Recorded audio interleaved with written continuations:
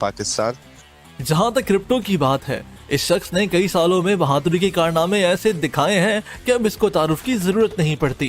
वो अपने ही तौर पर एक ऐसी टीम है जिसमें वो अपनी पसंद के मुताबिक लड़ाइयों को चुनने का फ्री हैंड रखता है। क्रिप्टो का तो नेशनल इंटरनेशनल हर जगह हर बंदे को उसका पता है। उसका रोल फ्रीमैन है और वो टीम को बहुत ज़्यादा सपोर्ट देता है। मतलब वो हर चीज़ में, क्लोज लॉन्ग हर चीज़ में, और वो बेस्ट प्लेयर है। क्रिप्टो के बारे में तो कुछ ज़्यादा बोलने की ज़रूरत भी नहीं पड़ेगी क्योंकि ऑलरेडी उसने खुद को इतनी बार प्रूव किया है।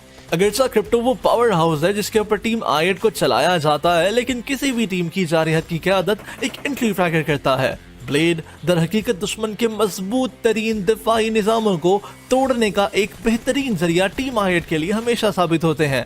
One of the finest player in South Asia है। उसके थोड़े पिंग इश्यूज होते हैं, but he still manages to dominate every lobby he plays. Like Blade मुझे पर्सनली बहुत अच्छा प्लेयर लगता है और उसके एंट्री फ्रैगिंग स्किल्स, उसका कॉन्फिडेंस इन गेम, उसका घुस के मारना, वो सब बहुत ज़्यादा अच्छा है। ताहम टीम के कुछ यकसा तौर पर अहम अज्जा रडार के नीचे भी रह जाते हैं और ये आजिज मिजाज टीम का 5वां खिलाड़ी टीम में अपनी शराकत का सहरा लेने में थोड़ा बहुत शर्मीला है। वो काफ़ी ज़्यादा अंडररेटेड है, लोग उसको इतना ज़्यादा अप्रिशिएट नहीं करते, लेकिन उसका रोल भी बहुत बड़ा है टीम में। बहुत ज़्यादा अच्छा प्लेयर और एक बहुत इंपॉर्टेंट प्लेयर है। काफ़ी टाइम आईजेल की जगह वो भी स्काउट कर लेता है और ये सब, तो वो काफ़ी अंडररेटेड है और वो भी बहुत अच्छा प्लेयर है। पिछले कुछ सालों में हमने इंतहाई बावकार बैनर्स के नीचे सितारों से जुड़े रोस्टर के साथ कुछ ख्वाबीदा लाइनअप्स की तश्कील देखी। अपनी बेहिसी को मजरूह करते हुए हर खिलाड़ी एक दूसरे पर प्यार की बारिश करने के सिवा कुछ नहीं जानता। आई फील लाइक हमारे टीम में जो सबसे कम पैनिक और जो सबसे ज्यादा कॉन्फिडेंट होता है, चाहे वो जो भी सिचुएशन हो गेम में, वो क्रिप्टो मुझे लगता है। चाहे हमारे टीम के 3 बंदे ना को, crypto will clutch it out. Team के प्ले स्टाइल और हालिया परफॉर्मेंस की तरफ आते हुए टीम ने अपनी कैलकुलेटेड जारहियत को अलग अलग अंदाज के साथ जारी रखा है। फ्लैंक्स और एम्बुशेस समेत काफी हद तक खतरात के साथ आईएट बाकियों के मुकाबले में आला गेम सेंस के साथ टेबल्स पर हावी रहती है। ब्लाइंड एग्रेसिव नहीं, ऐसे एग्रेसिव। अब हमें जोन में अगर जगह चाहिए, हम टू बी ऑनेस्ट जो हमारा आईजीएल है उसको काफ़ी ज़्यादा आइडिया इस चीज़ का, तो वो हमें कॉल्स देता है कि इस वक्त यहाँ पे पुश करना है। और बाकी हमारी टीम में इतना गन पावर है कि हम कहीं भी पुश करें किसी को भी मार सकते हैं। तो ये सीन है। I like to appreciate our IGL for this, जिसको काफ़ी ज़्यादा अंदाज़ा है कब कहाँ कितना एग्रेसिव होना है, वो हमें कॉल देता है और हम उस हिसाब से खेलते हैं। इसलिए हम मतलब इतना आगे आ चुके हैं। कुछ लोग कहेंगे कि आईएट की पूरी तश्कील क्रिप्टो की ताकत पर मबनी है और हम इसके लिए उन पर इल्जाम भी नहीं लगा सकते। आखिरकार ये क्रिप्टो ही है जिसके बारे में हम बात कर रहे हैं। जो हमारा क्रिप्टो है वो हमेशा फाइट में वो क्लोज में नहीं हो तो वो एंगल बना रहा होता है अपना, जो कि हमें एक बहुत बड़ा एडवांटेज देता है। जो क्रिप्टो हमें हमेशा ओपनिंग निकाल के दे देता है, वो जाके एंगल बना लेता है और अगली टीम पे नॉक निकाल लेता है। फिर वहीं पे अगली टीम डिसएडवांटेज में आ जाती है, फिर हम अपना काम कर लेते हैं, मारते हैं घुस के। लेकिन इन सबको इस्तेमाल में लाने के बाद भी आईएट का आगाज काफी पस्त रहा। पहले हफ्ते के सुपर वीकेंड में 7वें पायदान पर क्वालिफाई करने के बाद आधा सुपर वीकेंड गुजर जाने के बावजूद इस टीम को एक भी अच्छा मैच नसीब नहीं हुआ था। लीग स्टार्ट हुआ, हमने पहले सुपर वीकेंड के लिए क्वालिफाई किया, लेकिन हमारा पहला सुपर वीकेंड का पहला दिन बहुत बुरा गया। हम टॉप 10 यही #10 पे बैठे हुए थे और फैंस वगैरह भी क्वेश्चन करने लग गए कि कहाँ गई आईएट की परफॉर्मेंस, क्या कर रही है आईएट। लेकिन दूसरे दिन के खेल के खत्म होने के करीब इस टीम ने वापस से कंपटीशन में अपनी जगह बनाना शुरू कर दी थी। उसके बाद क्या होना था? Unless Daku is able to pull off the impossible, pull off the 1v2 right now, it doesn't seem likely at all. They're pushing him from multiple fronts and Salt I8 will find the winner chicken dinner. और तीसरे दिन की शानदार मुस्तकिल मिजाजी के बाद इन्होंने table पर अव्वल पोजीशन हासिल कर ली और इसके बाद से उनको पीछे मुड़कर नहीं देखना पड़ा। चैंपियंस के जज्बे के साथ फाइनल्स में दाखिल होना हमें आईएट से कुछ कम की तवक्को बिल्कुल नहीं थी। सुपर वीकेंड 2 में कोई गलतियां नहीं, हम सीख चुके थे। सुपर वीकेंड में जो गलतियां थी वो इम्प्रूव कर ली थी और उसी सुपर वीकेंड 2 में कोई गलती नहीं की और टॉप स्पॉट ही रखा अपना। बस लीड बढ़ाते गए, हमारे पास अच्छी खासी लीड हो गई सुपर वीकेंड 2 में और फिर लीग 3rd वीक लीग में भी हमने फिर से क्वालिफाई कर और फिर सुपर वीकेंड 3 में आए। उस वक्त तो हमें जैसे ऑलरेडी पता था हम ये लीग जीत चुके हैं PMPL का, तो हमने बहुत खुल के खेला और सिर्फ लीड बढ़ाने की कोशिश की और जब सुपर वीकेंड 3 खत्म हुआ तो हम 150 प्लस पॉइंट से PMPL लीग जीत चुके थे। हमें I8 से कुछ कम की तवक्को बिल्कुल नहीं थी, लेकिन टीम एक मामूली कारकर्दगी के बाद अपना निशान खो बैठी, जो थोड़ी देर तक जारी रहा। हमने फाइनल्स का स्टार्ट थोड़ा सा बुरा लिया, अपनी छोटी मोटी मिस्टेक्स की वजह से। हम ये हुआ कि हम काफ़ी मतलब हमारे मैचेस बुरे गए अपने मिस्टेक्स की वजह से, मतलब हमने जो मिस्टेक्स किए, छोटे मोटे इंडिविजुअल मिस्टेक्स है जो भी। दूसरी तरफ टीम 52x रेज और टीम टफ जैसी टीमें टीम I8 से बेहतर फाइनल्स में पहली और दूसरी पोजीशन पर टेबल पर सरफहरिस्त रहे। सर्वाइविंग स्किल्स और वो सब थे ना, वो बहुत ज़्यादा अच्छे थे। मतलब 52 रेज मैं फाइनल्स से गया था, फाइनल्स में ऐसा कोई मैच नहीं था जो 52 रेज एंड जोन में नहीं आई हो। तो 52 रेज के जो सर्वाइविंग स्किल्स थे वो बहुत ज़्यादा अच्छे थे फाइनल्स में, बहुत ज़्यादा। डोमेस्टिक लीग्स को पीछे छोड़ते हुए मुकाबला अब मजीद बुलंदियों तक जा रहा है, क्योंकि हम PMPL साउथ एशिया चैंपियनशिप 2022 के करीब पहुंच रहे हैं। Team I8 already PMPL south Asia खेल चुकी है और ऑलरेडी काफ़ी डोमिनेट कर चुकी है वहाँ पे गन पावर वाइज।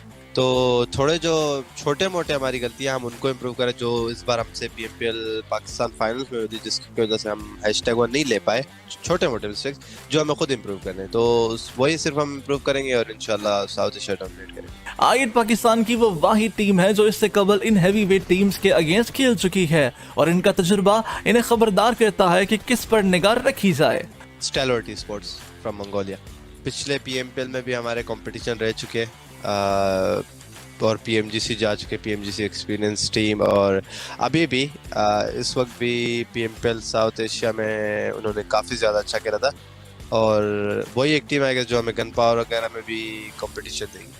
इनकी शानदार दौड़ के बाद भी हम और पूरे पाकिस्तानी सामीन जानते हैं कि I8 के पास मुल्क को पेश करने के लिए अभी और भी बहुत कुछ बाकी है। क्या ये वो मौसम है जहां वो आखिरकार एक हकीकी आलमी चैंपियन के तौर पर अपनी शनाख्त बना रहे हैं? हम इन्हें मजीद अजमत की तरफ बढ़ते हुए देखने का इंतजार नहीं कर सकते।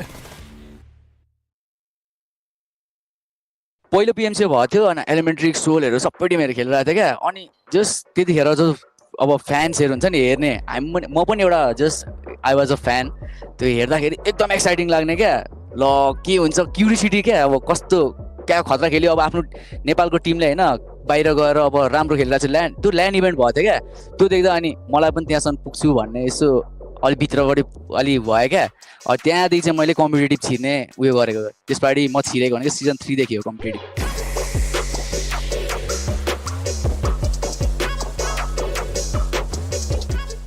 Jyan might have had a humble beginning to his career, but he has reached a point where he's the shining jewel of his country. T2K became the pride of Nepal during this season of PMPL South Asia Spring 2022.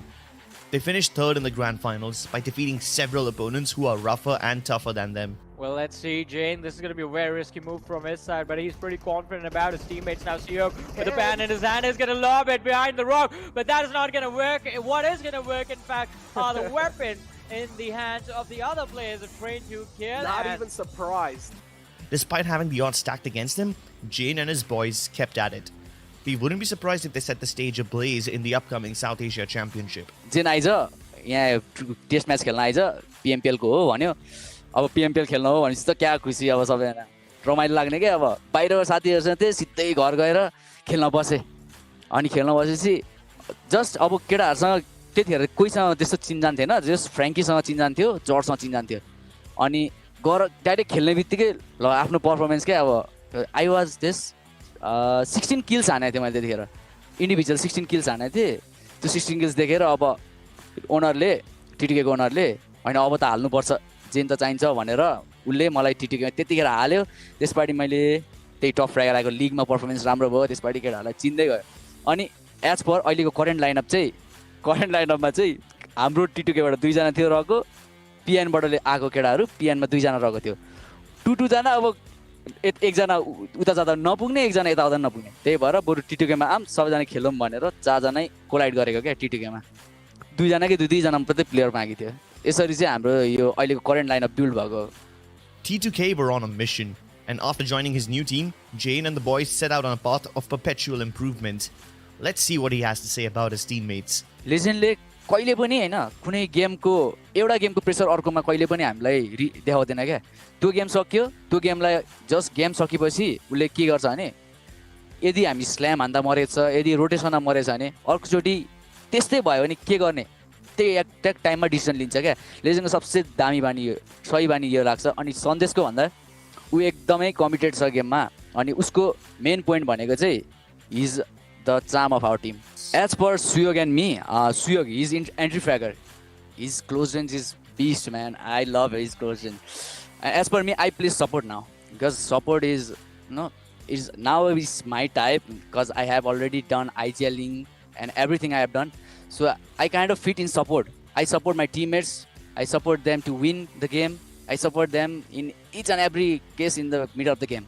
And so, equipped with the best players, competing in several high-profile tournaments to build a reputation for themselves, the team found themselves in the PMPL South Asia Spring 2022. लिगको first विकमा चाहिँ just नयाँ नयाँ टिमहरू थियो Mongolian टिमहरू आयो कुनै नयाँ टिमहरू पनि आएको थियो आएपछि के भन्दा यसो हेरेको प्लेइङ प्याटर्नहरू तिनीहरूको पुरानो स्टाइलभन्दा चेन्ज भइसकेको थियो आइएचसी पुरानो आइएचसी एकदम होइन जस्ट यो स्प्लिट अगाडिको आइएचसी क्या विक देखेको त एक्कासी स्ट्रङ भएर आएको छ फेरि हेरेको प्लेइङ प्याटर्न डिफ्रेन्ट गरेको छ they focus more on rotations not only gun power अनि साउथ एसए भयो जस्तै कि स्टालवर्ड एसए अनि नेपाल टिम्सहरूमध्ये पनि धेरै चेन्जेसहरू रहेछ क्या अनि फर्स्ट विकमा के नोटिस गर्यो भने हामी जसरी खेल्थ्यो जोन रोटेसन त्यो गर्थ्यो त्यसमा हाम्रो कट अफ हुन थाल्यो अनि टिमहरू बेसी सेन्ट्रिक एप्रोच गर्छ कि एज एप्रोच गर्छ त्यो हामीले हेर्न थाल्यो आफ्टर फर्स्ट विक किनभने फर्स्ट विक हामीले बिगारेको थियो फर्स्ट विकको रिड गरेँ हामीले म्याप फिडहरू रिड गऱ्यो पिएमपिएलको त्यो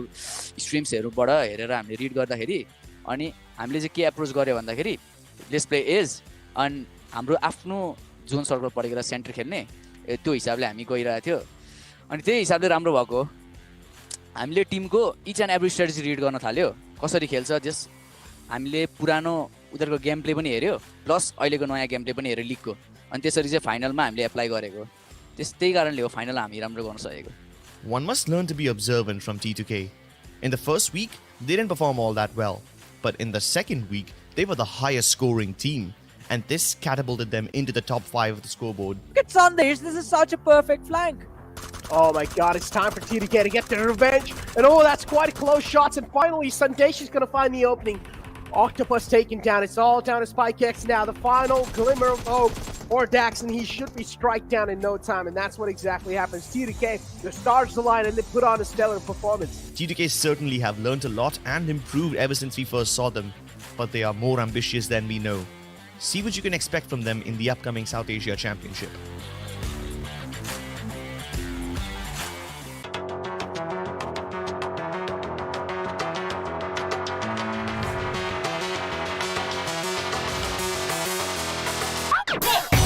Okay, Brexit. Mongolia is still peaking.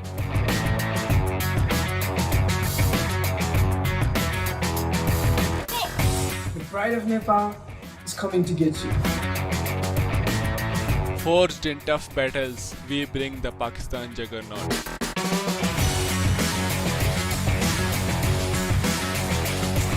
It's time to conquer South Asia Champions.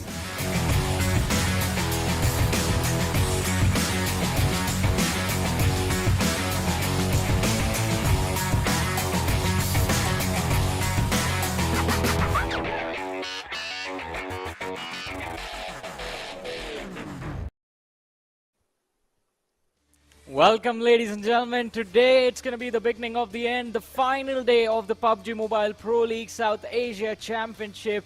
The champions will be crowned at the end of the 6 games that we have lined up for you guys. And this PUBG Mobile Pro League South Asia Championship, ladies and gentlemen, is brought to you by the Oppo F21 Pro, which is out in Pakistan as well. So winner, winner, grab yourselves the chicken dinner with the Oppo F21 Pro. This is Super Johnny, joined by the amazing Necro. How are you doing today, buddy? Oh man, today I'm feeling good. I'm not gonna lie. Today is the day where every single team in the latter half of the board, they're gonna start to panic because today it's all out or nothing. If you're, it's a do or die moment, Johnny. Yeah, I completely agree with you. It can be a do or die moment, and it is a do or die moment, but they have 2 options. Either they can panic or they can just go YOLO. They have very little to lose, and the teams at the top, they can't afford to make mistakes now at this point in the tournament. Again, the final 6 matches to decide who will be walking away with the trophy, and not just that, $150,000 in prize pool on the line. Plus, there's that $2,000 for the MVP of the tournament. Exactly, as you said, $2,000 for the MVP of the tournament. There's quite a lot of players still in contention. A lot of players have been just performing out of their mind, some mind-blowing performances, without a doubt. But there is just going to be that one single player who's going to be there all the way on the top. As you were talking about the prize pool, here we go. $150,000 on the line, ladies and gentlemen, which, of course, the first place is going to be getting $40,000 in their pockets. The second place is going to be getting $28,000, and then the third place is going to be getting $18,000, and it's just going to keep on descending downwards. As you guys do see, the most valuable player reward is going to be $2,000, which is going to be the MVP of this entire tournament. Yeah, just that one lad walking away with $2,000 all to himself. It's going to be quite interesting to see which individual at the end of the day will be walking away with the prize money and also the title of the MVP of the PMPL South Asia Championship this time. But again, the priority for teams will be to earn those points in every single game that they play. And the point structure, again, ladies and gentlemen, just a little reminder, it's always been the same for a long time now. The first position getting 15 points, the second position getting 12, the third getting 10, then fourth you get 8, on fifth you get 6, the points keep on dropping, 13 to 16th position you get no points for placement, and then there is the cherry on top of that cake, 1 point for every single elimination that you are able to secure for yourself.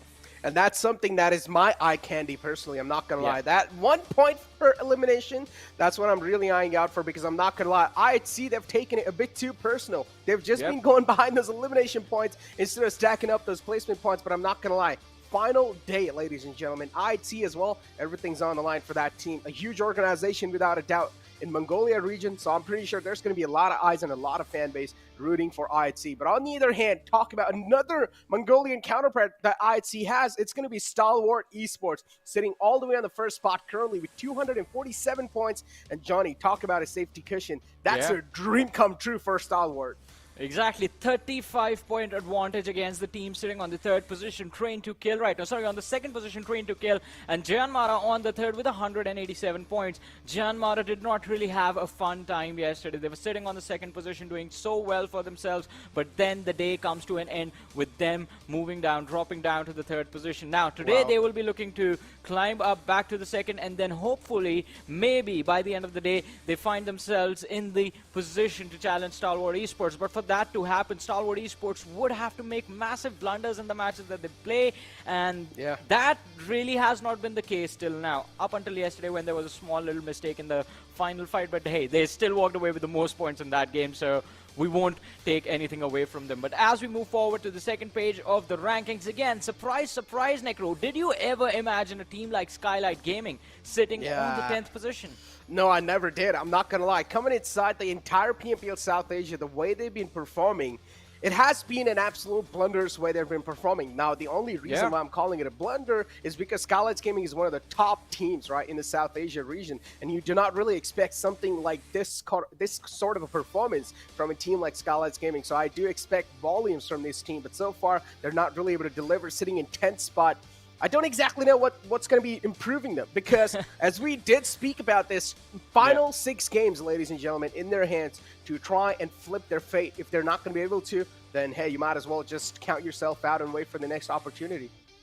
Well, let's see. I mean, but on the other end, we have looked at the overall ranking. Now it's time to move forward to the MVP rankings as they are right now before the matches have begun. Ladies and gentlemen, top leading the charge with 33 finishes, 33 eliminations to his name, but 6,945 damage. Average survival time of 21 minutes and 53 seconds. An impressive stat. But it's not just him from his team who has managed to make it all the way in the MVP rankings. Right below him are his own teammates. Now, this is putting Stalwart Esports in a really good position as far as, I mean, the performances of the individual and the performance of the team is considered. They are doing really well on an individual level, and they are doing really well as a team as well. And it is very exciting to watch them in action every single day. But today we will actually see what they are going to deliver on the final day in the final 6 matches. But hey, we have someone special who is going to be joining us, ladies and gentlemen. It is going to be very exciting, a very exciting moment for us as well. So please welcome on this broadcast all the way from Sri Lanka, the wonderful actress Shanudri Priyasad joining us right now for a very special interview and to make some predictions. Hi Shanudri, how are you doing? Hi, I'm doing great. How are you guys? I mean, it's lovely to hear that. Welcome to the show, first of all. How are you feeling the first time on a broadcast like this? Yeah, I'm very excited. Even though my country couldn't make it, I am here to represent my country and I'm here to talk on behalf of Sri Lanka. So yeah, I see a really good game going on. I'm so excited to be here. Thank you for having me. I mean, it's a pleasure to have you. But as you said, I mean, the teams from Sri Lanka haven't made it. But in the past, we have seen a lot of impressive players from Sri Lanka and a lot of impressive teams as well. Would there be a small little message that you would like to say to the aspiring players that we might see in the future? Yeah, I really want Sri Lanka to show up in these matches in the future. So I hope my Sri Lankan players, if you guys are watching, I want you guys to practice more. And be prepared next time for the Pro League. And I'm also wishing the other South Asian countries who are taking part this time all the best. You guys are doing a really good game. And so excited to see who's going to win tonight. I mean, it's going to be very exciting to see. It's a very close competition right now. But talking about the competition and with your excitement in mind, I would like to ask you, we have a challenge for you where you are going to make a prediction, but if your prediction goes wrong, then you have to bear a small little punishment at the end of the broadcast today. So are you ready for that? I have no choice. But yeah, I'm going to predict and I hope my prediction goes right. Ooh, so what's your prediction gonna be, right? Let's just move on to it. So yeah, there are so many good teams, and my prediction would be Phantom Esports because that's the Bangladesh team, and the reason is I really love the country. Bangladesh is one of my favorite countries, one of my favorite South Asian countries. So I hope Phantom Esports will make it through. Well, Phantom Esports is the pick now, and we're going to be hoping for that as well. Phantom Esports have been doing decent, but they are in the latter half of the leaderboard right now, and they have been the fan favorite teams for the last 3 days. So, I mean, a lot of supporters of Phantom Esports, and you are one of them as well right now. And I think as far as predictions are considered, Necro has done a pretty significant job. So, Necro, what do you think about that prediction right there? I feel like they definitely do have a caliber, but I'm not sure, man. Look, things are quite tough. Let's be honest. The top 10 are pretty much stacked, and currently Phantom is sitting on 11 spots, so it's going to be quite difficult. But hey, you know what? As you said, only we get to have free predictions, not you. So you will have to go. You'll have to bear with the punishment. Yeah. Okay. As fast as we just take it. But Shanudri, thank you so much for joining us for this prediction session. Now we will just be watching the games and seeing what happens with Phantom Esports, and we'll be joining you again at the end of the day for just to see what the prediction looks like and for the punishment if the prediction goes wrong. Ooh. Yeah, let's hope it's not going to be a punishment. What's the punishment going to be, though? Oh, that's a good question. Well, yeah. So it's going to be me doing these crazy PUBG dance moves. And it's going to be fun. So I don't mind going through the punishment also. I mean, it is going to be fun. Yeah. All the dances in the game are pretty fun. That's all I have to say. Listen, it's a win-win situation for us. Exactly. It's a win-win. You're going to enjoy it. We're going to enjoy it. And the fans are going to enjoy it as well. But thank you so much for joining us, Shanudri, for this lovely interview. Thank you for We'll having check in me. with you again after the matches. Sure. See you. That was a lovely conversation right there, and Phantom Esports is the pick from Shanudri, and we're going to be keeping an eye on Phantom Esports throughout the day as well. But Necro, that also sort of brings us to us now. You said we get fake predictions, but we do have to make predictions. So what is your thoughts on the teams and the way they are stacked on the leaderboard? Look, I'm not going to lie. The way teams are stacked on the leaderboard currently, things are quite close in the top 5. We saw that yesterday as well. Top 5 has always means something that is usually close in any sort of a tournament. So top 5, even over here, is just way too close for comfort. Unless if you just count Stalwart Esports, which is currently sitting on the first spot. But still, as I mentioned, one game slipped by from the side of Stalwart then things will be just absolutely downhill. And talking about Stalwart, let's take a little comparison between the top two teams. Yeah, Johnny? TDK and Stalwart Esports. TDK sitting on second spot, Stalwart sitting on the first spot. And without a doubt, TDK yesterday had a phenomenal day. Exactly. I mean, look at the stats, right? The comparison between the two teams, and T2K were able to match Stalwart Esports at every corner, apart from the damage received, of course, which turns out to be a good thing. And on the other side, I mean, those survival points, those extra few minutes will actually give you 1 or 2 extra points every single time, with survival times crossing on average 21 minutes plus, 22 minutes plus for these two teams. Train to Kill yesterday was their day. They did a very phenomenal job. 3 chicken dinners in a single day out of 6 matches that they played, and it was just incredible to see them catch up to the lobby leaders. And again, the cushion right now, the difference between these two teams is 35 points, somewhere around that marker. So it's just a couple of games, 2 matches. If Stalwart Esports messes up Train to Kill, they do have the capability to just catch up to them and then apply some additional pressure and maybe even topple Stalwart Esports over. Exactly, as we do have Stalwart Esports, a little bit of highlights from their side, and this in itself just shows the mindset that currently Stalwart Esports in, and they are just here to absolutely wreck every single team in the lobby. On the other hand, TDK just flipping the tables. None of us expected to have TDK having such a huge performance yesterday, and TDK was just blowing our minds. Well, yeah, Train to Kill was definitely quite incredible yesterday. And Stalwart Esports, they've always been like this. They've been quite consistent and always just been at the best form, at the best of their abilities. Yesterday was nothing different, although the only team that can surpass them, I guess, is themselves at this point, since they have been holding on to that first position since day one. And it has just been quite incredible. But again, Train to Kill, they just capitalized on the fact that Stalwart Esports yesterday was a little bit inconsistent. And, well, now 35 points is all that are separating these two teams. 6 matches to go, anything can happen. Exactly, as you mentioned perfectly, anything can happen. As we do have a little bit of a line graph in front of us, and as you can clearly see, the white lines are of TDK, and then the golden lines are of STE. Now, clearly, as we do know, Stalwart Esports are currently sitting on the first spot, and Stalwart Esports don't even need to have a banger performance to even keep that lead going. All they want is just consistent points. Even if they get like 7 or 8 points per game, that's more than enough to keep the lead going, Johnny. Well, definitely, and it is going to be quite interesting to see if that actually happens, and if they are able to seize that opportunity. But let's see. Again, I mean, being consistent is going to be very important today for both these teams, especially for Train to Kill, if they want to be the ones lifting the trophy and at the end of the day be called the champions of South Asia. It's going to get very intense between these two squads, but let's not forget there's another team right behind T2K, and that is JyanMaara. With 6 matches to go, it should not be too difficult for a team like JyanMaara, with the way they played on day one, to actually close in on Train to Kill and to in fact apply some extra pressure on Stalwart Esports if Stalwart Esports start messing up. Stalwart Esports have been very good, very consistent for the past 3 days, but the 4th day, the last day, the final day, anything can happen. But one thing for sure, ladies and gentlemen, that you guys need to make happen is the milestone rewards that are there for you guys for this time's PUBG Mobile Pro League South Asia's Championship, and the milestones are right there on your screens. 50,000 is the first milestone, then there's the 70,000 concurrent viewers milestone, and the ultimate one is the 100,000 live viewers.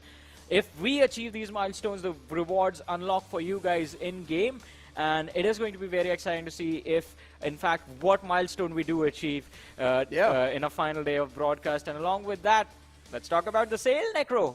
Yeah, exactly. PMPL 2022 special crate is on sale, ladies and gentlemen, from May 19 to June 12. So make sure to grab those nice little in-game cosmetics and those nice little AUG skin as well. As you guys do see that great set, I'm not gonna lie, that's already like catching my eyes, and I just want to log inside the game right now and just get the skin for myself because it's on sale. So why not, ladies and gentlemen, make sure to go ahead in game and just grab the nice bundle, and you guys will be able to flex it on your friends. With that being said, Johnny, we also have a little bit more. Now, the way we are making the predictions, the way even the celebrity is able to make the prediction, even you guys in the chat will be able to make the predictions as well. Just make sure to go on PUBG Mobile South Asia YouTube page and make sure to type vote space your team tag, whatever team you guys are rooting out for, and that's going to be your prediction, pretty much locked in and loaded. And then in game and anywhere in between, we're probably going to be seeing your YouTube audience prediction chart.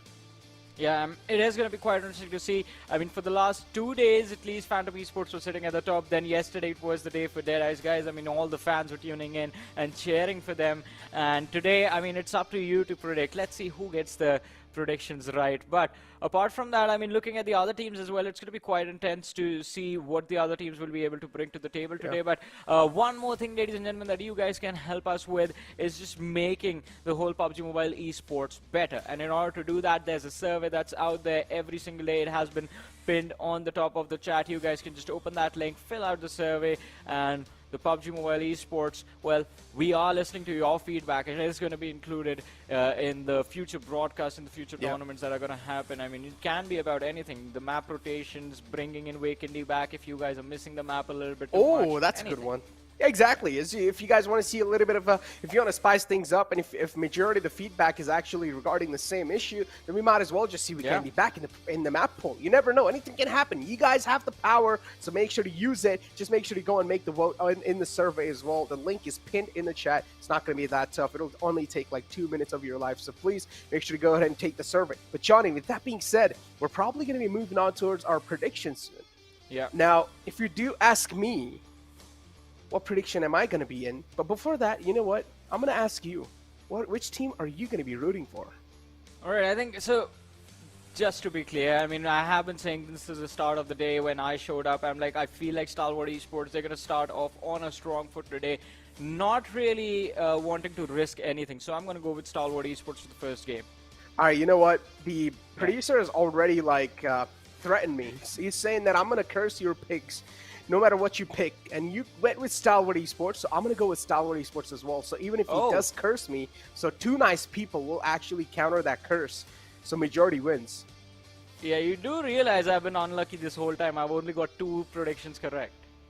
It's okay, man. Listen, that's double even a little bit of power, even a little bit helps, you know what I'm saying? Little drops of water, little drops of rain. All right, I messed it up. You messed up your analogy. I messed up everything, all right? Listen, little drops of rain makes an ocean. That's what they say, right? So yeah, even a little bit helps, ladies and gentlemen. So with that being said, we're probably going to be moving on inside the first game. And before that, we'll also need to take a look at the schedule. Necro, we are safe. Okay, hold on. We are safe. We're safe. He went with Seal. All right, thank you so much, production. This time you're being nice. Yeah. A lot of love to production for that one, but let's see which one of these teams will be performing. The casters have gone for Stalwart Esports.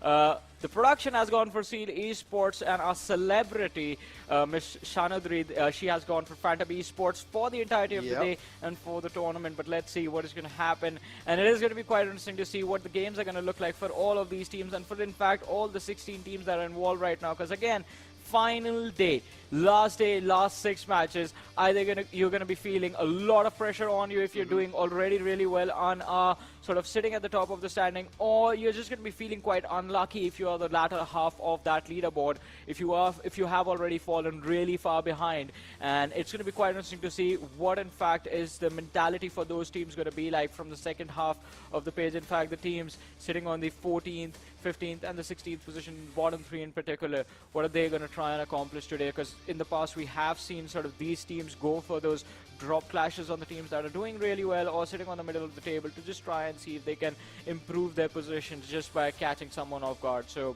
I'm hoping something like that happens in one of these off maps, either on Miramar or either on Sanhok, but let's see. Exactly. I mean, those off maps, Sanhok, for example, as you brought it up. I mean, yesterday we saw it's pretty easy to be consistent on Sanhok. Just go ahead and get those med strats down and dusted. As soon as if things do go south for your team, you can always just stay outside the blue zone and try to just med it up till the second place, while the rest 3 players are trying to get as many as elimination points as possible. So it's not that hard to be that consistent in the map of Sanhok, unless if you're extremely unlucky and you don't really get your hands on a lot of first aids, then maybe I would say, just it's okay, you know, you've got this. You guys can try to wrap up some more points, or everything, or all the burden is going to be on the rest 3 players who are inside the zone trying to fight it out. I mean, exactly. I mean, that heal battle strategy on Sanhok has been quite prominent in the recent days, and it is going to be quite interesting to see how many teams, in fact, do end up using that strategy in the final day, in the final Sanhok that's going to be played in this tournament. And it's going to be quite exciting to see what exactly the results on that particular map are going to be on like, but it is going to happen a little bit later in our day as far as the schedule is concerned, because again, it's going to be just the same like yesterday. We start off on Erangel, move to Miramar, then we have Erangel, Sanhok, Erangel, and the end is going to happen this time again on Miramar. So it's going to be quite fun. It's going to be quite exciting. And again, it is going to be quite interesting to see what your predictions are going to be like. Once again, a reminder, you guys can also take part in the predictions just like us. Just go to PUBG Mobile Esports South Asia's YouTube page and type in the chat, vote space the team that you're supporting, their tag. And with that, your predictions are going to be done. But ladies and gentlemen, the match is about to begin. So we do once again see the lovely players on our screens, and that means the plane is going to be up next. Here it is, and this time leaning towards the western side of the map, from the north to the south, starting from Zarki and heading through, well, the military bridge, Primorsk area, and going towards the western edge of the military island. Exactly, as you did mention, the plane flight path, and now I do want to see, as we were talking about all its teams, right, Johnny, and we were wondering how things are going to be looking like. So as we do see the plane flight path as well, all the way on the left side, so that means teams that do want to go on the right side of the entire map, they're definitely going to be struggling a bit. For example, teams like TDK. Now, TDK, again, should be a free pathway. They like to drop kind of like a little split sometimes as well. In shooting range in Severny, Skylightz Gaming all the way towards Yasna Poliana. They will have to buy a decent amount of time in the early phase of the zone to actually go to their designated drop spot. On the other hand, though, we have Stalwart Esports. Now, they like to go all the way towards Nova Pnoy. And talk about Stalwart Esports, my prediction and your prediction are, first game is going to be a Stalwart Esports, and let's hope they're going to be able to replicate what we said.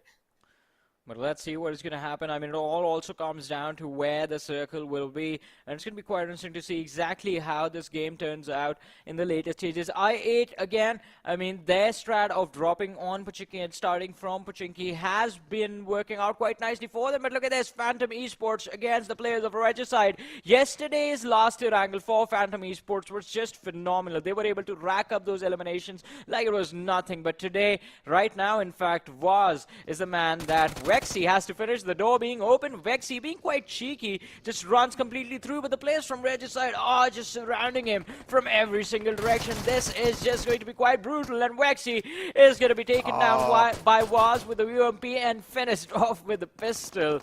Quite unfortunate, but it was something that he just had to go for, a YOLO moment right in the start of the match. Yeah, that's something they were not really eyeing out for. Now Slipknot's going to be another target acquired in their sights.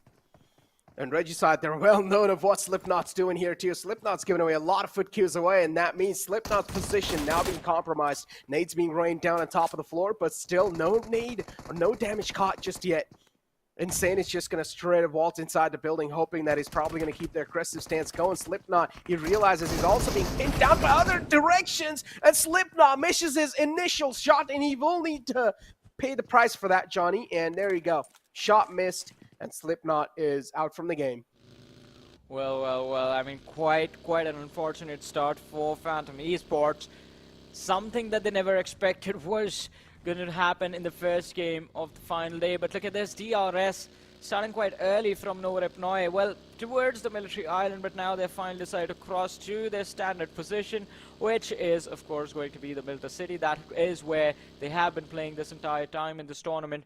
And it's going to be quite interesting to see what their interaction with Stalwart Esports is going to look like in the mid-game stages of this match.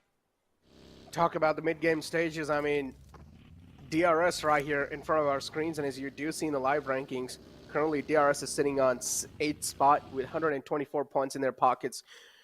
Right underneath IHC with 128 points. Only 4 points separating these two.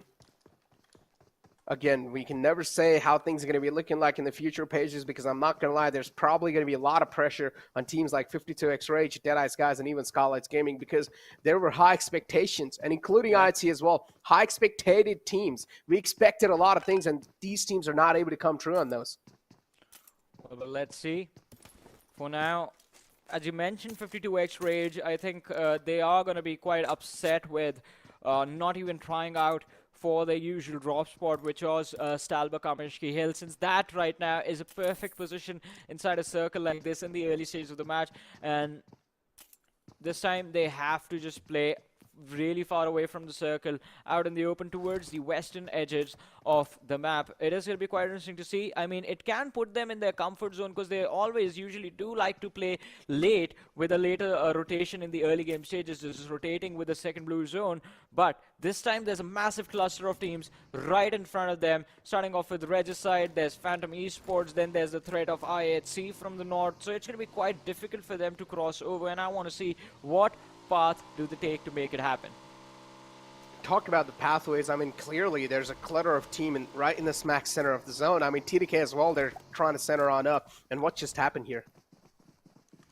It's okay, we can ignore that. We can let it slide. But yeah, Deadeyes Guys, they were trying to move around a bit. But TDK, as I said, they're also trying to center on up. So that means we're probably going to be seeing a lot of potential threat in the center of the map. Yeah, there's definitely going to be a lot of action smack in the center. But as we did talk about TUF, it looks like there's going to be a slight collision with TUF and Train to Kill, but we'll talk about that a little bit later. For now, Regicide taking a few shots from the players of Phantom Esports, I believe, as Insane and his teammate have been spotted out, but Phantom Esports, they move on and disengage and fall to the other side of the hill. Now, Regicide, they are going to be a little bit confused about where the shots came from, but also relieved at the same time that whoever it was, they stopped and they left. Talk about stopped and left. I mean, Phantom Esports already having a huge casualty on their side, right? 2 of the players got taken out. Unfortunately, the celebrity went with them, and things are not going that well, Johnny, even on the final day. Don't know what's going to be going through their minds right now, because there's probably going to be a lot of pressure surmounting, as we did talk about this. It's the final day, and Phantom Esports is currently sitting on the 11th spot. So that's something they will need to try and acknowledge, because every single game is as precious as time. Well, definitely, it's going to be quite precious for them. And it is going to be quite intense as the day moves forward. One match ends, the next match begins. The clock is counting down from here on out, and they have to give their best in order to at least try and move up. JyanMaara, no fear, has in fact found the M249 quite early, and it is going to be a brilliant option for them in a circle like this that is leaning towards the northeastern part and the northern part of the map quite heavily. If the circle moves towards Severny or maybe to the hills just north of Rozhok, then it's going to be completely open area fights. And in a situation like that with the M249, you can in fact provide really nice suppressing fire to your teammates. But look at the live rankings, Necro. We do see switch ups already. Regicide, it looks like, have gained an additional point and moved up to the 12th position.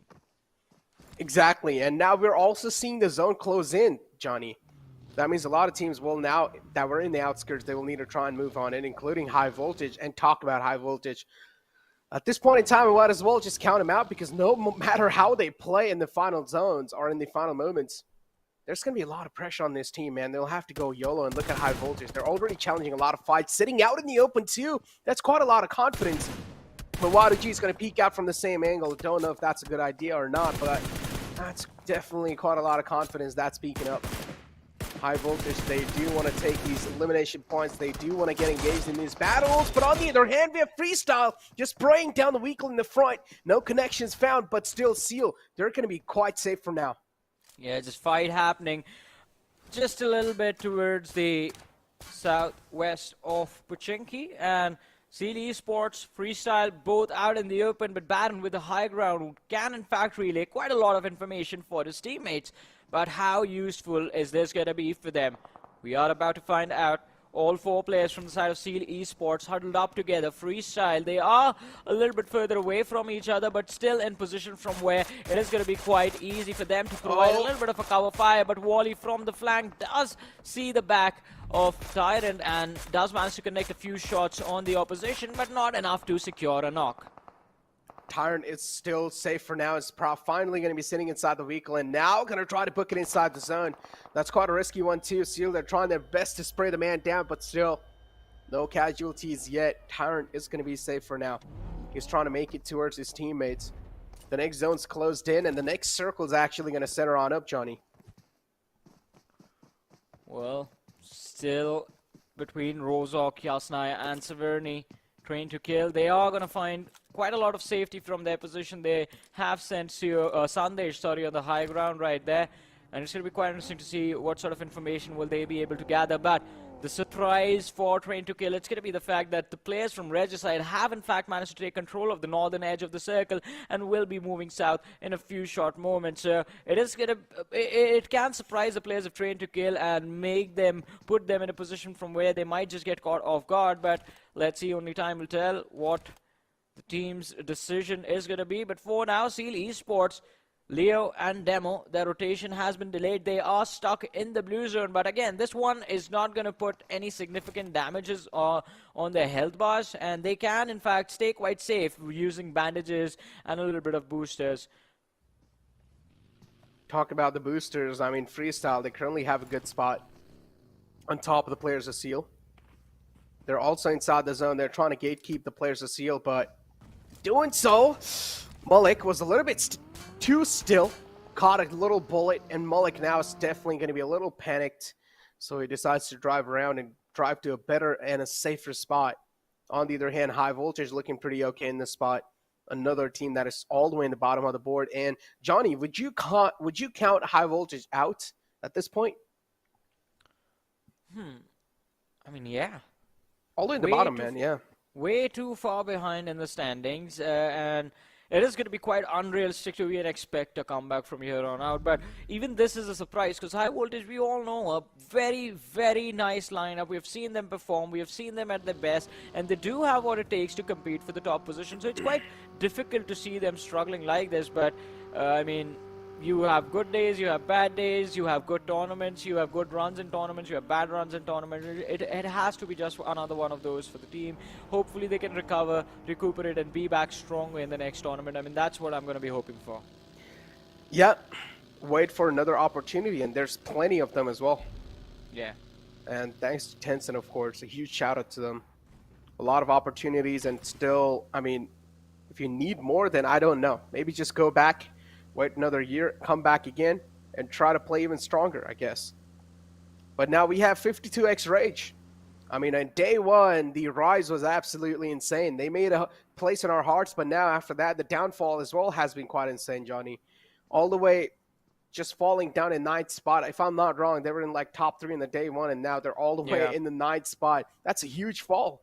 Yeah, that definitely is, and especially for the team that is the champion of PMPL Pakistan. I mean, we were expecting quite a lot of great things for them, but hey, let's not forget, it's their first time at a stage this massive. It's their first time playing against these teams, and they do have a lot to prove. So it was going to be an uphill battle for them, and it's not like they're the worst performing team right now. They did put up quite a decent performance on day number 1. Day number 2 and day number 3 did not really work out for them. That's the reason the fall for them was quite drastic. But let's see if they can improve their standings by the end of the day and just move up in the rankings. But look at that, the circle shift again towards the northern side of the river, and Train to Kill smack in the center of things will also be in the center of all the attention in a few short moments. But hey, I hear gunfire, and that means someone has been taken out somewhere. High Voltage losing out on Assassin as Deadeyes Guys start pulling on the trigger. It is a 4v2 situation in these compounds. Vadu and Extreme stuck in the middle of nowhere. Deadeyes applying a lot of pressure upon them. The pressure's indeed there. All 4 players in the front, and now High Voltage has decided to enter the enemy territory. They're also somewhere down line paying the price for that. Assassin, a big man, has already been taken out, so that's a huge threat neutralized for the players of Deadeyes Guys. On the other hand, even Shifu surge damaged quite a bit. He's going to be able to patch himself up, but still it's a 3-on-4 situation. High Voltage, they're in a clear disadvantage, but they're still trying to fight it out. They still want to control. They still want a piece of this compound, but now finally the call's being made to actually eject from this compound. It doesn't make any sense to battle it out because this battle has to be a downhill battle for you. Well, yeah, it is definitely going to be quite tough, but quite a brilliant move from High Voltage. All of a sudden, as they somehow figure out a way to back off, and Deadeyes Guys decide to not press their advantage. They will just settle for that 1 elimination point from that fight, and It's quite an interesting turnaround. But hey, we do have the audience prediction in Necro, and as of now, the audience is siding with Train to Kill to walk away with his first chicken dinner. And I agree with them. I mean, they're smack in the center of the circle. They are in a perfect position. Oh, they indeed are. And that's all you need, right, at this point in time. Yep. All you need is a good spot. And that's what they're able to get so far. And as long as they're able to do it, it's all that matters, too. Talk about this, Johnny. Now we have a lot of fights going in, and finally Ayat as well getting engaged in one of the fights. It's going to be Ayat just putting the man down and dusted. High voltage. Waruji as well taking care of what's going on. High voltage, they're getting picked apart. Well, but unfortunate fight for the lads of I8, but DUF a little bit of distraction upon them from the other side as High Voltage also moves in, but this is going to be a loss for High Voltage. Extreme also down from being the last player surviving, takes down Crypto, but he's getting pushed upon the second man. He won't be able to deal with him, but oh my goodness, a suicide attack from High Voltage as they get taken out. They make sure I8 goes down as well, and I mean, UF, they are going to be happy about that push from the side of High Voltage. It just made sure that TUF are able to secure a few extra elimination points for free. Absolutely free. That's absolutely crazy. One of the biggest names currently in the lobby has already been eliminated next to High Voltage, and that's not something we all expected because the previous 2 days, I'd have been able to kick things off pretty well. But in this one, this time, Ida is not able to do much. But Freestyle, they're trying to make a push out in the open. And it's 52x Rage getting a clear line of sight on the players. And they're able to take out 2 of the players easily. 2 confirmations there as well. Now it's all down to the final 2 players alive. Arham and Mullik. Mullik gets downed as well. That means Freestyle. Now they're going to be on one single foot. The final glimmer of hope alive. And there we go. Mafia Ninja is going to spoil their dreams as well. Well, it's going to be quite unfortunate for the lads of Freestyle here. But on the other side, Stalwart Esports against the players of Skylightz Gaming with AJ getting taken out. And Nima goes down as well as Cry will succeed in spraying him out. Skylightz Gaming caught in the middle of nowhere. Now Mafia Ninja has been spotted out as well. But there's a lot of distance for Top to actually just commit an entire spray at that distance. But Cry quite comfortable in his ability to secure that elimination point. Look at Pika, he's just blocking Galzin from closing in. Nima is still knocked out though. And here we go, great spray from the side of Rebel. Finds Gunner. Instantly thirsted as well, so now JyanMaara too. A lot of teams are taking early casualties. Some big hits taken. JyanMaara losing some of their key players. Gunner. Well, let's see. Stalwart Esports quite content on making that push, but Galzin spots out action. This happened yesterday as well, Necro, where the Stalwart Esports just failed to push like this against the players of I8. Look at that. Top, he is in the water and has been spotted out by Deadeyes Guys. Once again, a few shots. He's trying his level best to connect and finally does make an impact. Top has been taken out. As long as he's in the water, he can still move around, but as soon as he comes out, he's going to be taken care of. Pika from the other direction, also spotted out. Takes a lot of damage, and now Stalwart Esports, a massive blunder from the team. Galzin, it is all set up for him. One nade on towards Pika, and Stalwart Esports, they're going to be out of it. But on the other side, the grounders against the players of Regicide. Utility exchange between the 2 squads. And well, the nade is quite close. Extra, he needs to be careful. And oh, look at that. IC finds an ice opening. Another one's going to be tossed in. That's going to be quite close. The Grounders, they're down to a 3-man squad, and this is something that the Grounders did not really expect. That separation not working out. Sensei's trying to fight a way out. But is that going to be easy? Task or not, the trifecta of death right here. IC getting involved as well. They find a nice opening against the players of Regicide, and they're going to be able to deliver on all sides. As IC now is going to try to close on in. He wants to go for the confirmation. The thirst is going to be there too. IC, indeed, the confidence is looking another level. Because IC knows there's some of those teams that has the best fragging powers in the entire game. And they might as well would want to abuse that. And that's what they're trying to do here. Turulov on top of the edge lines of the water. You will need to try and figure out a way to play things. Underneath the bridge lines too. Stalwart Esports still not spotted. Scry exactly knows what's going on. Turulov as well has a little sense of what's going on around him. And Skylightz Gaming, look at Gelson. He realizes the wall of death is closing in, and he will need to try and patch himself up as quick as possible. And that's why he just sits inside the vehicle. We'll try to bandage on up. But Gelson is still the lonesome survivor in that vicinity. Let's see how long he will manage to stay alive. This will be quite important for him and his team that they do end up securing a few extra points. But hey, Deadeyes Guys against the players of Stalwart Esports. Oh, True Love! A few missteps. He goes in the water, but the players of Stalwart Esports are in fact already extremely low. So it's going to be quite difficult for them to actually survive. And that's our prediction. Few shots from the Tommy gun, the Thompson, and Stalwart Esports is out. Okay, look, I'm not gonna lie. Before predicting Stalwart Esports, I had ITC in my head. So maybe ITC will be able to do it too. Like, I literally had ITC, but I still said Stalwart Esports just to be on the safer side. So ITC currently is alive in the full force. But on the other hand, the grounders are getting picked off. Again, ITC, they're just not letting this trail go.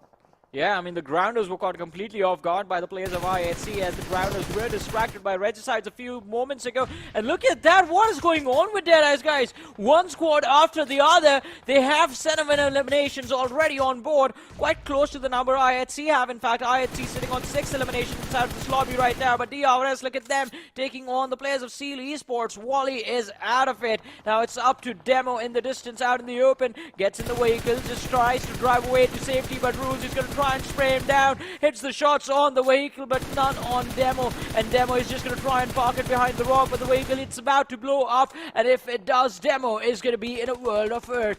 And it is going to be quite difficult for him to try and save his teammates as well. In fact, as Killer is already going to be there, just racking up those elimination numbers for his team, one after the other.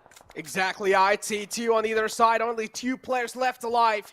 Blink of an eye, and already IHC, they're getting dismantled. This is not a good news for IHC. Seal 2, they're currently on the receiving end. What's going on? Some of the Mongolian teams are getting picked off quite early. DRS as well, they're down to a 3-man squad. As I said, a lot of teams did take quite early hits and early of the game. That's why we're not really seeing, we're seeing a lot of chaos already. As TUF as well, there's just falling down. 2 players knocked out. Legend as well is being traded, but that's not going to matter quite a lot. TDK, they're still pretty strong. Well, T2K are looking very strong indeed, and I believe since Stalwart Esports, they have been taken care of already. The doors are open for T2K to move up in this game, but all they have to do in order to make it happen is win the chicken dinner with a lot of eliminations. Now look at that, the players from the side of Train to Kill are down, so they will need revives, but the circle is not too far away, and IHC find themselves in a wonderful position in the western edge, at the western edge of this zone. Since it's out in the open as well, the team's approach will be a little bit complex, and IHC can definitely capitalize on that and secure a few extra eliminations in these late stages of the game. Talk about taking calculated risk, and TDK is able to just flourish in that aspect all the time. Sandesh gets knocked out again. TDK another casualty on their side. Legend was knocked out first, but now this time it's Sandesh. And he's also being thirsted, so TDK, you guys will need to give a little attention to Sandesh. If you guys are not going to be able to do so, then Sandesh might as well just be completely taken away easily. The nade crawls in quite close, but not close enough. Off the mark a bit. But it's okay. I'd see 2 players up still.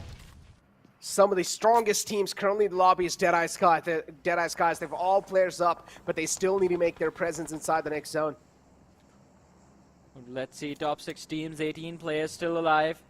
Train to Kill, 4-man strong. JyanMaara with 3 players. IHC with 2.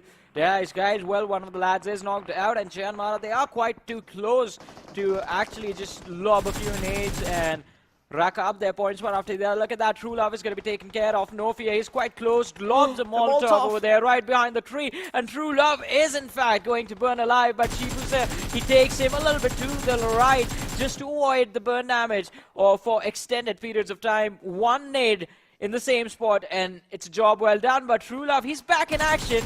Has been revived. Shifu is going to get knocked out right after a big mistake stepping out from behind the smoke. Oh, that's a huge find as well. That means No Fear is going to be able to inflict a lot of fear in the players at Deadeyes Guys. Position compromised. No Fear taking a lot of shots, but he still finds another one. Turula falls down too. No Fear. What is this man doing? He's single-handedly just flipping the tables. He's flipping the odds, but still Deadeyes Guys, they're crumbling down, and Deadeyes Guys will eventually be taking out the game as well. And now there are just 5 teams remaining, 14 players alive. Train to Kill looking very strong, especially look at Jane. 6 eliminations secured all by himself. But now Rebel from side of their DRS. He's going to spot out the lads from IHC out in the open. Godless, he's going to be taken care of. Alex is going to be the last player surviving for his team. And DRS, it looks like they know exactly where he is. But the blue zone is closing in on their position. It's not going to be easy with Phantom Esports right next to them. Smokes have been laid out carefully to avoid any sort of vision to the lads of Phantom Esports so that DRS can freely move inside the circle. But the blue zone is here, and the next circle is just going to be smack in the middle of all of these teams. Everyone will be forced to move out of their comfort zones and step out in the open. It's going to be quite interesting to see which team will be able to walk away with this match's winner chicken dinner. Exactly, but look at that. It's tossed quite close in there, Vigo. Oh, that's overkill. There we go. What's going on? Just straight up flips the vehicle on top of his dead body, but still, DRS. 3 players up for that team. On the other hand, TDK as well is alive with 3 players. Or actually scratched that 4 players. I'd see we're able to get one of the knockouts. So it's at least something that's going to cover up the distance, or that's going to equalize things up a bit. IHC might just be sandwiched here because they're just trapped between 2 teams. They don't really have a lot of breathing space here. Well, let's see though. Godless, a few moments ago, I would have thought IHC were done for, but oh! Big mistake by Seog. Taking the buggy out in the open, gets knocked out for free by Rebel, and this is just going to be a free pickup for the lads of DRS. Delta. Yeah. He's in a perfect position to secure that elimination. Train to Kill, losing out on their advantage. It's a 3 versus 3 versus 2 now. And it is going to come down to between DRS and Train to Kill. But let's see. I see they're keeping their heads down as well right now. Yeah. I like the way IHC is thinking here. Let these 2 duke it out and try to stay as solid as possible. How did he just see him like that? Rebel! Having some nice vision on the players of IHC. Some eagle eyes indeed. Spots him out instantly, cuts his lifeline off. And now trying to kill, and DRS duking it out against each other. Rebel takes down another man. Rebel, it's just an absolute assassinator. Takes down another man at TDK. Legend is trying to fight back in this situation. Rebel's quite low. Rebel's not going to have a lot of time in his hands. Yeah, definitely, but he gets up, tries to take a few more shots. This one is not going to connect. It was an important pickup for Rebel, just taking down Jane. He has been a big threat for everyone up until now, but let's see Legend. He knows exactly where Rebel is. He sees him, but will he be able to take him out? The answer is no. Legend has been taken care of. Now Train to Kill, just one last player remaining, Sandesh, but he does take down the Danger Man from the side of DRS. It's Killer Whitey, Sandesh, and Godless. 3 players, 1 from each team. Who will be the reason that their team gets those 15 points from this matchup? Sandesh, his teammates are moving forward to try and scout out the position of the opposition, but it's not going to work as Jane's elimination has been picked up. Legends, he's closing in on Rebel's position to allow Sandesh to just see, or in fact, just try and achieve that that extra step of knowing where Killer Whitey is going to be. But now it's a complete 1v1. Everyone else is gone from this lobby, Necro. Between IHC, DRS, Train to Kill, so desperate for this win. This is going absolutely crazy. Godless as ball is still alive from IHC. As I said, I like the thought process of IHC in this entire situation. Unfortunately, one of the players got picked off by Rebel. DRS, they're out for blood. The soldiers want it in their hands, but on the other hand, they're trying to kill. They're not going to let that happen that easily. IHC too, they're having that bush to play around with. Godless, a lot of hopes from this bush indeed, and Killer YT wants to move in from the right side. If Killer YT gets spotted out here, Godless is going to get a free elimination on his pants because he's right next to each other. Look at this. Godless, somewhere down line, does sense a fear on this direction, so he's just looking at that direction, trying to scout the areas out. doesn't exactly know where Killer YT is going to be shifting towards. Sandesh gives away a bit of sound cues, and that's going to be it. Sandesh's position compromised. Godless stands on up. Godless trying to flip things around, but no! It's trying to kill, kicking things off with a great no. Sandesh clutches it out. And once again, another chicken dinner being taken away from the hands of IHC. Godless, the patience shown in that final few moments was very impressive. But Sandesh just being an absolute monster in that last moment. So incredible. He started shooting second, but was very quick in correcting his aim and taking down the opposition, and also dealing with the last player from the side of DRS. Impressive win from Train to Kill. Also, I believe with 13 elimination points. So that's 28 points right there for Train to Kill from this game. And Stalwart Esports, I want to see what their total tally is going to be like. The standings are going to be very intense. The rankings are going to be very intense after this one, Necro. It's going to be very fun. But before we move to the numbers, ladies and gentlemen, we're going to take a very short break. You guys stay tuned. Keep watching. We'll be right back after this.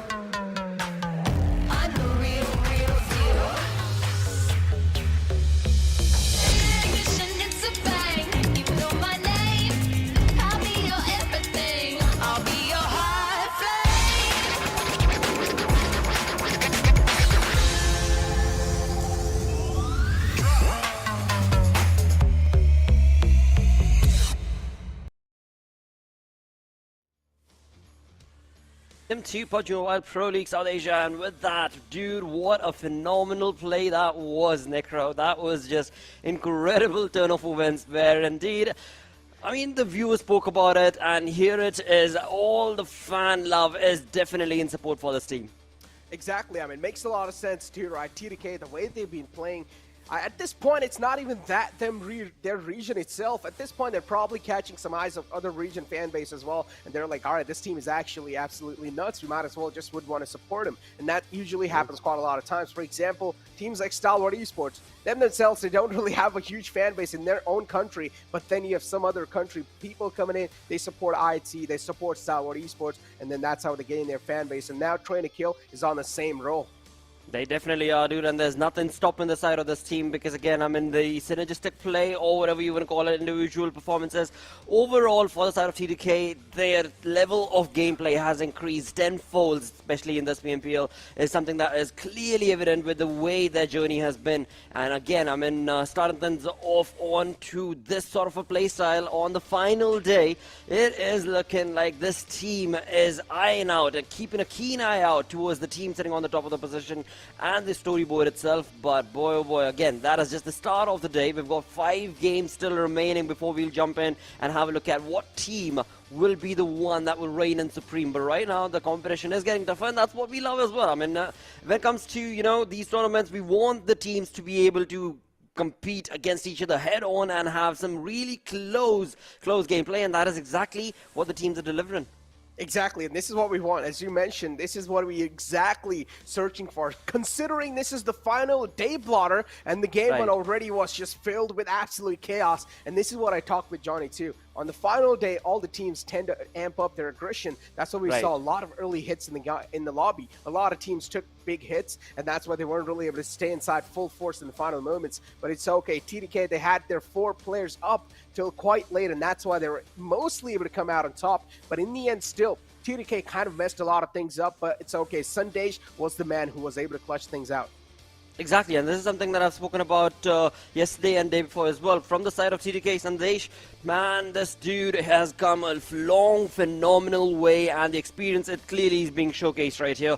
With the chicken dinner working in this team's favor, along with the 13 eliminations, 28 total points is what this team walks out with. Alongside that, as we move on to the second position, we've got DRS, but hey, IHC. Now, you and I were talking about this in the green room where you were pretty confident and certain that IHC are going to have a really good start to the day, and I would consider this to be a really good start, right? Oh, that is exactly what they're looking for.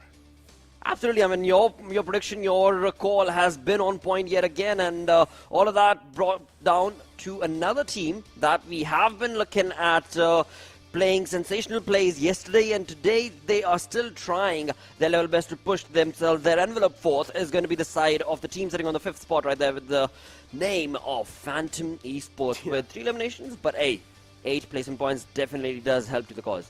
Exactly, as you said, 8 placement points definitely does help the cause. And talk about the cause, I mean, Blotter, there's quite a lot of teams that will need to cause some chaos, considering the fact that 52X Rage, I've been pressuring on this point throughout this entire final day, since the day started, saying that 52X Rage, they've had quite a huge downfall. They'll need to try and figure some stuff out, because you cannot just keep on downing even more and more, because I'm not gonna lie, this was one of those few teams that actually created some space in my heart for themselves with the way they played on day one, and now things have just been falling out, right? That is true. That is true, of course. But hey, it all boils down to this final day, the final games that are being played right here. And it is all going to lead us down to the MVP, to the team winning all of that money, to the team walking away with that trophy. But yeah, the competition definitely is going to get a little bit edged out and stretched out, perhaps, with the way teams are playing right now, with the comeback story being pretty real for the side of IHC and the others as well. So yeah, I'm just looking forward to that being played out throughout the entirety of the day, and not just one team creating a completely different sort of a lead for themselves. But before we move on to that storyboard, let's have a look at the Oppo F21 Pro moments right now, as there were so many, as you pointed out, Nick Robin, right off the bat in the first game, in the first 2 minutes itself, there were so many teams that were keeping a keen eye out towards their opponents. Exactly, and this is what we were able to kick things off with, Phantom Esports separating it out, and unfortunately that separation not working out in their favor, and Regicide just got gifted two free elimination points, and Phantom Esports, something will need to brought back in the track, because Phantom Esports, they seem pretty lost in the entire lobby. Well, again, I mean, nothing taken away from that bunch and lot, because after all, when it comes down to the way that they are playing, they are doing certain things that are absolutely working for their side. On the other front, as we move on through to the play being created from IHC Esports as well in this first game, this was a rocking start for their side, and this was very, very crucial for them to be able to do so. But now it all boils down to them being able to just keep pushing on that envelope further and furthermore to be able to bring in that sort of a consistent play. But right now, right here, we do have, of course, Seal as well as TUF taking on some shots of their own. Exactly, and then DRS right here. Oh, Deadeyes Guys, all the just water splashed on their dreams. That's all I'm going to say. Dreams being shattered by these players, and Deadeyes Guys, unfortunately, they were in way too many eyes, too many bullets to dodge, and they just crumbled down under the pressure. TDK in the final moments, as I said, they had all their players up, and unfortunately one of the players got a little too overeager, pushed it up even a bit more to try and scout some areas out, or at least try to gain as much as further area control as possible. But DRS were just waiting for him to walk into their traps, and they were able to shut him down. As we do see the damage graph in front of us, and DRS, they're going to be leading the charts this time. Absolutely, with 2,031 damage that they were able to bring into the fold for the entirety of their opponents. But moving on through to the overall storyboard, we've got a 9-point difference between Train to Kill and the team sitting on top, which is, of course, Stalwart Esports with 249 points. 9 points shy. 4 chicken dinners in the bag. Train to Kill, they are on a sensational roller coaster this time around. But hey, look at that team sitting on that 4th position. The real soldiers. I mean, yeah, just 1 chicken dinner, but dude, you have to bring their name up, because just 1 chicken dinner, but all of that combined, they do have the 4th position for themselves with 196 points. Exactly, and this is what consistency brings to you. Consistency in elimination points, and not just that, consistency even in placement points. And DRS, they're doing a phenomenal job in that. On the other hand, though, Train to Kill, the way this team thinks, the thought process behind each and every single move they make is just so perfect. As I was being saying since the start, Train to Kill is one of those teams that likes to go for calculated aggressions, Blotter, and they are just doing such a great job in that calculated aggression. But Blotter, moving inside the second game, but before that, we'll need to get our predictions on the board as well. What team you're going to be going for? That is true, dude. That is so very true. And you offer such an incredible insight to how these teams are going to be playing and what exactly should we anticipate. And so, of course, the baton is going to be over to your fort, mate. And I would ask you to start the prediction realm right here on the desk, as, a lot of eyes are going to be set up as to what you're going to be predicting and what you think as to what team will be taking this chicken on the map of Miramar. I'm going to go with I8. What about you? I8. All right, I'm Yeah. going to be sticking with IHC. IHC is the team that I do want to be able to see bring in that consistent play as we were talking about it. In the first game, they've had a decent run. I just want them to be able to keep that envelope forth. But one thing to point out for the side of IHC, and this is something that they did yesterday as well, right, in the final game that we saw from their side, which was they over-aggressing, and that over-aggression that is being showcased from the side of IHC is somewhere along the line kind of hurting their cause to the entire realm of the saga that we are part of. But hey, indeed, I mean, talking about just predictions, that's where I'm going to be sticking my guns towards. Yeah, I mean, now I'm just waiting for the prediction because I'm quite terrified of them. And I got a little warning. I got a little like he threatened me saying that whichever team you pick, I'm going to be cursing that team, and I'm going to pick the same team as well. So please don't do it again because I'm going with. Okay, there we go. Good choice, production. But we have also got the call from the Puppet Master that the match is about to start. Yesterday, I was waiting for one of the urban circles, but we didn't really get it. Maybe this time in the map of Miramar, we'll see a Los Leones ending.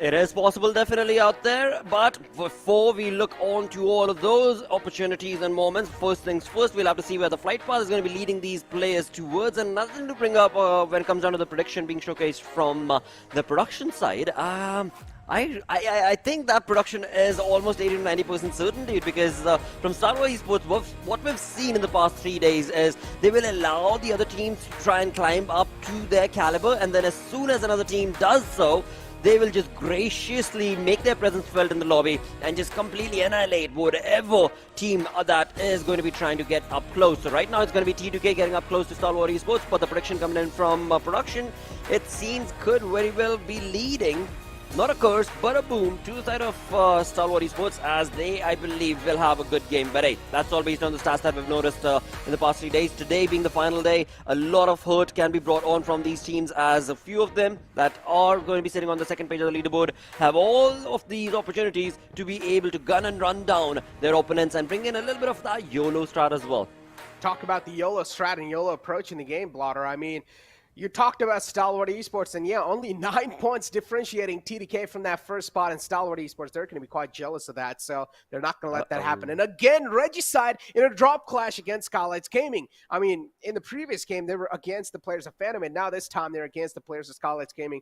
The level has been amped up a bit, so Regicide, you guys will need to watch out because Skylightz Gaming is not going to be an easy contender. That is true, but hey, this time around what I do notice is the side of Stalwart Gaming have decided to make a little bit of a change in terms of the way that they have dropped down. But apart from all of that, the zone is going to be sticking towards the southern side of the map, where Los Leones is pretty much the center of the zone as of now, the first zone itself. But again, we do know the curveball that is thrown from the side of the zone time and time again, and that is what we shall go back to as to where will this be shifting. But for now, again, so many of these teams do find themselves in the comfort of the zone. And looking at the way JyanMaara is spread out. Wait, I called the urban ending, Blotter, and Los Leones is right in the center. Okay. It is. Hold on. Okay, I'm getting a little too excited early off. Okay, I'm not going to curse. Exactly, don't jinx it. Yeah, don't jinx it, Necro, because I believe we've actually spoken about this on day number 2 on Miramar maps, and we did have that sort of an anticipation that, hey, Los Leones, we've got it right there. I8 Esports looking pretty comfortable. That's maybe where this fight could be leading down towards, but then the zone moved all the way towards the northern side, I believe is what it was. Dude. But let's see, dude. This is perfect. It has the perfect zone currently inside the entire lobby. True. They're right in Los Leones, smack center. They don't even need to move for any time in the future. So I went with That's a good prediction, I would say. But still, I might just jinx it, so I'm gonna let it slide away. But again, TDK and Freestyle. Now, we've been witnessing the drop clash in the map of Miramar, but recently Freestyle has decided to disengage and actually go for another drop spot somewhere else. So Freestyle, the improvement, the improvisation coming in on the fly, but on the other hand, the Grounders, they're quite spread out well. They're right next to the players of Deadeyes Guys as well, and Deadeyes Guys, they will try to eye them out. I mean, the Grounders, for now, they're quite safe, but as soon as the teams do decide to move on over, when they're satisfied with their loot, they'll try to decide to move on over, and that's when the Grounders might just be in a little bit of uncomfortable spot. That could be a possibility, but for now, as we do have the team that is definitely trained to be the one bringing the onslaught to the lobby, or in this lobby, it is T2K with 240 points. A massive churn of number coming in from the side of this team, starting off from day number 2 as they did so. But again, this is just the first few minutes of the game. So as we move away from the side of TDK towards Stalwart Esports, a team that does love to go down towards the Los Leones, northern side of Los Leones, in fact, is where we do most of the times do see them jump on the map of Miramar, right next to the vicinity of I-8. But again, till now we haven't really seen them clash like on the map of Miramar, at least. On Erangel, that is a very different story, where I-8 have been asked to leave the drop-off military base, but that again is a different map, so we'll move towards that conversation in the next map, but for now, in the next match. But for now, as we have the look on our screens, IHC Zeol looking comfortable again with his team wanting to utilize those opportunities for themselves. Every single time we look on towards I-8, they are making moves, but I just hope they're a little bit too late. But right here, Nima, he is stuck out in the open, and just like that, first blood is going to be caused, and it is not looking good for Nima as he's out in the open, and we do have the side of Regicide pushing on against him. But hey, far in the back in the distance in the main map, we can see that the teammates of Nima are trying to give him the cover fire, but will it be enough? Will it be enough? Nima does smell the blood. He's able to hit a little shots, and now that's going to just increase the thirst with blood. Nima really wants to take him down, but the problem is Nocto is getting shot from somewhere else. Great angles being capitalized from the side of Skylightz Gaming. And Skylightz Gaming, they're not going to let the players of Regicide feel way too comfortable. The spread that is coming in from their side, it's absolutely perfect. All the way on the high grounds as well. They're not going to let the players of Regicide just settle up. Absolutely, AJ and Galton from the side of Stalwart Gaming, they definitely have themselves set up in a very beautiful death triangle that is inviting the players of Regicide to just try and get your crosshairs towards our teammates, and you shall get the wrath definitely delivered to you. But as of now, of course, Regicide have gotten the information retained to themselves, as well as we can clearly see are backing out of this fight, which is a good thing, and that will definitely allow the side of Nima from Stalwart Gaming to be able to get his health all set up right with 100% all across the board, and maybe even go back to the comfort of his teammates. But for now, Regicide, they've made a really good decision to, like I said, just fall back from this fight, and they will live to fight another day. Talk about fighting for another day. I mean, Nima is quite low, and he does not have any sort of first aids as well to patch himself up. And Regicide being forced out of their comfort spot, and they're also catching a lot of bullets. AJ almost could have slipped one knockout there, but unfortunately missed a bit of shots. So now AJ will need to try and back off from this one, because that's quite a risky spot as well. AJ's catching a lot of return fire. Before now, he's going to be safe. Nothing much to be worried about. I-8, on the other hand, they spot out the players of Seal. Wally is going to be quite safe. This fight between the players of Skylightz Gaming is wasting a lot of time in the initial phases of the zone, and they don't really have a lot of loot. On the other hand, I mean, Skylightz Gaming, some of the players are absolutely no on the loot. Some of the players have some good loot, but on the other hand, Regicide, they're looking pretty terrible.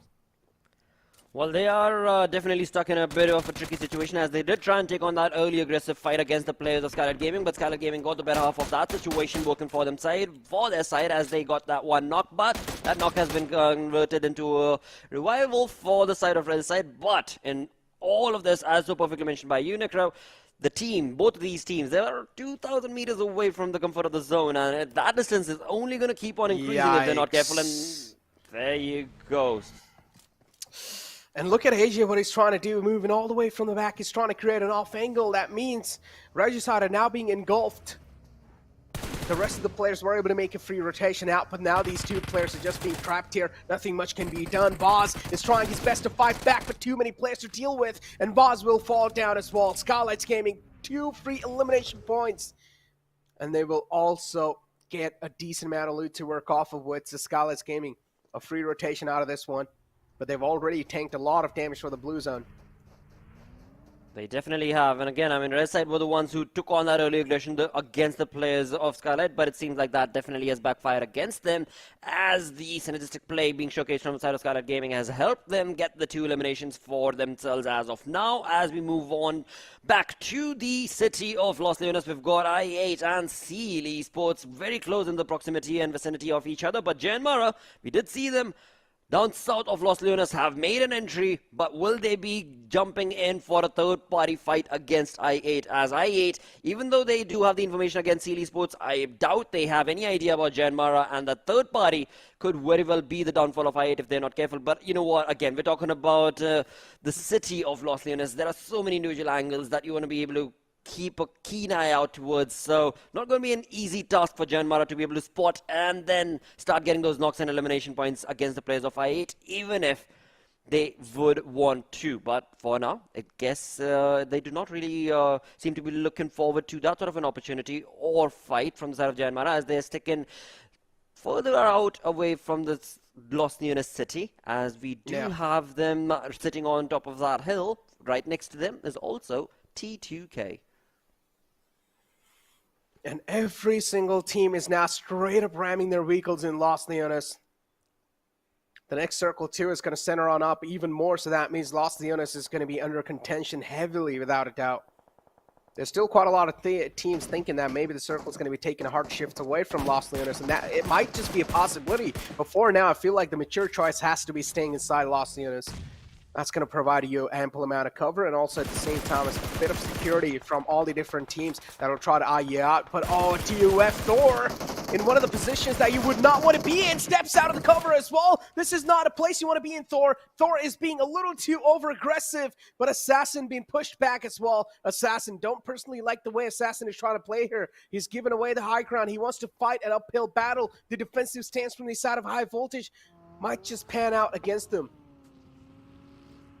Well, again, this is something that we've seen from the side of High Voltage earlier as well, as they took on the fight on the map of Erangel against the players of Stalwart Esports and gave them the opening this time around. It is going to be against the TUF side, but TUF, they have no idea what High Voltage is up to, as we did see Wadu come in and out of that position, and we have Assassin utilizing the opportunity to be able to get some knocks for the side of TUF as two players go down. Assassin is on a rampage right now, and just like that, this team of High Voltage has stopped the push coming in from the side of TUF, as Edgar is all by himself, the old lonesome dude, but he has the flank angle working for him. Almost took out Assassin too in that one. As you said, the final glimmer of hope alive. No, Edgar, you do not want to do like that. Especially when you don't know that the enemy is out for blood. You don't want to sit inside the vehicle, especially that is exposed a bit. And Edgar almost got taken out. That could have been the lifeline, just stolen away of TUF. And again, Edgar is just exposing his arm a little bit there. Caught a lot of bullets on that arm now. Might as well would be a useful arm, but oh, there you go. High Voltage just rubbing the salt on their wounds. They chase the final man down, and TUF, they're going to be down and dusted. They definitely are not going to have a good start on this map of Miramar. 12 minutes in, TUF being the first team to get eliminated. But looking at those points, even though TUF are sitting on that 16th position, they are, or rather were 1 point shy of High Voltage. So that fight was very, very crucial for them to be able to capitalize upon. But it seems same was the case, of course, for High Voltage, and they have definitely been able to do so perfectly, with all four players still standing true and tall in this lobby. 15 teams remain, as we are seemingly looking like a zone that will be going towards what Necro had already said. It is a Los Leones zone, mate.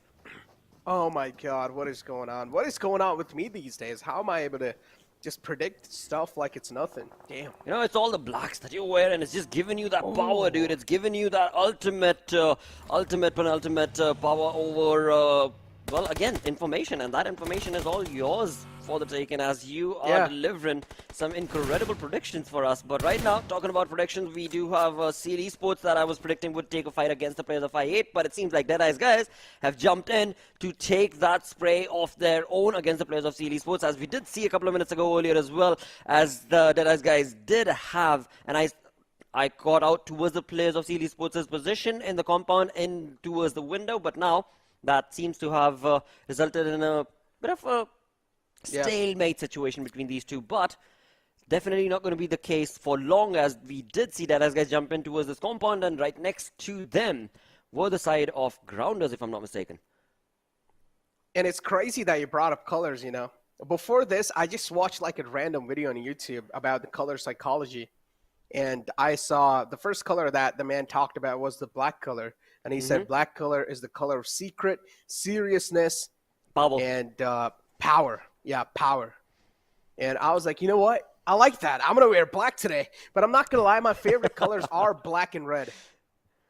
Well, again, I mean, that combo is definitely working for you, dude, as the predictions are being spot on, with 6 predictions already confirmed from your side. But you know what? We should have actually discussed this on day number 1. I did not know. Had I known, I would have actually put our director and producers on the spot and been like, what do you think should be the gift or should be, you know, on the stake for the casters, as whichever one gets the highest amount of predictions?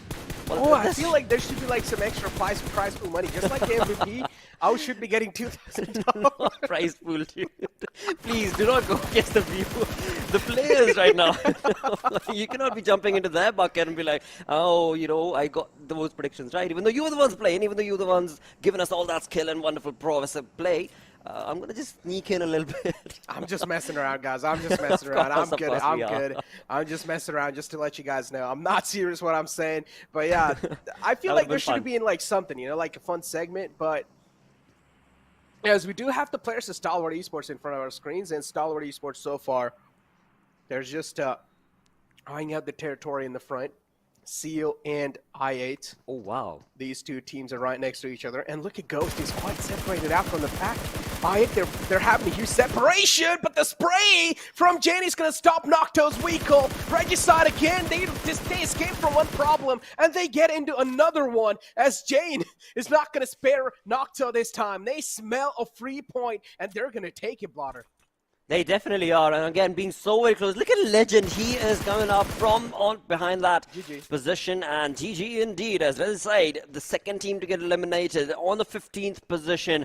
Regicide is gone and out of this lobby. 14 teams still remain as we jump in towards this urban finish. We do have a lot of these teams, and exactly, the airdrop is what I was looking at earlier. Jumping in pretty much in the center for these teams, but a lucrative, yeah, not really. Get it? It is exactly right. It's so out in the open, and not going to be an easy one for whichever team is keeping an eye out towards that. And CL Sports are definitely waiting for that prize, but we shall come back to that if they will utilize that or not. We're actually going to be seeing an urban ending this time. It's confirmed. Look at the next circle shift. It's shifted a bit on the northern right side. So that means we're probably going to be seeing urban ending this time. And DRS, look at this, a little replay coming in. And this is again how Regicide, we're getting picked off a couple of casualties here and there, and a great spray from Slipknot. This is not something that we see often. That was a really good spray indeed, as they did have their players set up towards the players of JyanMaara, and now JyanMaara are in a lot of trouble as they do find themselves making a rotation, but definitely not looking good for their side, as from one side it was Freestyle, from the other side it was IHC, and now another player goes down, and that's going to be Susan from the side of JyanMaara. Now JyanMaara, they have had an aggressive run, but on day number 4 right here, the final day, things not looking too good, and Siyog out of nowhere from all above on top of that mountain, taking and stealing the kill away from between IHC and Freestyle. Exactly. IHC over here. Rage is in the front, and all night. Things could have been really close, because I always trust the shots that IHC takes, and usually they do find connections, but over there, things were different. But on the other hand now, as we do see the players of DRS as well, quite spread out. They're being gate-kept by Train to Kill, and even the team right next to him, which is Freestyle. They're kind of like the guardian angels of these zone lines, and they're not going to let anyone surpass. It's going to be quite a tough call to pass through them, because we did see Jane how he was just mowing those Weekles down. He's not letting anyone pass through inside the Los Leones city. That's 52x Rage on our screens, and Rage is another one of those teams that's currently on the struggling phase, all the way on 10th spot, Blotter. For now, I'm definitely loving the position that T2K are in. They are on the eastern front of the zone, and on top of that mountain ridge, it is giving them so much of information, as you were just talking about it from the side of Jane and others of T2K. They are going to be absolutely getting so much information before the zone moves away from them. But for now, For now, I'm not saying it has moved away. For now, it is looking like a pretty good placement for them to be stuck at, as we're looking at 13 teams being a part of this lobby. The urban finish is turning into quite a chaotic one, as a few teams find themselves in the compounds, the others find themselves out in the open. It was JyanMaara that got eliminated out in the open, and now we've got 52x Rage spread out thin. But will they be allowed to get into the zone? As they do, they will definitely be giving away the information. And look at that, IHC is right next to the positioning of 52x Rage, whereas Yol, he's just waiting. He's just waiting to get just a little bit of a sneak peek of a pixel of his opponents, and he will be delivering his utilities. Talk about delivering utilities. I mean, Deadeyes Guys still is outside the zone, including I2. These two teams will need to try and make it as quick as possible. Freestyles on our screen, and there you go. One of the players from Rage is out in the open. Pain's gonna indeed take a lot of pain with those bullets. Moves in pretty closer, whips out the EMP for the closer range duels, but now Pain is catching some bullets from the back. The nade's gonna be tossed in quite close. But nothing much to report just yet from Pain as well. The Pain indeed is there, is trying to patch himself up. Mullik with another nade tossed, and this time HP is gonna be cut off quite a lot. But still, Pain's okay for now. Mullik now spots out Pain. Pain realizes the wall of death is moving in quite close. Mullik is taking a lot of damage from the rest of the team. All 52x Rage is closing up too. That was a wonderful play coming in from the side of 52x Rage, where Knight and Pain both together synergistically pushed on towards the compound from two individual angles, and of course it was Mullik not being able to capitalize all by his lonesome against the two-man army of 52x Rage. As of now, as we look on closer and closer we move towards the end of the zone, we are definitely going to have to see what T2K's rotation is going to be doing to them. But right now, Freestyle, they are trying their level best to stop 52x Rage, and the aggression for, of course, dropping down Mullik is going to be revolted, and Tyrant, being the one-man army, stopping 52x Rage, and not only stopping them, but bringing them down to a two-man squad as well. Exactly. Now we have Seal over here too. They spot out the rotation of I8. I8, oh no, Uzun falls down. As I said, I8 would need to be as quick as possible in making that rotation, and I8 were not really able to do so successfully. Quite late. They wasted a lot of time, and now I8, they're being crumbled down. 2 players left alive for I8. And this is not a situation I8 wanted to be in. But Seal, they're forcing them to be in that situation. Oh, spots out Blade! Blade just walks inside the smoke before it even started to bloom, and then Blade gets taken out easily. Crypto manages to sneak his way in, but that's going to be the only player alive. Leo spots Crypto out. He knows where Crypto is exactly, but the nade's not going to be enough to shut him down. Well, from one side, of course, is the blue zone. From the other side, it's going to be Stalwart Esports. And Stalwart Esports themselves have a lot of trouble brewing around them, because it is the players of high voltage who've gotten the information. And look at that, the zone getting moving away.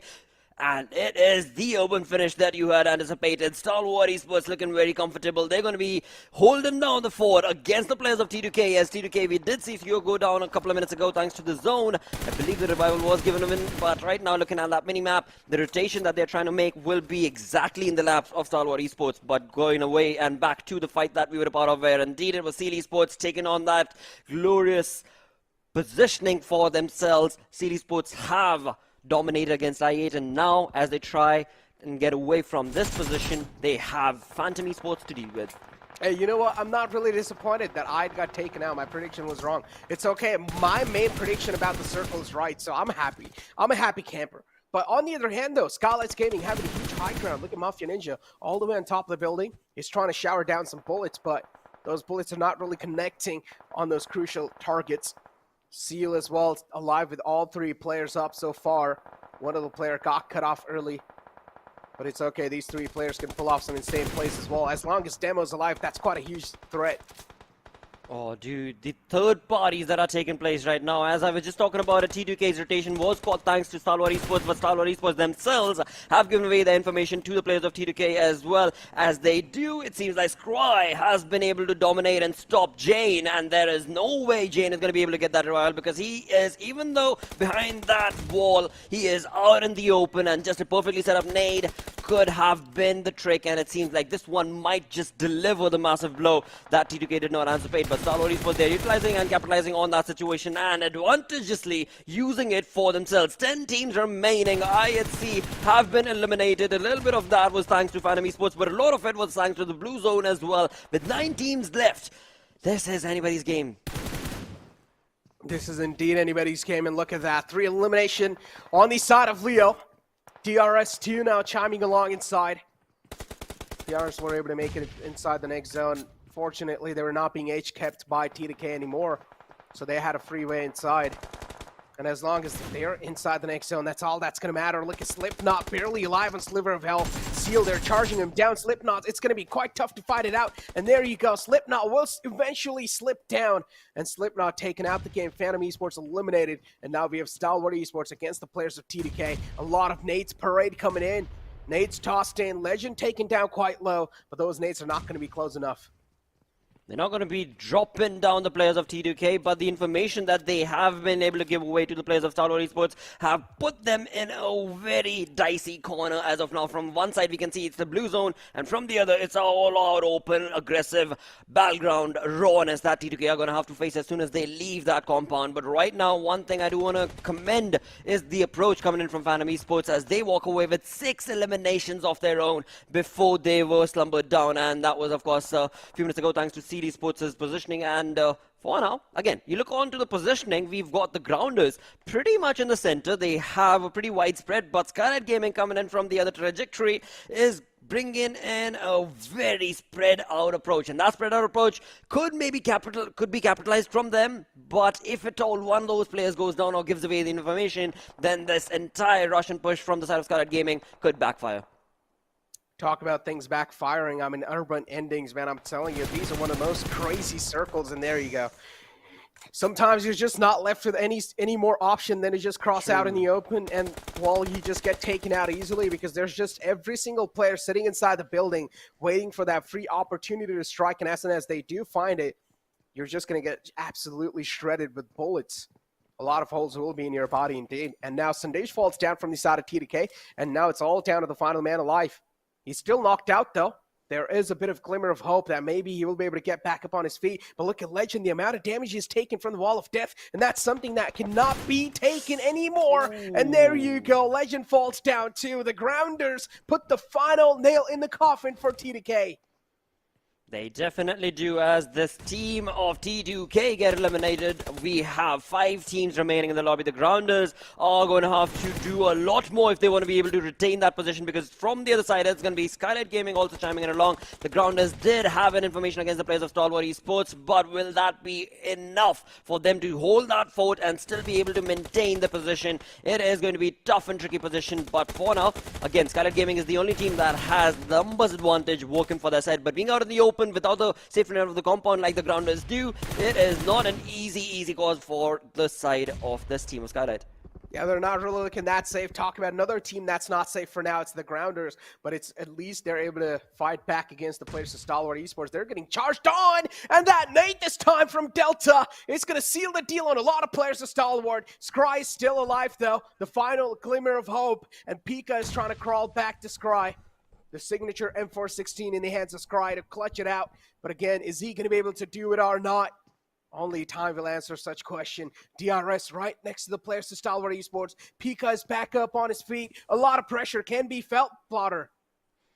Definitely a lot of audio cues also being given away to the players of DRS, as Rules OG is being so very quiet in that position. But look at this cheeky play coming in from the side of Stalwart Esports. They've got the smoke working for them. They've got a small little area right there between, of course, the blue zone and the safety net of the zone itself that they are using to do their advantage with the smoke working for them. But DRS Rules OG, as I was talking about it, he's got the auditory cues. He knows exactly that there are a few players around in that area, but he himself does not really have a lot to work with. He is also going to be stuck. Now, this is what these urban finishes bring it down to. You know, the TPP giving you that perspective helped you out before you give away your information and where you're at. But right now, it seems like DRS Delta and Rules will be stopping Stalwart in their tracks. Exactly, they're just picking these players apart. Rules is taking a lot of damage now, only to try and back out. But again, Rules might just be knocked out because of the play zone. Rules will need to heal on up as quick as possible. The DPS in the hands of Pika. And this is something that cannot be challenged in close ranges. Rules just waltz outside the building. And is also able to patch himself up. Pika heard the footsteps. And Pika knows the player is right outside. But Nima, what a great nade. That's a Kobe. Knocks out Jigsaw. And Zigsaw knocked out. The Grounders down to one last man alive too. Another nade will seal the deal. And Skylightz Gaming, they're looking pretty strong for now. Well, definitely, yeah. We've got 4 teams remaining. One player from the side of the ground is going to be Shaptar. We've got Pika trying to make a deliverable blow, but not going to be allowed to do so, as the 2 players advantage from DRS is going to be eliminating Stalwart in their tracks. 3 teams remaining. One final player from the side of the grounders, but Skylightz Gaming have it all that they needed for this game to be theirs. And this is the moment that Gelson and the likes were waiting for, as it has turned down to a 2v1 situation. And Skylightz Gaming's together, these 2 players can be the end for Shaptar. Oh, the nade's going to be tossed in, but that's not going to be enough. Shapatar moves away in the nick of time, but he's also taken a lot of damage from the Wall of Death. And there you go. Shapatar will crumble down on his knees. He will be cracked open. And Skylightz Gaming finally getting a chicken dinner on the final day of Game 2. And this is something Skylightz Gaming desperately needed. We had a conversation about this. I had a conversation about this with Johnny, saying what is going wrong with Skylightz Gaming, but it seems like they've made their presence felt again. They definitely have. They had the numbers advantage as they jumped into those final moments of the game and the zones, but slowly but surely their numbers would dwindle down. But hey, they did not let that shatter their approach in this game and just kept on retaining the information, and finally were able to bring in a lot of damage and take that chicken dinner for themselves. Incredible turn of events for Skylightz Gaming indeed. But with that done and dusted, we are going to go on a short little break, after which of course are going to be the stats for this upcoming game and what we can expect. But yeah, stick around, we're going to be right back.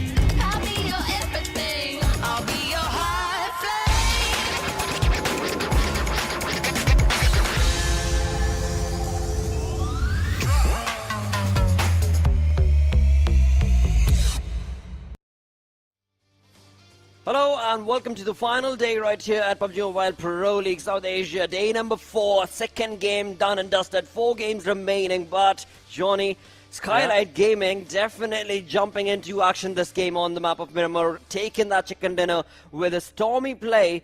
What are you going to say about that? I mean, who would have thought this is how the last day is going to go? Skylightz Gaming, definitely a brilliant job in the previous match, but now it makes us wonder, is this a little too late? I mean, they were not looking quite solid in the early days of the tournament, but in the last day, they definitely deliver on the expectations that the fans have been holding on to since day number 1, since match number 1. But we do also have the MVP of the game in front of us, and it is DRS's Delta sitting there on the top as far as individual performances in the games are considered. And this is rightfully given to Delta as well, because of the way he was able to stop and utilize his information and position as well against the players of Stalwart, and definitely just getting all of those informations converted into knocks and points for himself and his team. 3 knocks, 4 eliminations in total, along with of course 3 assists, is a massive play coming in from the dude. But alongside that, his teammate Rules is not that far behind, sitting on the second in the top players list. We do have him with 3 eliminations and 833 damage. But after that, CE Sports' Leo, the Grounders' Zigsaw, as well as Nima coming in from Skylightz Gaming. I mean, yeah, each and every single player right here in the top players list had an incredible play, and each and every single one has a clip that clearly showcases why they're here. I mean, definitely, all these individuals were definitely quite incredible and quite important for their teams as well. with the performance that they've had in this particular match. And also this Miramar was very dragged out till the very end, till the last minute. It was quite intense, especially, I mean, with these urban area finishes. It does happen quite a lot of the times where in the mid-game stages you see teams fall down, teams make mistakes and get taken out so early, but this time that wasn't the case. It definitely wasn't the case indeed, and that is something that I wasn't able to discuss much of in detail with Necro, but hopefully we will during the next game, because when it comes down to these urban finishes, one thing that is always going to be key factor is, you know, the TPP angle gives you that third perspective, right? And that third eye always gives you an advantage without you letting your body be or pixel be known to the other opponent. You already have the information, and that just slows down the pace of those fights, I think. Well, definitely. But looking at the standings of this game, we do have Skylightz Gaming sitting on top with 25 points to their name. And along with that, Stalwart Esports right there on the 4th position. I think just trying their level best to make up for the points that they lost in the previous matchup. But in this particular game, it was a little bit interesting to see T2K sort of just stumble down ever so slightly. And I think Stalwart Esports would have utilized that opportunity to grab a few extra points. In fact, they did that quite nicely. They did, dude. That is so true. But if only the zone would have gone towards the side of the eastern front, towards T2K, they were sitting on top of that ridge. But before we talk about all of those, we shall have to skim through the Oppo F21 performance right here, as this is where the onslaught was brought to the face of Skylightz Gaming from Regicide, but Skylightz Gaming recuperated very quickly and swiftly, and then completely stopped Regicide one by one. I mean, yeah, it was quite incredible, and it was something that they had to react to very, very quickly. But also, Regicide, a little bit of a blunder by the players of just being too far away from each other. No backup, no cover fire for any of the lads, and DRS were doing pretty incredible in just isolating everything and just making sure that in those early fights, they did have a comfortable position of getting those points. They did so perfectly as well, so mentioned by you, and this also was a point where we did see Stalwart Esports just stop T2K as that rotation was being made from them, but Skylightz Gaming, now this is the moment where again we had this perfect opportunity from the side of this team, as the numbers advantage was working for them. The area that they were jumping in through from the eastern side of the zone was absolutely non-contested, and they utilized it so perfectly for their side, but not before, of course, we saw some limelight action coming in from the side of course, DRS and the other teams. Well, definitely. And DRS, again, a very well thought out game for them as well. But in the end, it was Skylightz Gaming who did a pretty brilliant job of pacing themselves, of being patient. And when their moment came, they did not miss to hit the marker. We do have the damage histogram on our screens. And as you guys can clearly see, Skylightz Gaming, phenomenal. DRS, a brilliant run by them. But again, as it is always the scenario with these urban circles, everyone, and especially on Miramar, everyone gets an opportunity to fight, everyone gets an opportunity to make that their presence felt, but only some of the teams will rise up to the occasion. For someone to win, someone has to take a loss, and this time, unfortunately, it was, again, a few of the names that we were looking for them to be a little bit more consistent. T2K, just 3 eliminations coming in with 501 damage. Then there's I8 with just 1 elimination. JyanMaara also just walking away empty-handed from this particular match. Hey, but you know what? One team that I really want to bring up in terms of having a wonderful, wonderful day, or rather start to the day, is going to be the side of Phantom Esports, as they were able to walk away with 6 eliminations of their own. And as so perfectly mentioned by you, I mean, you got to take those fights to the face of your opponents, and that is exactly what we saw Phantom Esports do again and again. But right now, they've got the overall rank as this storyboard on our screens, and as was predicted, Stalwart Esports, they gave a little bit of a hope, but then just completely boosted their points up again, and the lead has been created once more in favor of that team. I mean, it was 9 points before this, now it's 15. Exactly. They've added additional points to that advantage, and Train to Kill, I mean, they're going to be biting their nails, trying to figure out how do we take the first position away. I definitely thought in this particular game, Train to Kill had the perfect opportunity to just topple over Stalwart Esports and be on the first position from here on out. But hey, they still have more options, they still have more opportunities in a few short moments. But looking at the second page of the rankings, Phantom Esports are moving up slowly and steadily, and that's going to make us celebrity who are going to join us, who will be joining us at the end of the day, very, very happy with that fact.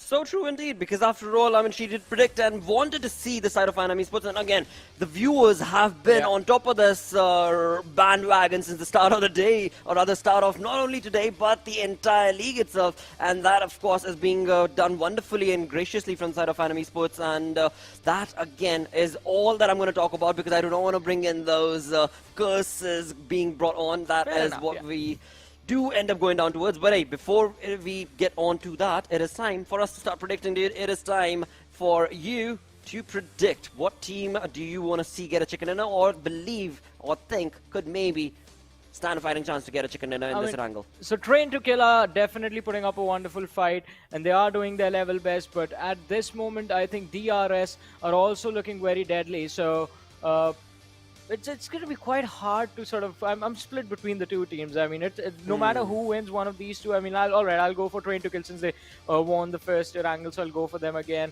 hoping this time also they convert. But either of the two, DRS or Train to Kill, whoever wins, they're going to make the top three a lot more intense. DRS definitely have been doing it perfectly, in fact, in this day. The way that they've played the games, the damage graph certainly quite high compared to all the other teams, and being very close in that proximity as well. But alongside that, when it comes to my prediction, I want to be going with the I8, and I want to see what sort of a player they bring in, because they haven't had the kind of rush play that we've seen from their side. And that's kind of a little missing as well. So perhaps this Erangel, maybe we can see a little bit of a resurgence from the side of I8. So that's going to be my pick. But now, producer, what do you think, mate? I mean, you were talking about Stalwart the last time around, and they did have a really good game. So, you know, it seems like the curses have turned into a boon blank. I mean, yeah, predictions have turned into a boom. The teams are having a decent performance, and hey, they're going for Train to Kill, so just helping me out. Thank you so much for that, Blank. I was like, it was tough for me to decide Train to Kill or DRS. Now both of them are here. So, and I8 as well, but I have to say I8 have been looking very deadly. They have been very consistent from the second day onwards, and it is going to be quite interesting to see what this game is going to turn out for them. Again, if it's a central circle, then I8, it is guaranteed they're going to do very well for themselves and walk away with a decent number of points. Absolutely, and with that, viewers joining in, do not forget that, well, first things first, you need to be very careful of where you're joining in from when it comes to that YouTube page.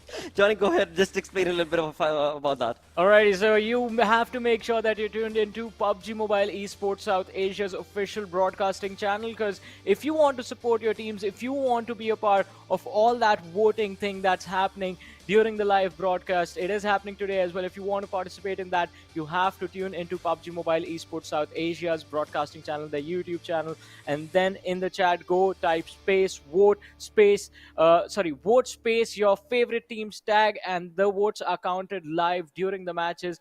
Whichever team you're voting for, we're going to have a graphic on the screens, and we're going to talk about that. Also, there's the feedback form pinned on the chat to make PUBG Mobile Esports better, where you guys can go, just fill the form out, give your suggestions. What do you feel are the changes that are needed to the esports ecosystem? And, well, we're going to see what we can make happen. But, ladies and gentlemen, the match is about to begin. Once again, the players on our screens, and that means the plane is going to be up next soon. It definitely will be, as we go back to the OG map of Erangel this time around. These teams, again, those numbers, mates, those numbers are going down. We've got 2 matches done. This is going to be the 3rd game of the day. 6 matches in total to be played. And the team sitting on the bottom half of that leaderboard are trying their level best, are bringing in a very dominating play. We did see the side of TUF High Voltage take on that aggressive stance in the previous game as well. But this time around, what side will we be looking at dominating for the side of our flight path? We are looking at a comfortable dissection of the map coming in from the western, northwestern front, from Georgia Pole. It goes all the way down towards the east, southeast. That's going to be Novorupnoy. So a lot of these teams that are going to be able to actually go down to their comfortable drop locations and positions. But again, I mean, for the side of 52x Rage, they're going to maybe change, maybe not. I don't know, because from day 1 all the way down to day 4, 52x Rage has been missing from that high octane playstyle that they started the entire league with, as we compare them to right now today on day 4, game number 3. Yeah, definitely. I mean, 52x rage, we were expecting something else, but unfortunate for them, they're not having too great of time in the lobby right now. But looking at the plane's trajectory, as you were talking about a few of the teams being happy, Blotter, I think we all know which team is going to be happiest of the bunch. Stalwart Esports, since the trajectory of the plane is right over Nova Repnoy. But look at that, I8 once again starting off from Pachinki. Now, there's just one thing that they will be waiting for, and that is to see where the circle will be. It is going to make or break their game plan, and the central part of the map.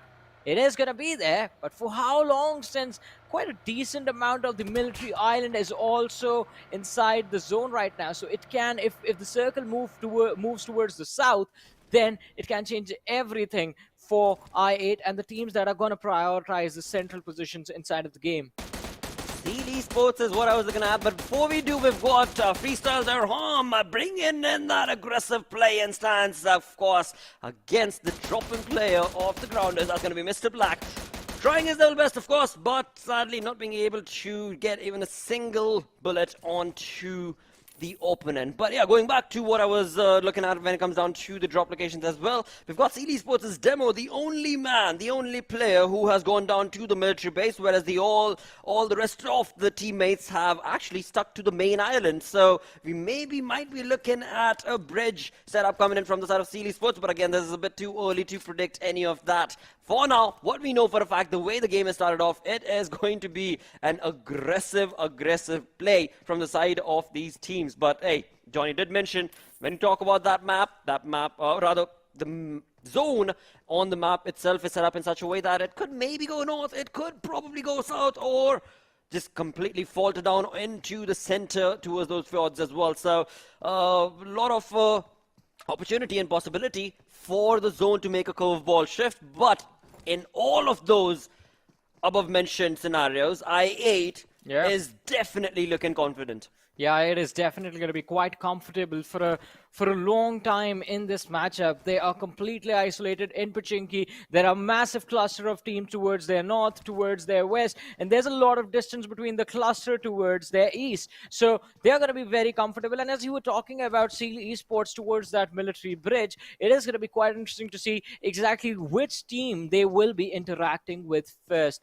It is going to be very fun to see how that fight is going to happen. And also along with Stalwart Esports, I want to bring them into the conversation as well, because usually we do see Regicide move a little bit towards farm, but this time they have completely gone ahead and displaced the players of DRS from Milta City. This changes the way DRS is going to approach the game, and this might just change how Stalwart will have to approach the Nova Repnoy Bridge situation. That is so true, so very eagerly pointed out as well. And Stalwart Esports we've seen time and time again go down to that Nova Repnoy, all right, no problem at all. But it's then the rotation that they end up choosing, which is majority of the times the Nova Repnoy bridge. But this time around, they have an option. They have an option to either go down from that route or take the bridge action against Steel Esports. So a tough luck situation for the side of Stalwart, but we shall have a keen eye set up for the later half of the game as to what rotation will they be taken. As of now, when it comes down to the early drops and contestations, we don't really have a lot of those taking place as of now. No first blood situations, at least around the horizon. We're already 5 minutes in, wherein, if at all there are early contestations, I mean, in the first 2 minutes itself, we've actually seen the lobby be so aggressive that the first 3 minutes and a team's already gotten eliminated. So day number for the final day, it seems like the teams are going to be playing it a bit more safe, at least on the OG map of Erangel. Let's see. A lot of peace and calm on the map right now. No action anywhere. Quite comfortable drops for all the 16 teams involved in this lobby, and the circle hasn't gone to any extremes. So I believe this is going to continue for the next 5 minutes until we will be forced, the teams will be forced to move a little bit closer to each other, and I want to see what the next few shifts of the zone are going to be like though. Phantom Esports, look at them. They are the first ones to try and see if they can take control of the center of the zone, but it's not going to be easy. Right now in the middle of Pachinki and, well, the military bridge, kind of in the farm, the pancake drop location, but to play from there. It's going to be very intense to see if anyone will try and challenge them in a position like that. They're smack in the center of the circle. Since they are early, they will be able to find a lot of good cover, just completely isolated and completely empty. So it's going to be quite easy for them to take control of that. From there on out, how are they going to approach the later stages? Now, that becomes an interesting question. That becomes the critical one indeed for the side of this team. But again, as so perfectly said, it is going to have to wait another few more minutes before we can have a look at that. On our screens, of course, is going to be the side of Skylightz Gaming at JyanMaara, and they are almost about 500 meters away from the zone, so pretty A-okay as of now. But right south of that location of JyanMaara is going to be the spread out team of JyanMaara. Now, JyanMaara, they have had a phenomenal run, nothing taken away from the play, because they're sitting on that 4th spot with 195 points. Now, this game maybe could be the one that could bring in a different play and an aggressive stance from the side of JyanMaara as well. But hey, I mean, whatever team that we move on down towards, that's exactly what I'm going to be saying for every single team, because each and every single one of them have had that sort of a play. I mean, all the way from freestyle, you talk about the grounders, 52x Rage, I mean, Phantom Esports for that matter, as well as, of course, IHC. They've all had some phenomenal plays, but it's not just those phenomenal plays that you have to keep an eye out towards. It's more about the consistent plays that's going to make you stand out in the lobby, and that is where Stalwart have made a mark. T2K are on a climb to something higher than Mount Everest from the way that they've been playing. And the real soldiers, I mean, they're making it large as well now. Yeah, I mean, they are living at large right now, but let's see for how long will they be able to survive. Stalwart Esports finally have decided to cross over to the main island, and in fact are just going to move in quite close to the players of the Regicide. So, Scry, will he be able to spot these lads out in the open, just moving around, and relay that information to the rest of his teammates that are going to be moving in on the same position in a few short moments? Well, Pika is going to be the first one to join Scry action and top on their way as well. Teams from the north, 3-2K, are going to be moving in. Well, right now they are headed towards that Georgiapol Hill Bridge, and from there, if they manage to cross safely and move inside of the zone, then it's going to be very, very crucial for them to decide what their edge-to-edge rotations are going to be like from there on out. Looking at the positioning of CL Esports, they are keeping a keen eye towards that bridge. And that Ferry Pier Bridge is going to be theirs for the taking. Along with that, when it comes to the zone itself, they are in a very wonderful position, because if at all the zone does not throw a curveball and has a generic shift on itself, CL Esports are still looking like a very confident bunch in that spot. But alongside that, now we've got JyanMaara, who have also jumped into that exact same position, where we did see a couple of minutes ago the side of Phantom Esports make a rotation. The team that is in the center with the dark yellow is the team of Phantom Esports. So they are in a compound. They are pretty safe for now, but as you look at all these colors making a shift in towards the center, things are getting a little too chaotic, a little too hodgepodge of a mess. That will be the center of the zone for now. Yeah, and it's not going to be easy to hold on to that spot. But oh, look at this. So Stalwart Esports moving from quite close to where Insane is right now. Pika just trying to provide some suppressing fire for his teammate to allow them safe rotation and just force Insane to take a step back. But on the other side, Deadeyes Guys trying to move towards the church right next to Pachinki, have been spotted out by the players of TUF. Few shot fired, few connect, but no knock secured. Well. Teams have gotten the information, as so many of those colors we did see moving around and towards the center of the zone. They have given away some information as well. Pika trying his level best to bring in the bolt to the head of his opponents. Not able to deliver that sort of a marker right now against the players of Regicide. But hey, going back to the team that we were talking about as the game started off, it was Phantom Esports, a team that has gotten a decent placement in the zone, pretty much in the center, safety net of the compound. The spread coming in from the side of the lot is also looking wonderful, because they've got a lot of information, actually 360 around that compound. That is going to be just the perfect roll. That is only till the time the zone does not give them a hard shift and a curveball against their position. Let's see what is going to happen in a few short moments, as Ram from the side of Freestyle does manage to secure a knock against the players of 52x Rage, but it's going to be very difficult for them to make this push work. If they do actually decide to go for it, there's a little bit of a distance between where the players of Freestyle are and where the players of 52X Rage are holding on to their position. So by the time they close in, the revive would have happened, plus the players of 52X Rage will have lined up on those angles from where it's going to be quite easy for them to stop the opposition. On the other side, though, we did see DRS go for an attempt to try and dish out a little bit of damage on the players of Skylightz Gaming, but hey, it backfired. DRS got one of their own knocked out. Now they will have to reset, go for a revive, and then reassess the situation with exactly trying to figure out how they can approach this fight. AJ is out in the open. I think he's going to be the best chance, the best man they can take down. And AJ has, in fact, been quite a key player for Skylightz Gaming. So if he goes down in a position like that, then maybe DRS will have an advantage once they actually are forced to push, because they are going to be in the blue from now on. Absolutely, that is indeed true. For now, of course, we do see the players of DRS from the northern side of the zone, slowly but surely in the color of light blue, making their entry into the zone itself. But Skylightz Gaming, as was mentioned by Varun right now, has also gotten the information against the positioning of DRS, so a tough luck situation for both of those teams. But on the other front, I have not yet seen, I mean, they've been pretty much in the center of that zone since a very, very long time, but they haven't really come across in any of these fights, so I guess they're playing it safe as well.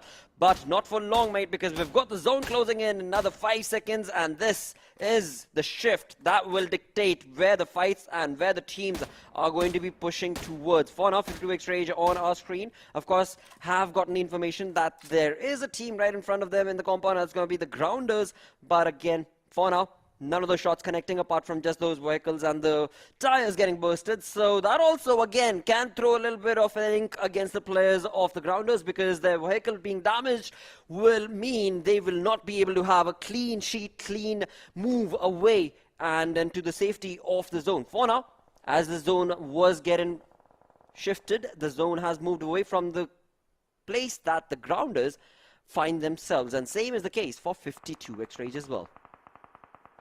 Well, but let's see, as you mentioned, the Grounders and 52X Rage, I think the situation is still under control of both the teams.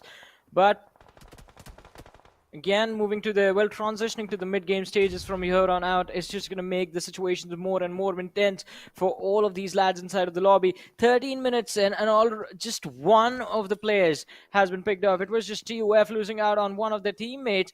Everyone else, all 63 lads, are still alive and doing really well for themselves inside of the game. Oh, I spoke too soon. 2 trades, 1 lad demo from the side of Stalwart Esports getting knocked and finished.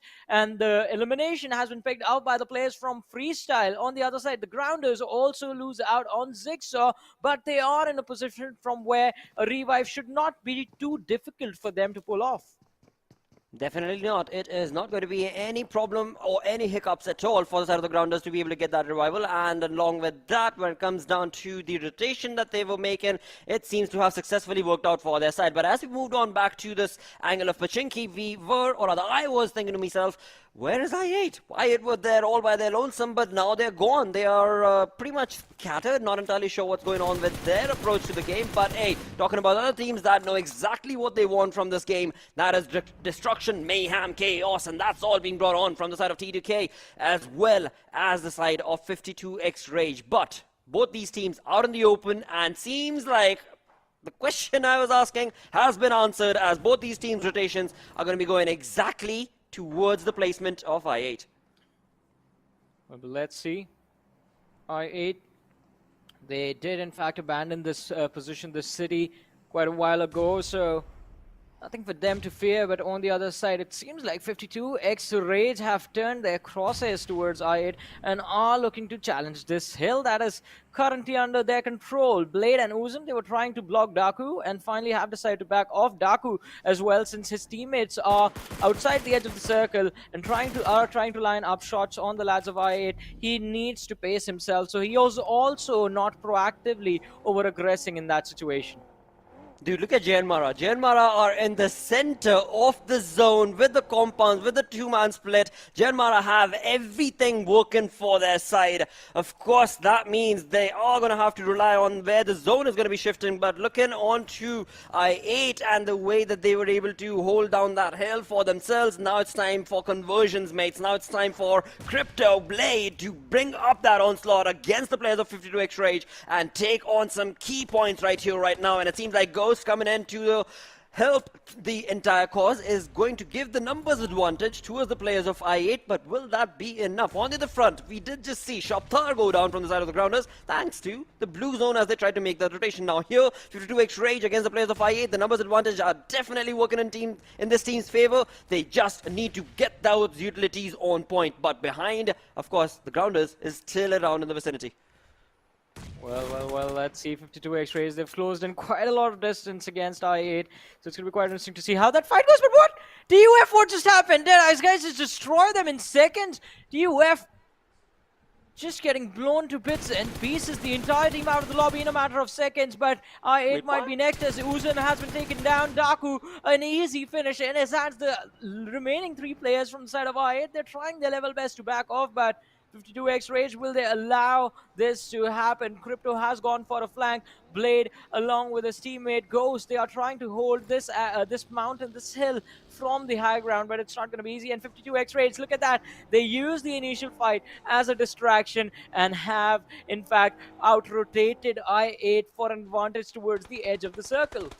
Wow, this is unbelievable. I do want to say I8 have gotten too much very into their head and their thoughts, and that is where that fight was taken away from them. But hey, 52X Rage did make that rotation away from that position, but I guess not for long, as they got in the open and they have been caught out thanks to JyanMaara, and JyanMaara is still not yet done as they take on the onslaught. But moving away from all of that, 52X Rage get eliminated. We've got the side of Phantom Esports, Slipknot right now, taking a few shots against the players, and rotation being made from the side of I8 as well, as now we are jumping into the chaotic mess of the battleground. 14 teams remaining. High Voltage Assassin takes down T2K.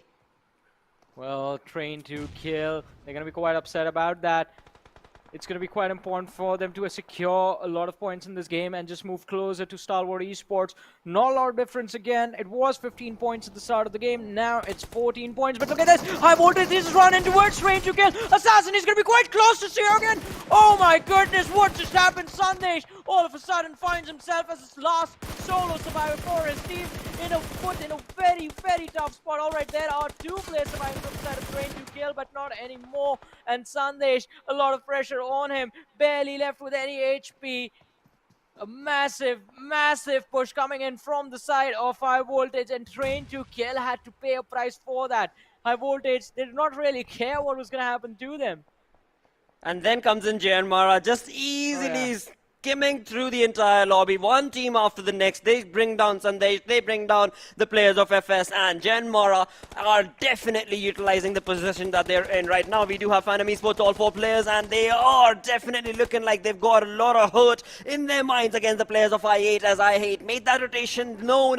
The team of Phantom Esports just came on live and into the action, but right now it is I8 that I'm a little worried about, because they are, well, the only smoke walls and the vehicles, that's all that they've got to cover. And right next to their position is going to be the players of Deadeyes as well. So a tough position for the side of I8 to be in. But hey, that's not the only team, because in these moments of the game, every other team that you fall back on towards have a third-party situation going against them.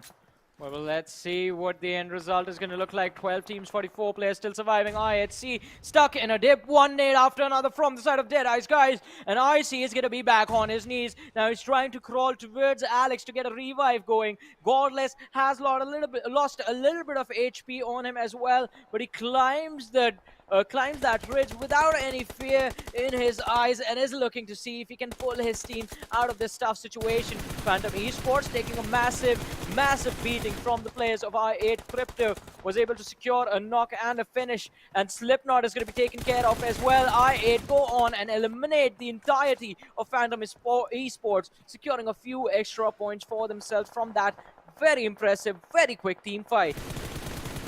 Very wonderfully played indeed from the side of I8, but now they have to be careful because there was the side of Freestyle also jumping into that position. But hey, seems like I8 know exactly what they're up against and what they are going to be able to do to stop the opponent team. And in doing so, I8 will be eliminating the side of Phantom Esports, where a couple of seconds ago I would have said Phantom Esports should and definitely will get those killing points against the players of I8. But I8 were just a little too quick, a little too resilient to give that away. But JyanMaara, this is the team that's been the most cheekiest of them all, because they have been running for the center of the zones in the past 2 shifts and they have found it very comfortably, and right now they're definitely bringing in a lot of hurt with the 5 eliminations converted and working towards the 6th. But I8, again, I mean, just a 3-man squad, they are not that far behind.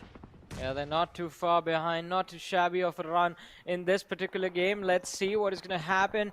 For now, the Seal Esports' Leo is on our screen, just struggling to survive the assault from the players of Freestyle. Now, this one is not going to be easy. He's been surrounded from every direction, but Skylightz Gaming on the other side go ahead and are successfully able to eliminate the grounders from this matchup. Galton was knocked out along with one of his other teammates, but AJ is quite close to them, and a revive is going to be a very real possibility. But hey, revives, they are going to have to wait, but because as of now, it just seems like it's just the point of securing extra points that is the main priority for the players of Skylightz Gaming now. Stalwart Esports, this is their moment to shine, this is their moment to secure extra points and gain an advantage against the rest of the competition, and they are doing a pretty brilliant job. But the last 2 players surviving with just 2 eliminations in their hands, they will have to make sure that they at least at minimum end up finishing within the top 5 for an actual real advantage at the end of this match and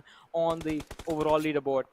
Absolutely. Not looking like an easy fight for both of these teams, actually, because you look on towards the side of Skylightz Gaming, we've got AJ already knocked down. We've got 2 players surviving. That is going to be then Nima as well as, of course, Mafia Ninja. But now these 2 players, as they take on the fights, look onto the mini-map. We've got the Edge that is taken in charge and control from the side of JyanMaara, and those players are also looking on to the fights that are taking place right here. And it's going to be Stalwart Stop along with Action, who are going to be able to deliver some punches to the place where Skylightz Gaming were looking good in terms of the numbers advantage, but it has been taken away, stolen away from their side. And not only that, it is also going to be bye-bye and elimination to the side of Skylightz Gaming, with 6 teams remaining. Top and Action still standing tall in this fight, but now they've got a humongous task of getting away from that position into the zone. And now we have it, the dormant lads of JyanMaara, who were keeping a keen eye towards, or ear towards, the player positioning of Stalwart, have actually resilient, but it seems like that is not going to be enough. That is definitely not going to be enough, because Stalwart will be able to make a rotation,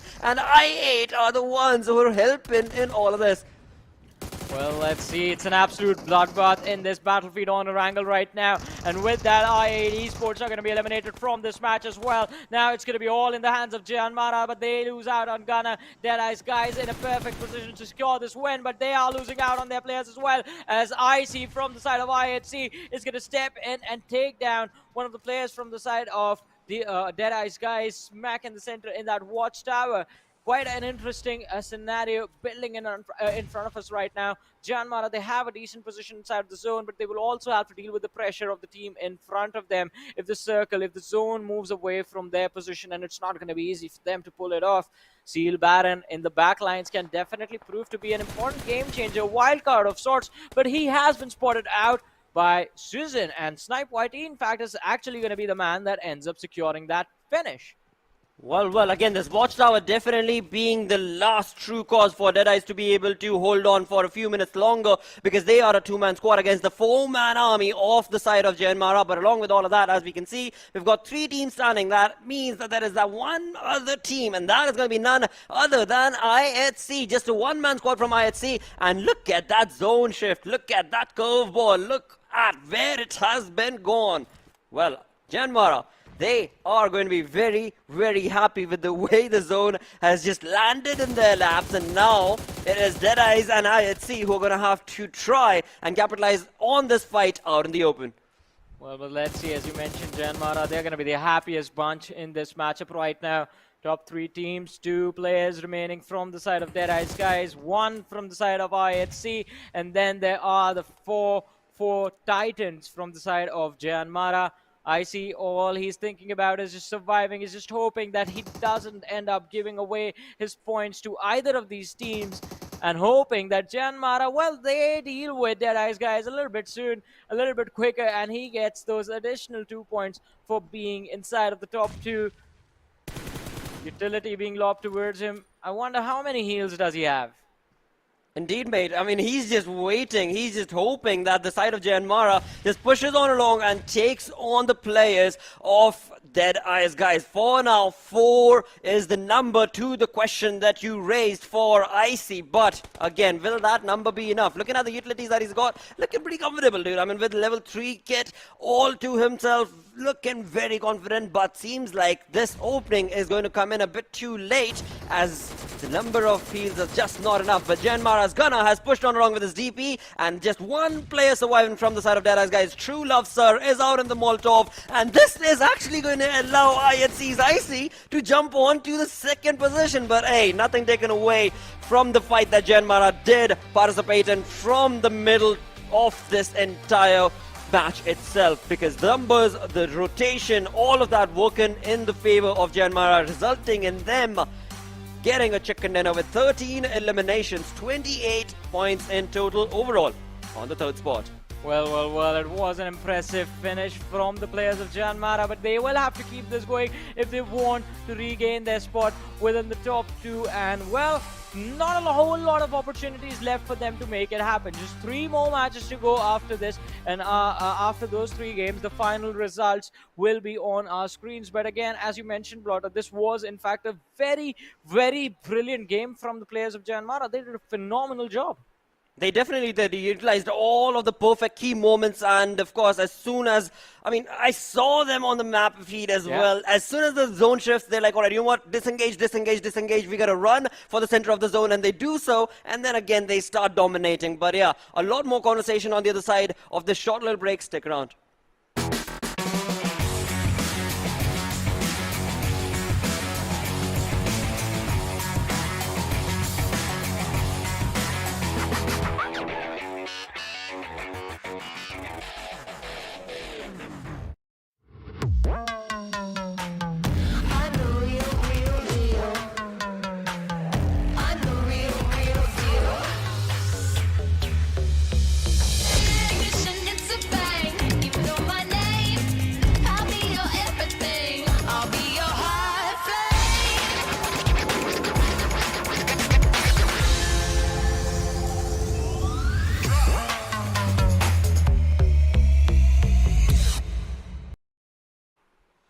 Welcome back after the break, ladies and gentlemen, to the PUBG Mobile Pro League South Asia Championship, brought to you by the Oppo F21 Pro, which is out in Pakistan as well now. So winner, grab yourselves the chicken dinner with the Oppo F21 Pro. This is Super Johnny, joined by Necro alongside with me. And ladies and gentlemen, what an intense day we are having. Necro, what are your thoughts on the previous game and JyanMaara's run in it? I mean, let me tell you what, intense day indeed, and JyanMaara's run, I mean, they are currently in the top 3, right? And JyanMaara will need to put on some consistent performance, just like how they did in the previous game. Now, JyanMaara summer down line in the past couple of days, or I would say after the day 1, JyanMaara seemed kind of like, I mean, they had those consistent points, but we did not really see them in the chicken dinner aspect. But now, finally, as JyanMaara is back in just a dominating fashion, I want to see this keep on moving on onwards. Well, yeah, we would love to see them continue this form. I was hoping this is the form that the team would actually retain, because their day 1 run was very, very incredible. JyanMaara were doing a phenomenal job, and then there was a drop on day 2 and day 3. That is when I8 and DRS were able to catch up to them, and Stalwart Esports was able to move further ahead. But JyanMaara, it looks like they're back in their old way, in their winning ways, and it is going to be important to keep this going. Maybe they can break it into the top 2, and if Stalwart Esports keep on slipping up in the next 3 games, JyanMaara will have an opportunity to actually take the first position away, depending on how consistent they can be in the next 3 matches. But looking at the match summary right now, Snipe, Whitey, and Susan ruling the charge as far as the eliminations, damage, and the assists are considered inside of this lobby. Exactly, and now you can see Snipe YT is just all over the place. I mean, I still remember this, man. One of the most OG players out there, and JyanMaara has done a phenomenal decision picking this lad up in their roster. On the other hand, we have Susan as well coming up with highest assist, and then IT as well. Somewhere down the line on day 3, IT have realized that the void is quite deep to fill, and IT are doing a great job so far. As I said, IT were in top 8 at the start of the day, and IT are slowly and steadily climbing up. Well, slowly and steadily they have started to move forward, but again, the difference between them and where they would like to be, it is pretty massive. So it's going to be very tough to predict or tell exactly where will IHC end up at the end of the day. But I mean, it is definitely a wonderful, wonderful performance, a wonderful run that IHC have finally started to showcase. And I just hope that situation was like this from the beginning, because it would have been very interesting to see if IHC would have contended for the trophy since the get-go. But again, it's glad to see the lads have returned to their old form and are just being absolutely fearless inside of the match now. And moving forward into the next map, what are your thoughts on which teams are going to be looking to try and walk away with the chicken dinner in the next map? Oh, this is going to be... I'm not going to lie. Yeah. This will be a bit difficult to make the prediction because, again, we're going to be moving on over inside Sanhok. And, Johnny, I'm not going to lie. Sanhok is something that sometimes brings in a lot of randomness, especially those circle. Whichever team is being favored by the zone, that team's going to be taking it. And you know what? Just to add on a little bit of more fun, I'm going to go with Deadeyes Guys. Alrighty, Deadeyes Guys is going to be Necro's pick as far as prediction are considered.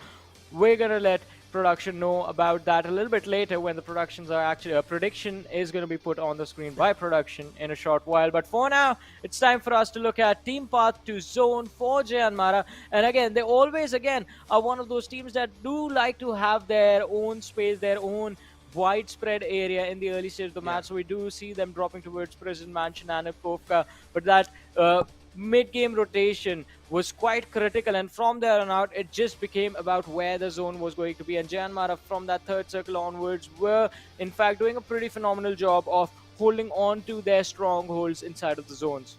I mean, that's a great capitalization from their side, I'm not going to lie, because JyanMaara, again, is one of those teams, right? We've always been eyeing out for this team, and considering the fact that they realized that the plane flap had to start it all the way from the left side, so there's going to be high chance that none of those teams are going to be going towards Prison, nor Mansion, nor Lipovka, and that's what they capitalized on, and they actually got themselves those spots easily, and then were able to wrap up a lot of loot too. And then the circle as well sort of favored them. The circle moved on the right side of the map, as JyanMaara were already in a great shoes.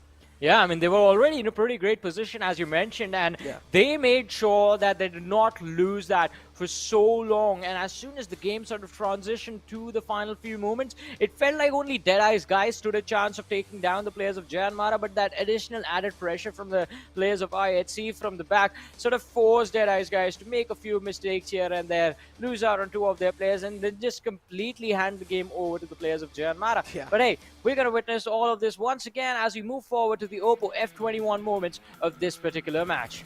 Exactly, as you do take a look at the Oppo F21 Pro moments and look at that, Turbo Love, what a spray coming out from his side, right? I mean, they were able to kick things off well inside the Pachinki area, and then Seal 2 had quite a decent run, but the Grounders were able to counter that easily. Ian as well as one of those teams, I thought that maybe in the Miramar map they will be able to do something well, but unfortunately, I'm not gonna lie, those urban endings, man, sometimes they can catch you off guard.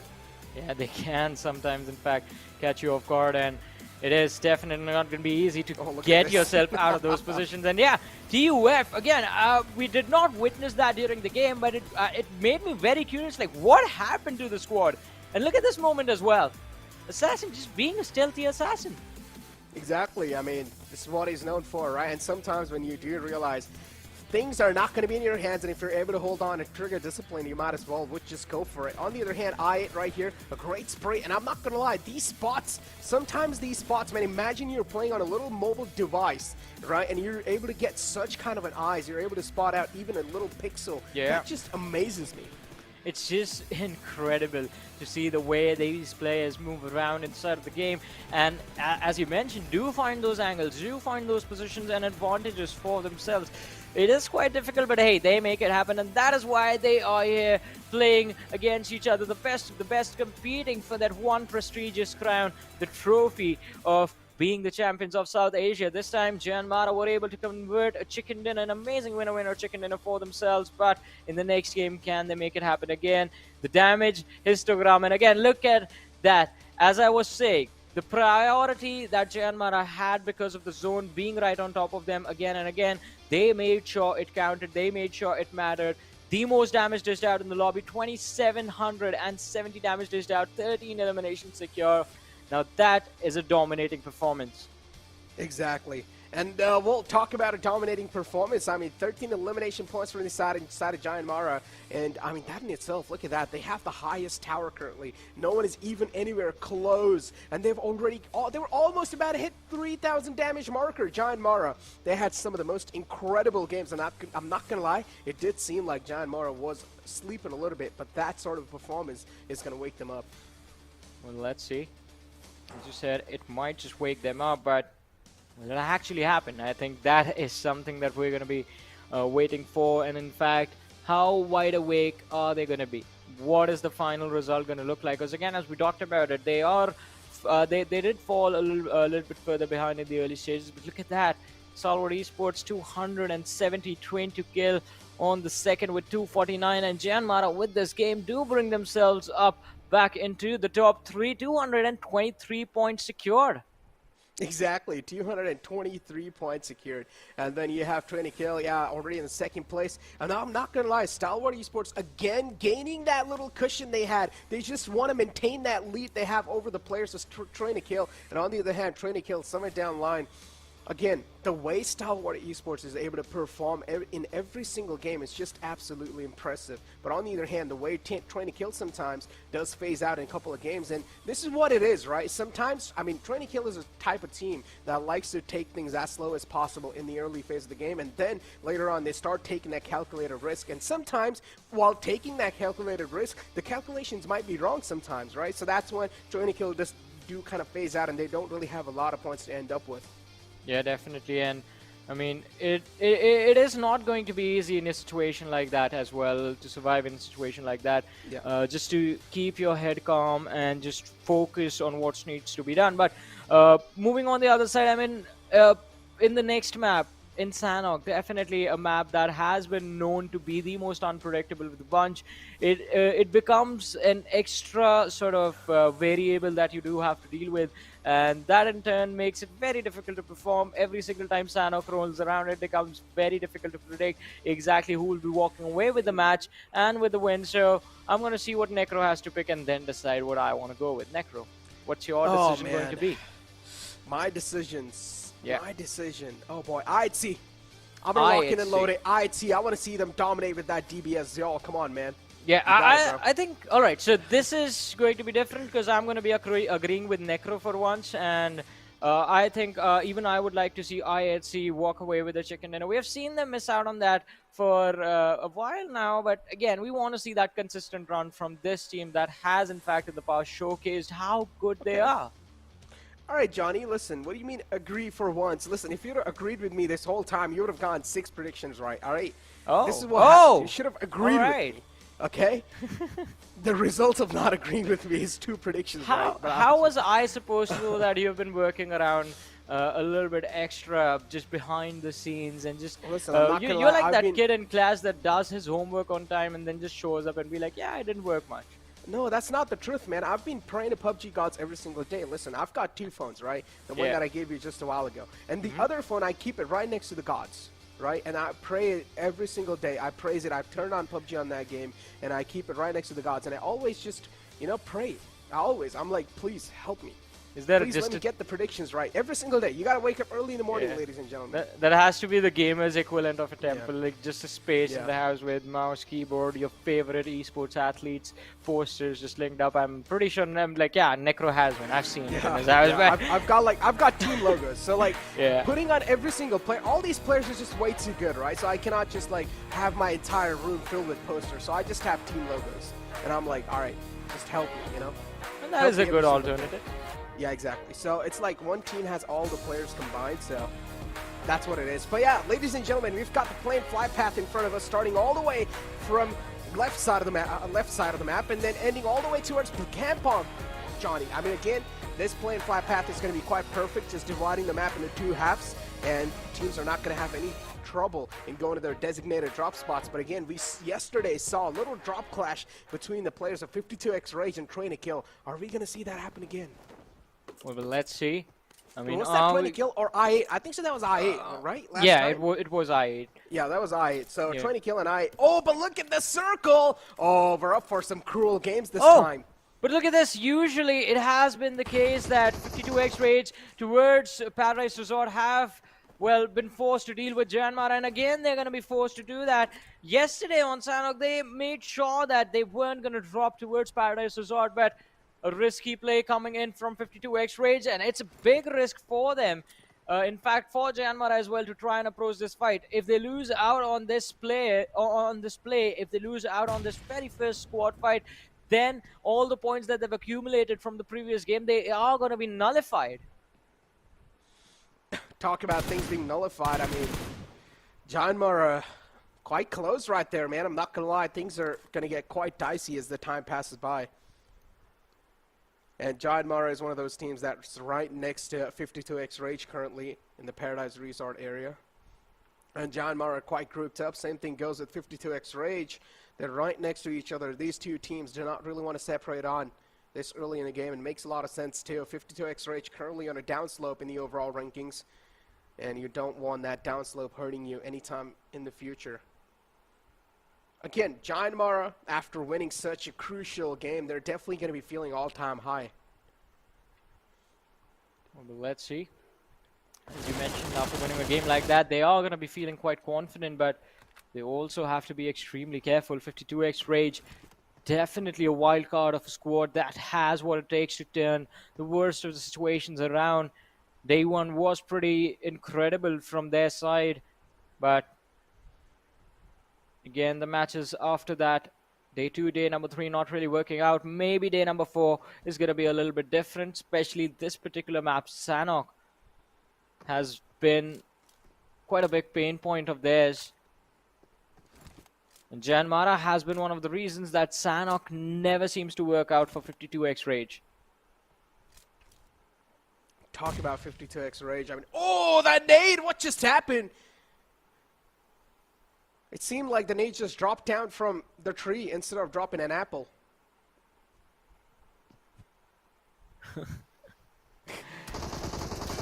Oh! No. What is going on in this game? Like, another... I love it. Bad positioning play, and Regicide, they're going to have to pay. The first blood secured by the players of Deadeyes Guys, and I believe Regicide might just lose out on one more. They might just... What's going on? Insane's already knocked out. Deadeyes Guys, I'm not going to lie, I mean, that's my pick right there. And they're already out for blood. And this is exactly what we said, Johnny. The final day, all the teams that are going to be in the latter half of the board, they would realize that this time, it's time for us to amp up the aggression. And they would have to go for those elimination points, and that's what these teams are trying to do, including Regicide. But Deadeyes Guys, they've realized, they've smelt the blood. They know it's Regicide in the front, and Regicide so far, they haven't been able to play that well. So Deadeyes Guys, they want to take advantage of that fact. Well, let's see, will they be able to apply some extra pressure because of that? Not a good move. Well, let's see. Insane is back, but it's going to be a while before he is able to participate in this fight. Vaz just backing off right in the nick of time. And oh, the flank has been taken care of. This is going to be the breaking point for Regicide in the squad fight now. True Love and his teammates, they are going to be quite comfortable moving forward and pushing forward. Vaz is going to be taken care of next, and at the end, Insane is going to be finished off as well. He is going to be finished off, and look at Waz now, just spraying him down in the front. Almost got the second one down as well. Regicide are giving it all they have, but the problem is the utility and the heals they have. They have nothing to work around with. Insane is still down low. He realizes True Love's quite low, but that's not going to matter. He gets shotted from somewhere else, and it's Stalwart Esports top just stealing the final elimination away. Well, but let's see. Wow. The ground. Oh, no! Running into the Molotov, and now Mr. Black is also burning alive. 3 players knocked out. The ground is so close to getting wiped out. This is not looking good, but Mr. Black going for a revive on his teammate. Zigsaw is closing in on their position as well. Now, Extreme has given out, has already started to move forward after healing up. and his teammates are regrouping, recuperating in the back lines. One nade and the grounders, they are going to be done for. Just the final two players left inside of the lobby. Make that 3 as the revive is going to be a success. Zixer is going to be back, but all 3 of the players are grouped up in that one little dip on the cliffside. The jump shots coming in. One knock, second, and the third propane! Just a brilliant superhero landing right in their faces, and well, death from above to the grounders. They are going to be kicked out back to the lobby. Yeah, that was a great ending as well. Praveen realized all of them are quite low, and he went for the shots, and he did get all of them easily. Just some light work, as the airdrop one's going to be on the board this time, and it's going to be the AUG with a couple of upgrades if the teams do want to go for it. But again, getting back to the conversation that we were having, Johnny, and yeah, I'm not going to lie, this action is absolutely great. And this is what I always like. You know, I'm a man of aggression, and I love every single team that likes to play aggressive. I'm a huge fan of those teams. For example, IT and Stalwart. I mean, these two teams likes to keep up the pace, and even I8. There's quite a lot of teams in the lobby, right, that prefer the aggression. And I'm not going to lie, that's something that has to be the eye candy for a lot of even viewers. I mean, definitely, I agree. Who doesn't enjoy seeing these teams fight against each other inside of the game? And I mean, that's the best part, seeing all of these players, the best players from their region with mechanical prowess that you can't even think of pulling off, replicating, and seeing all of them in action. It is just amazing. It is just phenomenal.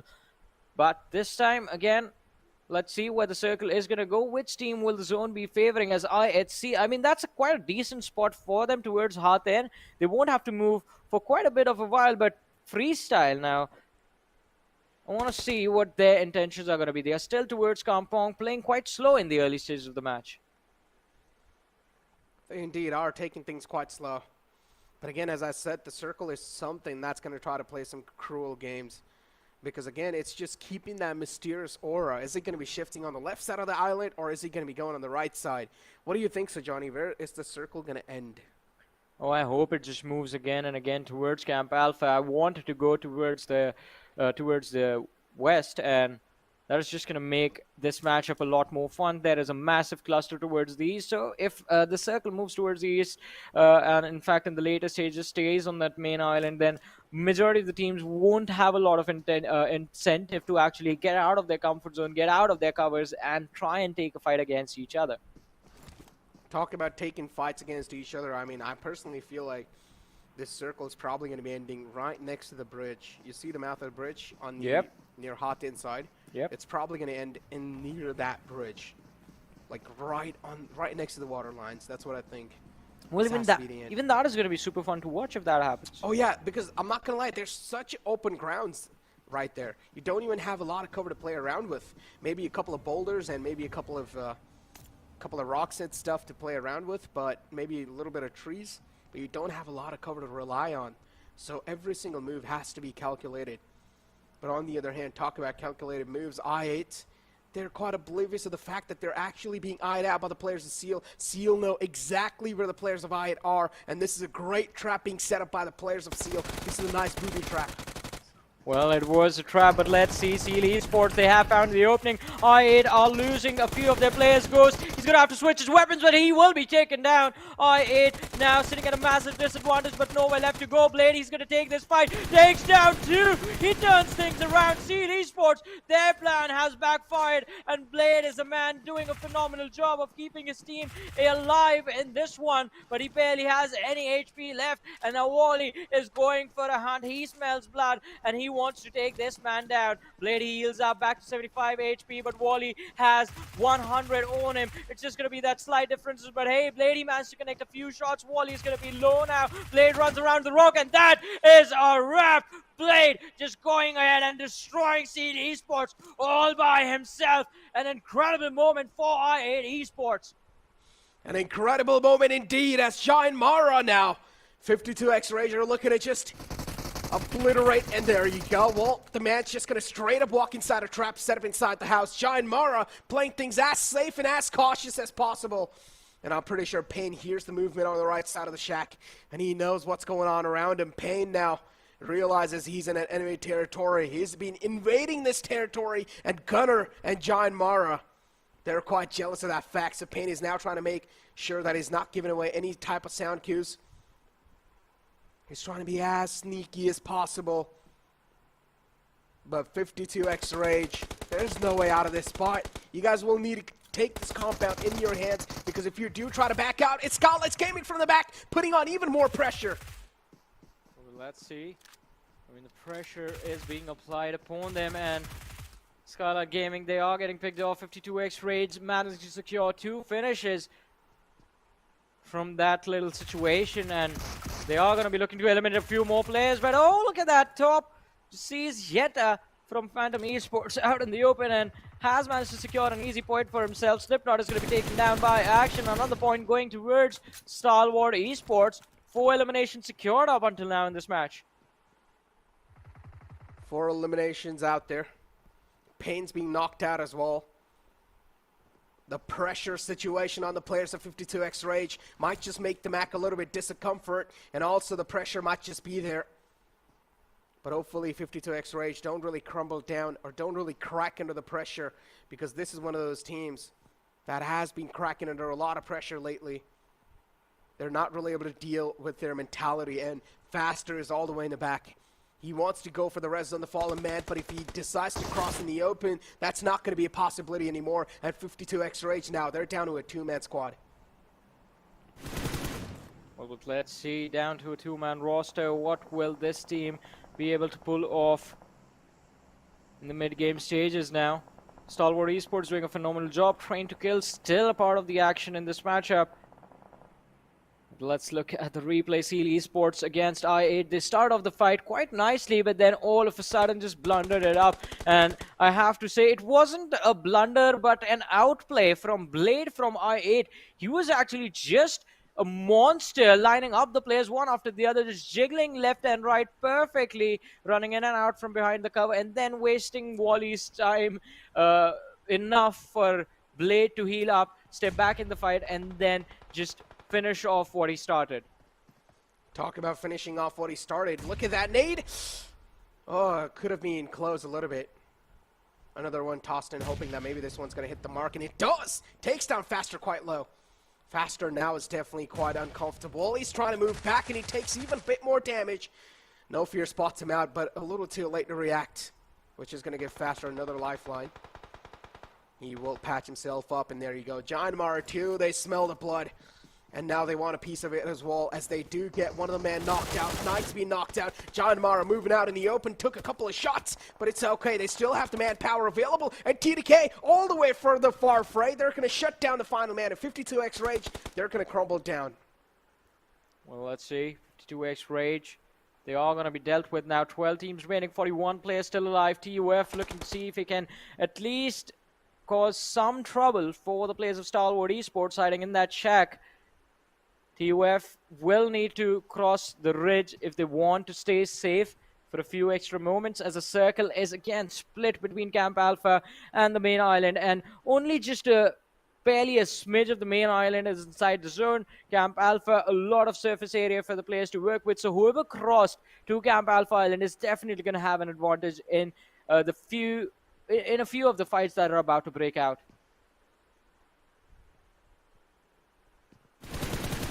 Stalemate situations. JyanMaara too.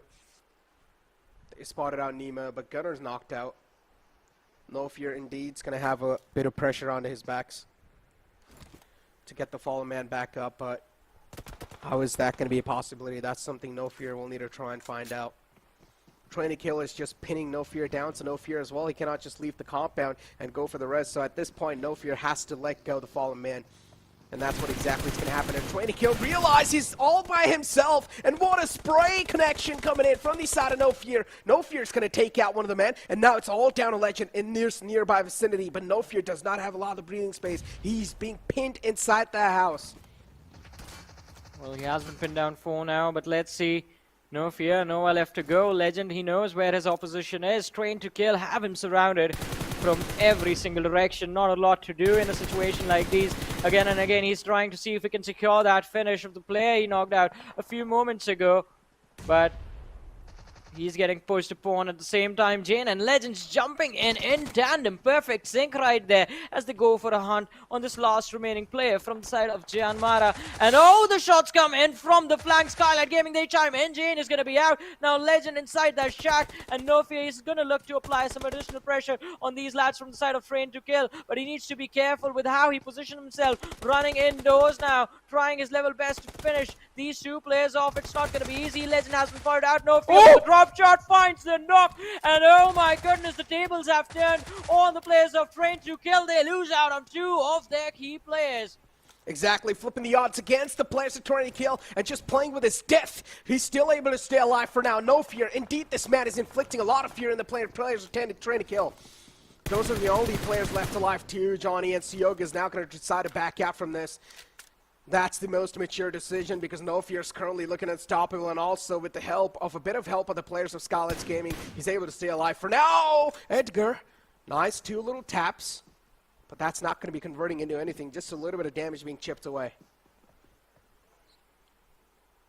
Very little damage right there, but Stalwart Esports, how much damage can they inflict on the players of Deadeyes Guys? They know exactly where the opposition is.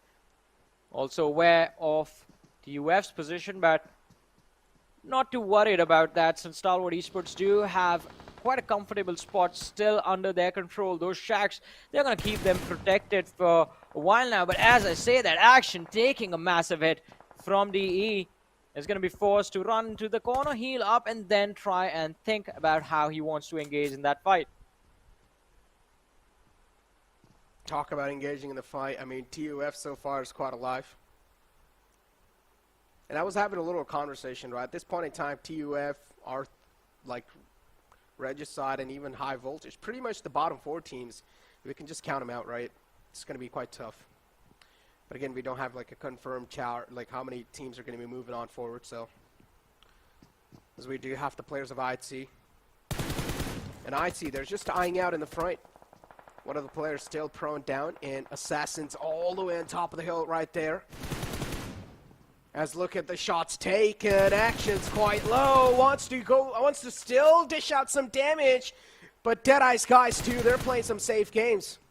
Oh yeah, Deadeyes Guys playing it quite safe, trying to get away. Stalwart Esports Action almost finding a knock, but was unable to spray, spray trace comfortably on that vehicle right there. And again, that little bit of a distraction, allowing the opportunity for DE to make a getaway and then repay the favor to Action by knocking him out. Scry is going to move towards his teammate to go for a revive, but all of a sudden, Stalwart Esports, they find themselves right on the edge of the circle. They will have to think about exactly when they want to move inside of the zone. And, well, before they do, they have to deal with DE on the high ground right in front of them and TUF right behind them.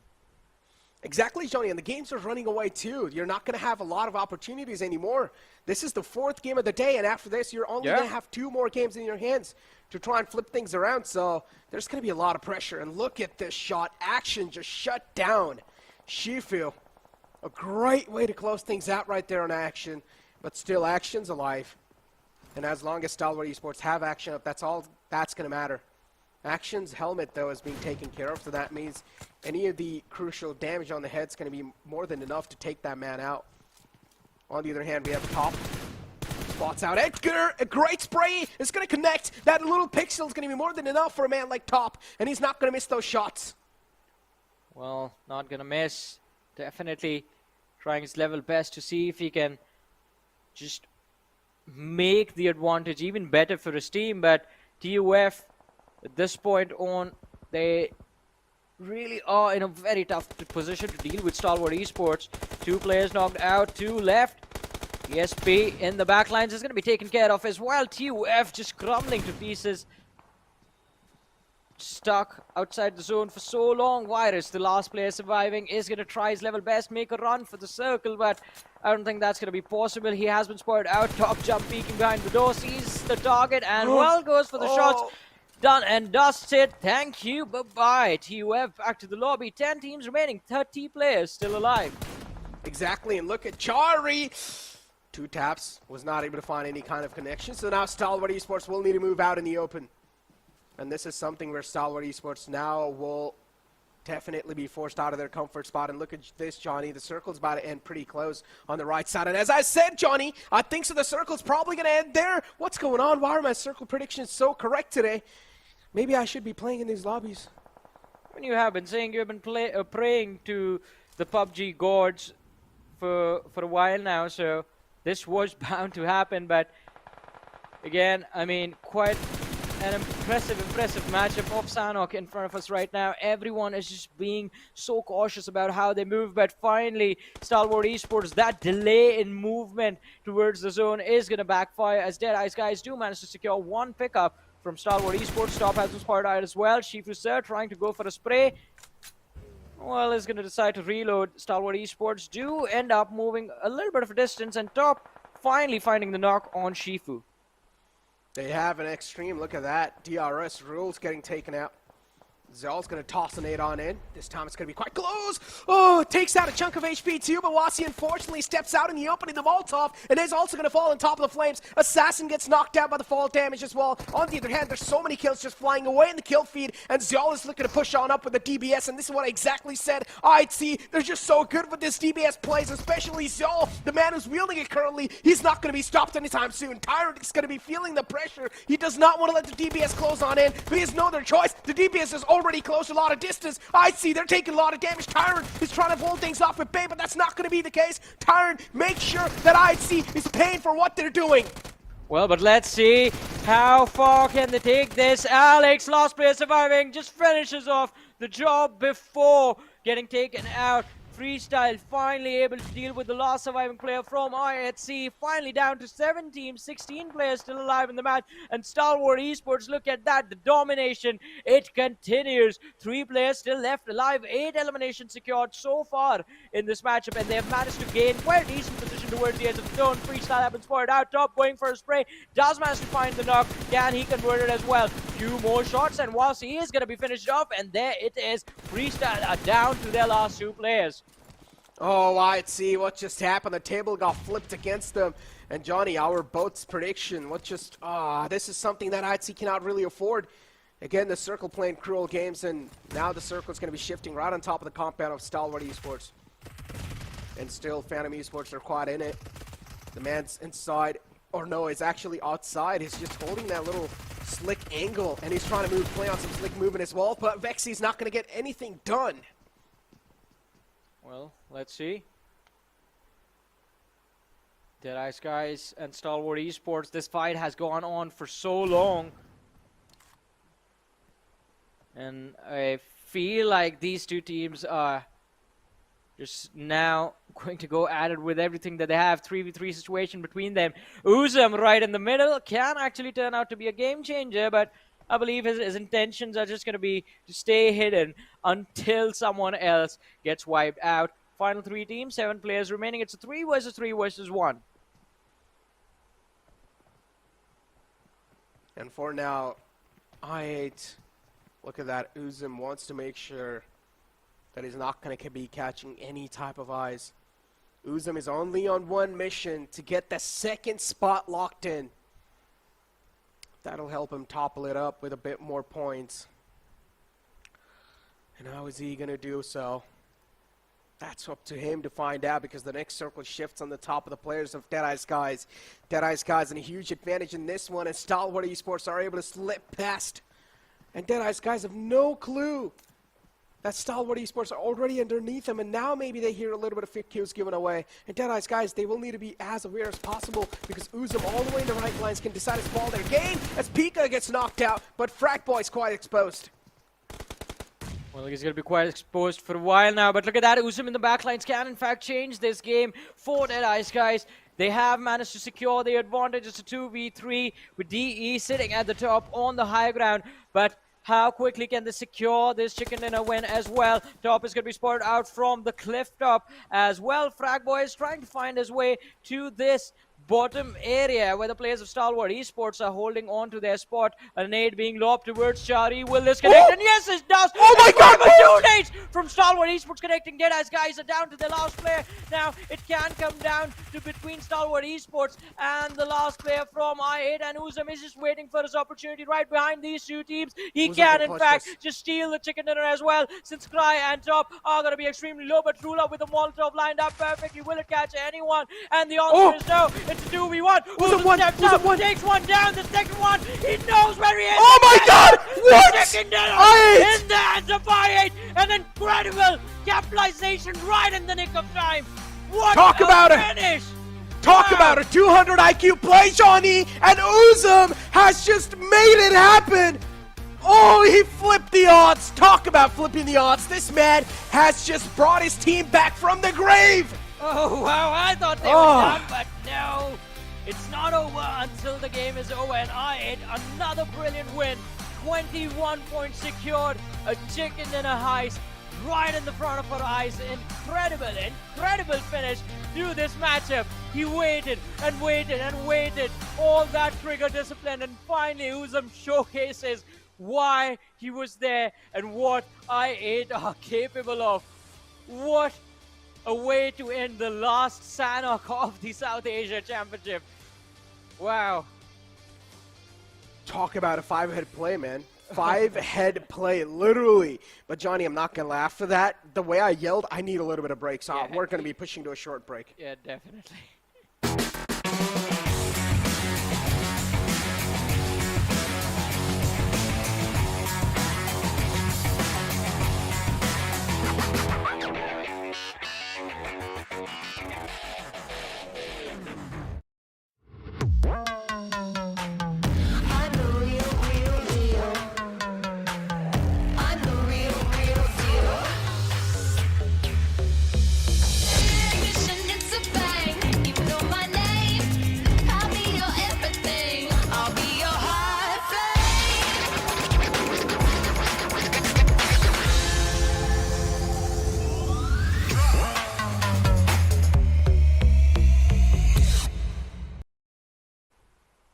Hello and welcome to PUBG Mobile Pro League South Asia. Final day right here upon us, Necro. But what a sensational game that was. Unbelievable turn of events where, I mean, nobody would have anticipated that sort of a play coming in with one final player standing and still getting a chicken dinner. That is what IA does to the lobby.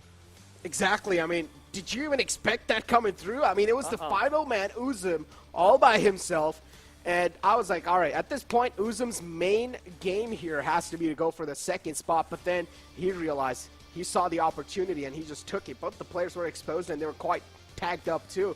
So Uzum, all he needed to do was just deal a decent amount of damage, and that's all he did. And he was able to take both of them out. I would say the way he tactically waited for that fight to end and then striked in, that's going to be a perfect decision, a perfect trigger discipline play. But I'm going to hold on to my words for now because the most valuable player of the previous game is going to be Top with 10 eliminations, Blotter. Exactly, dude. 10 eliminations, 1 assist in 24.53 seconds of survival time. That is just ludicrous play coming in from the side of Stalwart Esports. But again, that is something that we've seen them do time and time again.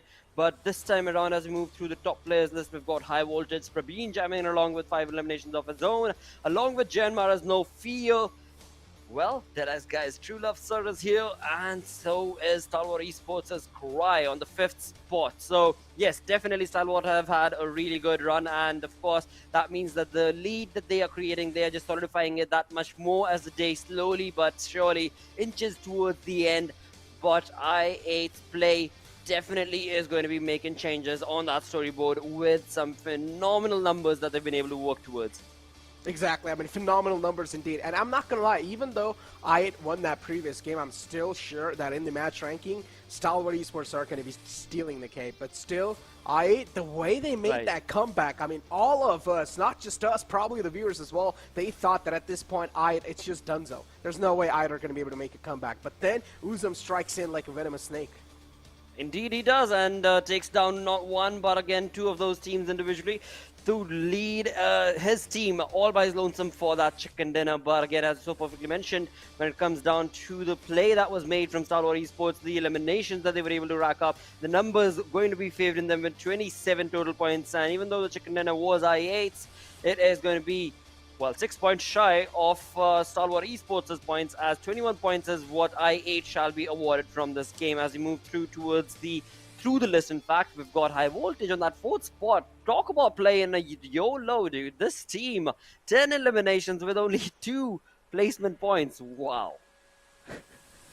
I mean, that's what we've seen, right? This is what they've known for, the elimination points, and that's what they're able to flourish in all the time. And hey, as long as you're able to get those consistent points, right, that's all that matters every single game. But again, talking about the latter half of the board, games are running away, Blotter. 2 more games left in your hands, which probably Erangel is going to be played right now. So not a lot of games left in your hands, man. And you, after this game, you're just going to have Miramar left. So it's go all in.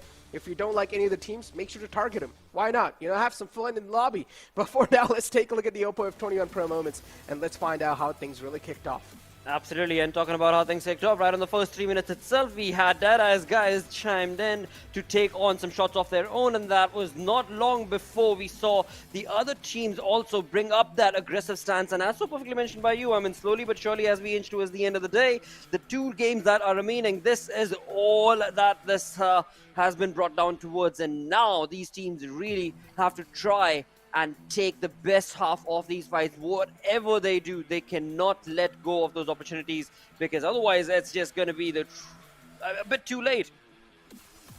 Yeah, indeed, a bit too late without a doubt. And Scry, look at that. This is right here. TUF, unfortunately, they did not really got blessed by the zone. They needed to move out in the open, and Stalwart Esports took full advantage of that fact. On top of the hill, I mean, it was literally High Voltage trying to take out the players here and there, but unfortunately, even they got caught outside the zone. And High Voltage, man, I'm not going to lie, this is not the High Voltage that we've been knowing since the past. High Voltage just seems off sync.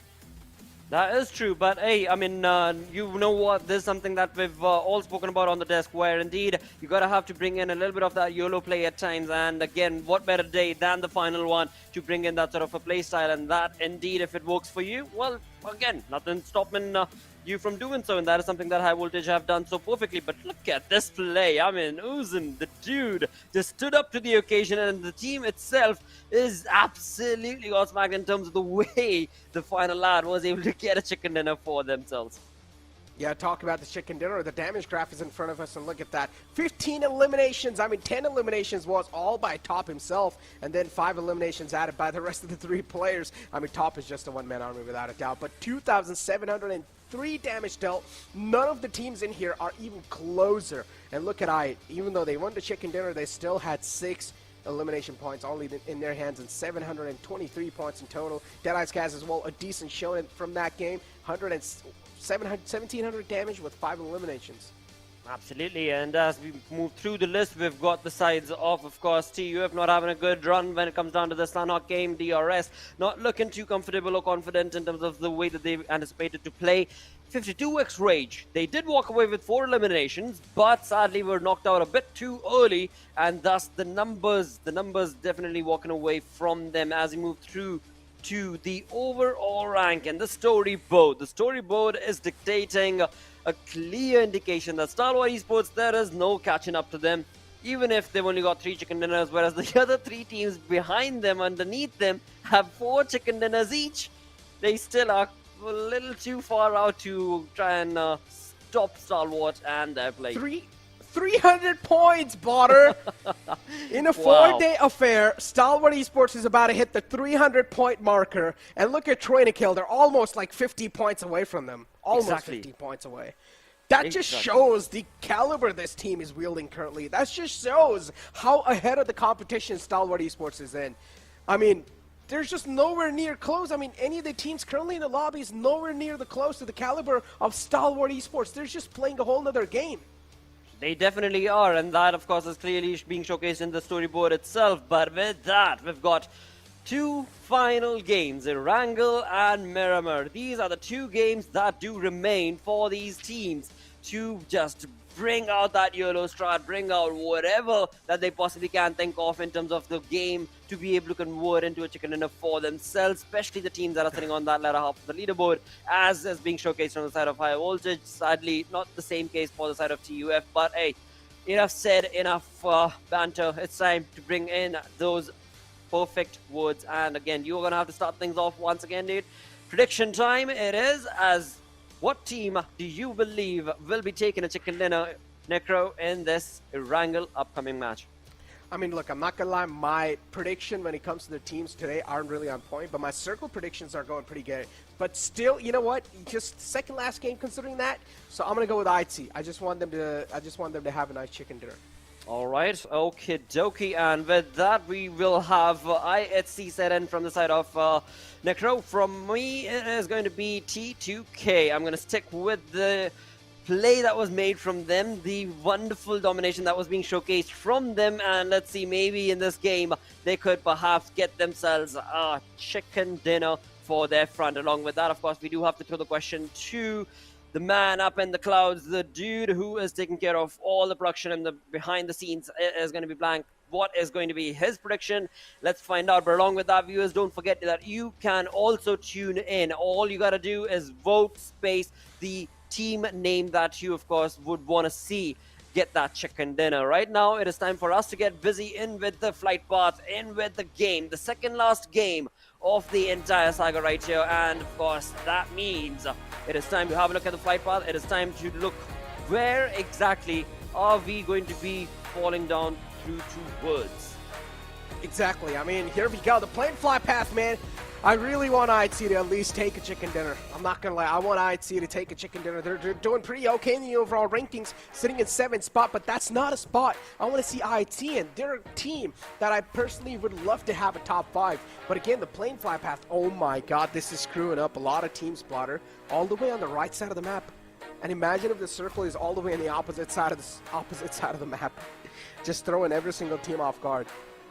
Indeed, that is true. That is very, very true, of course. And, well, for now, it is very, very important for these teams to just make up their minds and just stick to the exact same decision that they had when it came down to before the day even started, because I do believe the teams, you know, when the day starts off, they've already got a basic idea as to what sort of a play are they going to be making, what sort of a strategy are they going to be running with from one map to the next. And of course, as the day progresses on along, so many of the teams do not get to see what they anticipated. So, well, yeah, I just want to see them either stick to what they had already thought of, or maybe bring in a completely different YOLO front from these teams. For now, when it comes to the flight path, it is definitely not going to be throwing any curveballs. And same, interestingly, is the case from, of course, the zone being drawn on our screens as well.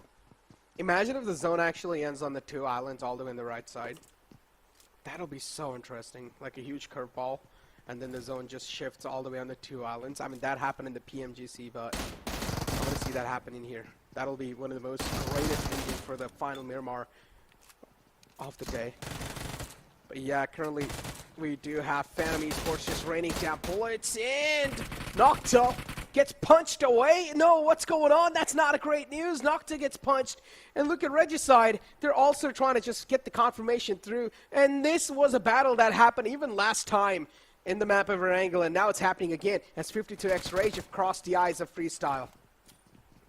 Absolutely, as Phantom Esports and Regicide have fought against each other, it is going to be the side of Mad Max with that crazy spray coming in with the M249. Going to be absolutely easily fencing down, and in doing so, will be able to get a confirmation elimination for himself, for his team. But in doing so, of course, they've also lost one of their players. So an equal trade is what this is between these two teams. And now, as we do have Regicide in the front, here we do see the players. I mean, Slipknot's right there, all the way in the front, and Regicide, Nocto, and Vaz are right next to each other, and Blotter. Now, dude. Miramar going on right now. Second last game. The last game is going to be Erangel. Imagine the chaos that's going to be there. The final game ever, but let's not talk about it right now, because the Uzi in the hands of Faster is going to take him out quite quickly. Oh, very quickly indeed, and in doing so, it is going to be Freestyles Arham who's going to be pushing on against this compound of 52x Rage, and it is not looking good for Faster because he is down lonesome, all by his lonesome. He drops down, he goes down, and dead is what it is, because the elimination point has been secured. Arham from the side of Freestyle will be easily able to get that point for himself. So right off the bat, in the first 4 minutes of the game itself, we're looking at two individual teams taking on those individual matches or rather taking on those individual fights as of now, as we jump back to the first one that we were part of, where indeed Rez's side going up against the players of Phantom Esports are still stuck against each other as of now. Talk about being stuck against each other. I mean, Noctel. Again, these two teams, and they've already taken a lot of damage against each other, and they know at this point in time might as well just go all guns blazing. Phantom Esports, they're not going to back out without any sort of engagements, and neither Regicide are going to. Uzi in the hands of Nocto might just be quite a shredder in the close range, and that's what exactly is happening. But the cover fire from the rest of the teammates of Phantom Esports is going to be there on the point, and Regicide gets caught off guard. But Vexy and Slipknot are the final two hope and dreams alive for the side of Phantom Esports, and Regicide as well. They only have two players up, and as I said, the Uzi is going to be quite detrimental in the close ranges, and that's what exactly is happening. Vexy is going to seal the deal on both the last two players.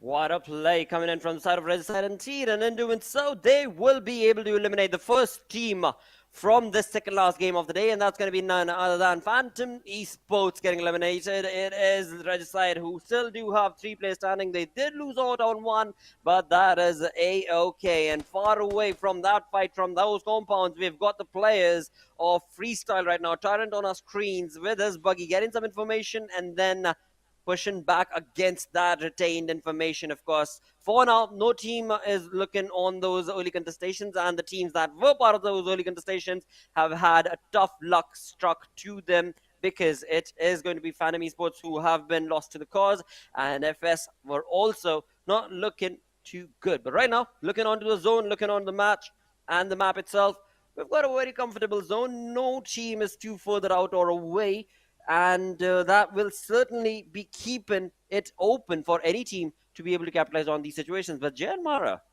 they are getting too far out aggressive in terms of the way they've approached this. Look at how dissected and separated they are from each other. Yeah, exactly. Quite separated out. And that's not going to be a good thing, right? Because as you do take a look at the map currently, DRS is right next to him, Terrain to Kill is right next to him, 52x Rage as well is right next to him. So that means if JyanMaara are going to be staying separated throughout the entire game, then they won't really have full firepower to just frag against them, against a 4-man squad. So you will need to try and reunite, especially in these sort of moments when you do know there's a lot of threat lingering around. Indeed, that is true, with the Mirado in the hand. Fry Boy from Deadeyes Guys, along with his teammate, slowly but surely making their presence known at La Cabrera. Along with that, as we move on through to the players that we were just talking about, the team that we just brought on, that was the name JyanMaara. No Fear right here on our screens, a little too far out from his team. And in this mini-map, we can see the players of DRS are very close to his vicinity. And the other player is going to be the player that is Snipe YT from JyanMaara, and he is definitely the destructive force from JyanMaara. He all by his lonesome will still push on to take on the fight to the face of TDK, and Yog is the man who's lost his vehicle. Good, will be able to get that revive, of course, but now it is all about the spray, and the spray will be able to pinch it down Snipe YT very easily, and JyanMaara have already lost one of their players, where No Fear is the other person who was out in the open, too far out. And the other two players, they are actually close to each other. They are together. So, yeah, No Fear is going to have to play it out all by himself for a few more minutes before he can be surrounded with his teammates. Exactly. DRS now against the players of IT, and again, Alex being taken out. What's going on with IT? Why are they so off sync? And this is something that's been happening throughout the tournament. I mean, true. It would be something that I would say, I mean, they're not really off sync in their battles, because the individual fragging powers this team has, the individual gun power this team has. But then when it comes to the placement point, when it comes to the rotation, that's something that IC is always struggling with. and they will need to try and figure it out. I mean, we've been pointing this out over and over again, and again, Alex being caught out in the open, and that's not something that should be done from a team like IHC. I mean, what is Alex doing there? All the way in the open, in middle of nowhere.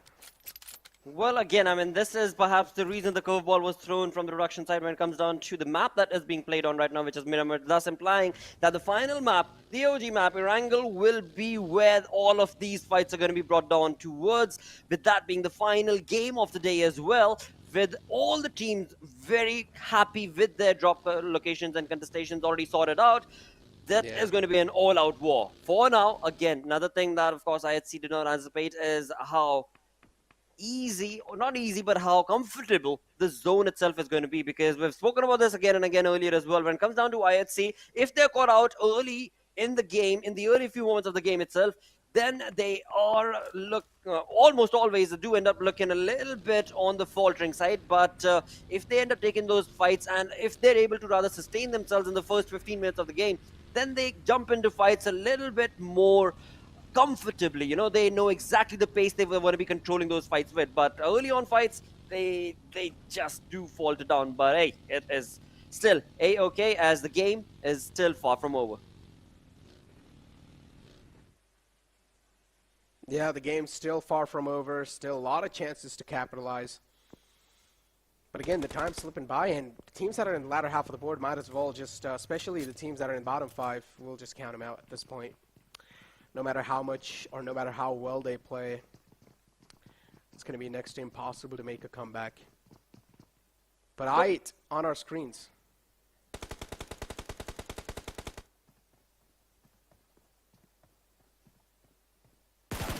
I8 was on our screens as they did try and take on a few shots right there, but then we move on through to the Deadeyes Guys players, and very close to their proximity is going to be the players of T2K making a rotation. Now, T2K have had some ups and downs as far as the gameplay is concerned on this final day, but overall, in terms of their play style, things have been looking pretty good, as the aggressive stance and force that that team reigns on with definitely helps them reign in supreme so many times as well. But this time around, the question is going to be asked to them, to the players of T2K. Are they ready? Are they prepared? Because Deadeyes Guys, they are hungry to get those elimination points for themselves. They've got the information. Look at the spread, as on the minimap we can clearly see the 3 players from the side of Deadeyes Guys are on a very interesting spread out against the players of T2K. A flank has also been created, but that distance with which this team of Deadeyes Guys are approaching this fight could very well be the reason for their early demise as well, because it is out in the open, whereas T2K, well, they've got the safety net of this compound.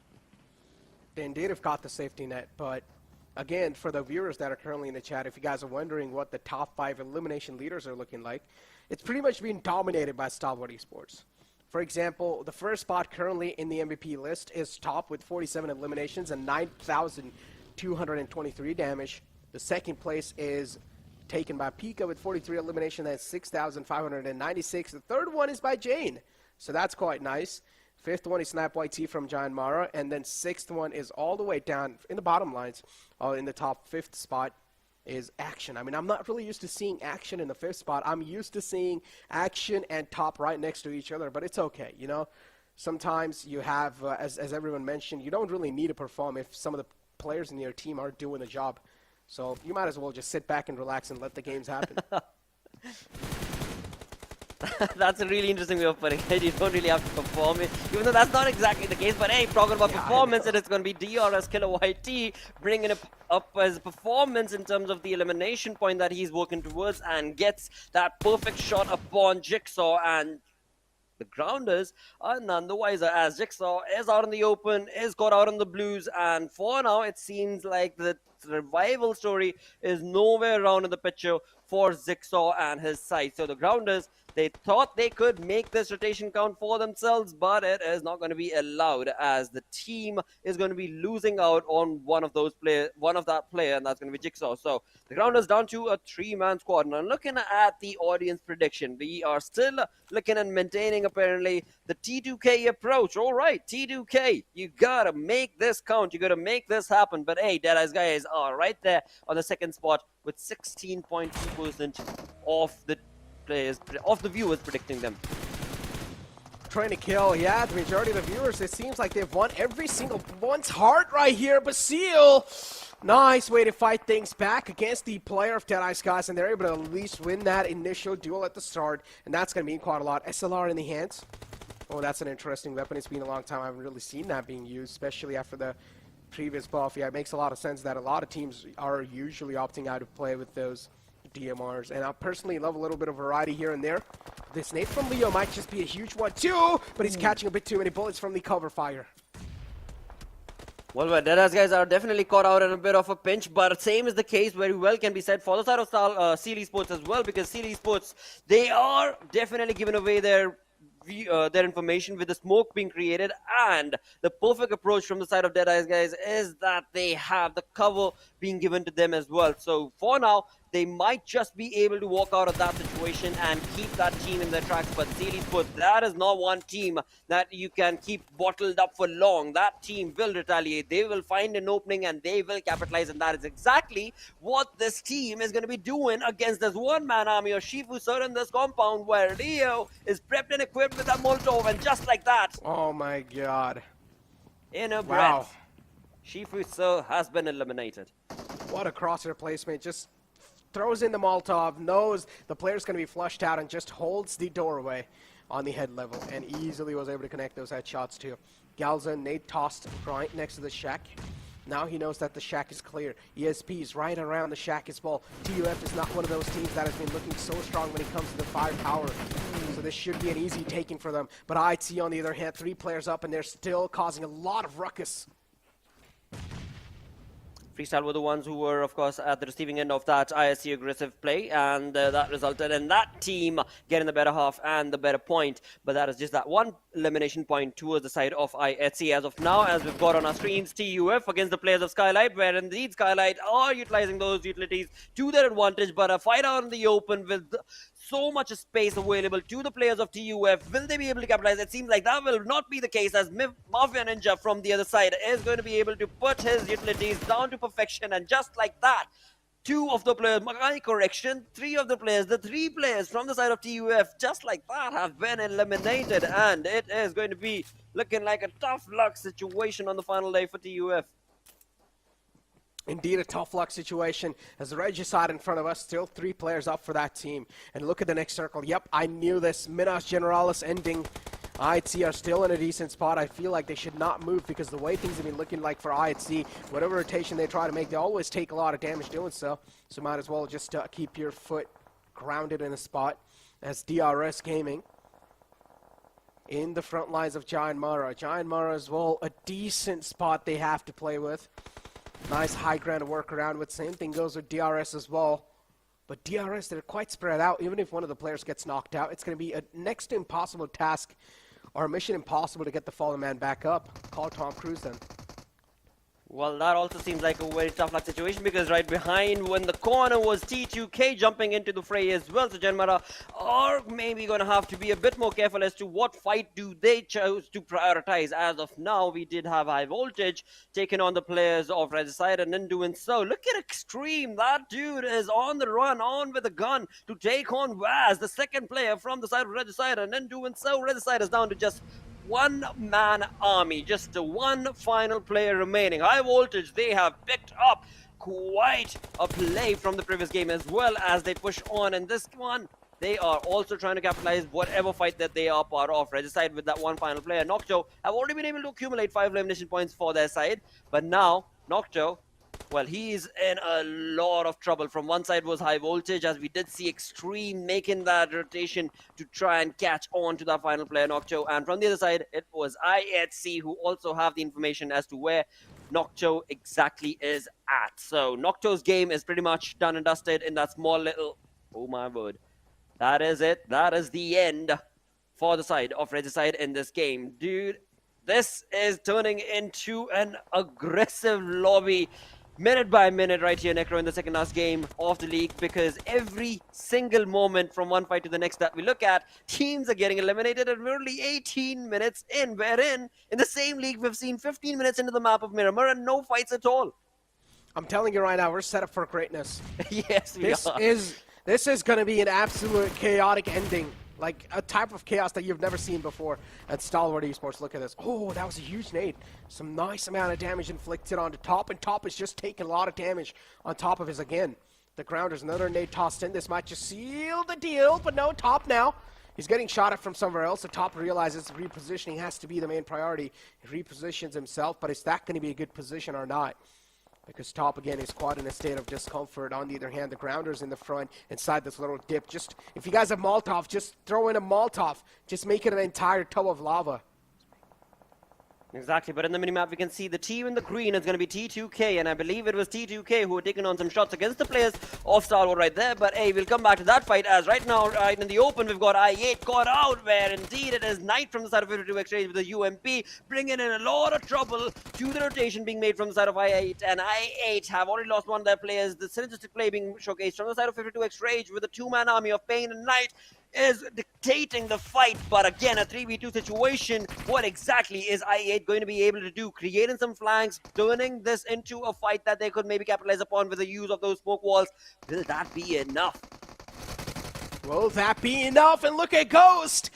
Nice, great jiggle movement. Was able to shut the man down in the front at 52x range. They're just caught sleeping. And I8, that's some light work. Don't even need to break his sweat to take him out. Calm, cool, and collected. On the other hand, Stalwart Esports will need to breeze through the Grounders' defense to even move on forward.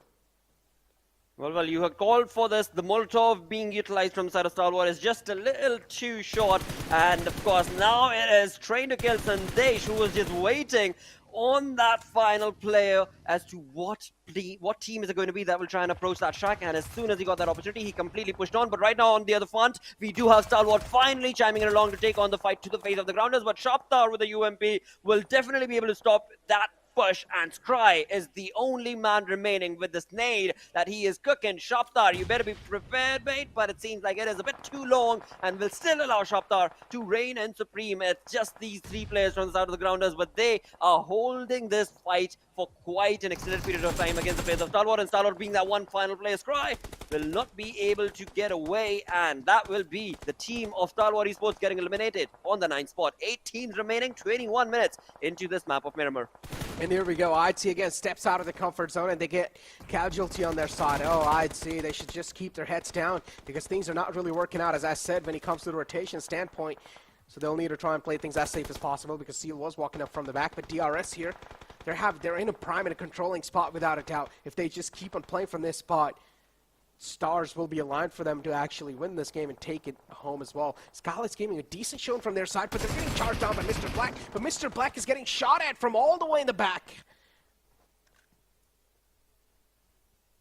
And just like that, the Grounders will be eliminated. We've got I8 getting eliminated on the 7th spot with 5 eliminations to their name. 5 teams remaining. This is quite an aggressive Miramar. I mean, 21 minutes in, we're down to 5 teams remaining, 17 players in total. IC chiming in to take on the spray against the players of Skylight, where Mafia Ninja has been caught behind his broken vehicle, but will that be his savior, or will that be his demise? Because it seems like the vehicle can still be blown to some smithereens, and as soon as it's done, that would be the end of Mafia Ninja. But for now, it seems like Godless from IHC is actually utilizing that position as a baiting situation. No, he's just, he's just not able to find any sort of angles to convert it into elimination. Then there you go. IC is finally going to push on up, and that's a great capitalization as well from the side of IC. Nice way to close things off, and also he has now a nice rock to play around with. He also has a little smoke for cover. But Skylightz Gaming, they're just raining bullets onto IC. They're keeping him suppressed. They're keeping his head down. Not really let him tuck outside because they want to save Mafia Ninja. That is so true. They're trying their level best. They're definitely trying their level best. You can see the camaraderie over there between these players. Mafia Ninja slowly but surely trying to get closer and closer, but far away from the distance. There's going to be IHC's Godless taking on that shot, the final shot to bring in that elimination point to their front. A 3v3 situation is what this is going to turn out to be, but again, IC is out in the open up front. He does have that rock to be able to give that cover, but will that be enough? Because now the other 2 players of IC's team from IHC, Godless and Seol, they are caught with high voltage taking on some perfect shots against them, and Skylight also chiming in. Exactly, but IC, unfortunately, they decided to make a nice off angle against the players of Skylightz. But Skylightz realized they're getting flanked on, and this is exactly the problem. If your flank is spotted, then things are not going to work out in your favor because you're all the way in the off, you're pretty much in an off angle, and it's going to be really tough to retaliate back in IC. They're able to pull it off, though, or at least they're able to save the day for now. IC, it's all down to IC and Zyal. Zyal is, of course, a man who has been putting on some insane numbers, but Zyal as well will crumble down under the pressure. Too many bullets to dodge. Too many bullets to dodge indeed, mate, and in doing so, I see, even though they were looking pretty miraculous in terms of the way that they were able to approach those situations and convert them into elimination points for their side. 6 elimination points confirmed. With that, they're down to one final player. That's going to be IC, but High Voltage, they are on a high-octane play altogether from the previous game on to this one now. With all 4 players still standing, they have a pretty good run down on this chicken dinner, but they've got 2 big names to bring down. Along with that, of course, the final player of IHC. They've got JyanMaara, they've got the real soldiers in the house as well, and looking at the compound, well, DRS, they have the safety net right now, but not the case for High Voltage. Delta just mows down the field in the front. And DRS, look at that. Delta again just eyeing out the spots. High Voltage somewhere down line now. The pressure is being felt. And in the second last game, High Voltage decided to step up, but it's a little too late, I would say.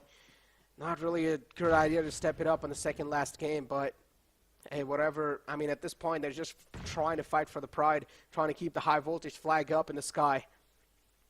IC barely surviving in the edge, but the next circle shift is going to be really harsh towards the players of IC and also JyanMaara. These 2 teams will need to make it out in the open as well. Ooh, this is not looking good, as you so perfectly mentioned, for ISC, JyanMaara and High Voltage. But hey, it's all about capitalization, and that capitalization needs to be from the side of DRS. Now, DRS, they are a bunch that have scattered themselves across into that compound, and they are going to be keeping a keen eye and close eye towards all of the angles that are open against them. But again, there are a bit too many, and JyanMaara, they're being too very cheeky, they're being too very quiet, and that is the X factor that could maybe favor this chicken dinner moving towards the side of JyanMaara, where High Voltage is what I would have anticipated to take on based on the numbers advantage. But now, again, the safety net based on the compound for JyanMaara and DRS is definitely working against High Voltage. High Voltage currently playing in a defensive stance. They don't really want to aggress on forward. They want to take as much time as possible to think it through. A mature decision from these 4 individual players.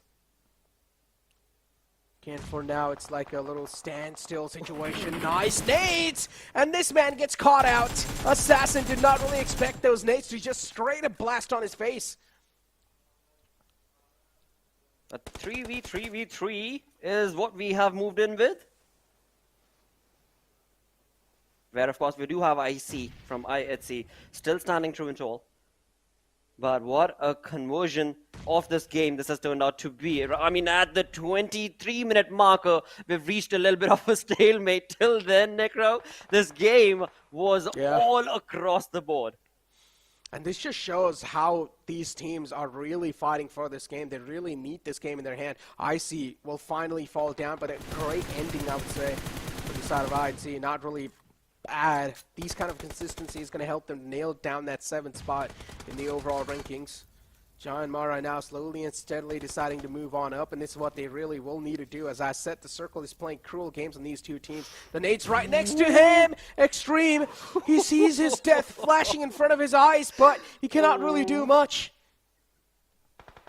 Sheesh, that was close. That was real close. But again, of course, that also does mean that the information has been retained from the side of High Voltage as well. But what can they do? Because they've got no cover to work with. And the nade parade from the side of DRS is actually going against the players of High Voltage, where the numbers advantage that High Voltage were at one point of time looking very comfortable with has gone definitely against their chicken dinner winner dream. But right now, it is once again unpointed JyanMaara who have the better half of this entire situation, because all of these utilities that DRS is utilizing onto the players of High Voltage is, well, bringing their utility numbers down, and JyanMaara could very well capitalize on that situation. But hey, we do see Delta keeping a keen eye towards that side as well. So it is, again, a very experienced team, no question about it, the real soldiers. But now it is all about the utilities along with who gets an opening. Look at the amount of nades just raining down. It's a nade parade. It's an artificial red zone being created by these players. It's an airstrike being called on the players of DRS. But nothing's connecting, nothing's being found. They're not able to find that sweet spot yet, Blotter. And that's something that's pushing these players of high voltage in a really uncomfortable situation. Wadu still has his head tucked down and he does not have a lot of HP to work with. Wadu at this point in time is pretty much a done game. He's so low, the wall of death is moving in. Wadu, move up close. If you're not, then the wall of death is going to seal the deal. And there you go, the nade from Gunner is going to take care of it, and DRS all down on Rebel, the final man alive, and he's sneaking in the smoke, but he's not going to be able to get anything done. JyanMaara with second last chicken dinner of the day on the map of Miramar, Blotter. And JyanMaara, oh boy, they needed this. And JyanMaara, they're back in the run. They've snatched away the position from TDK. Now they're again back in second spot. Oh yes, they are, Necro, with 10 eliminations, 25 total points along with that chicken dinner. The team jumps up to the second position, but this time around, well, again, we did point it out before the game started, our viewers. When it comes down to the team that is sitting on that top position, it is Stalwart Esports, and the numbers advantage that they've created for themselves is just too massive to try and capitalize upon. But hey, this was a really good Miramar game coming in from all of these teams, as we had so many fights right off the bat in the game itself. But GG indeed is what this entire Miramar was. With that, we are going to go on a short little break. After that, we are going to be tuned in with Johnny and for the final match. Stick around, we'll be right back.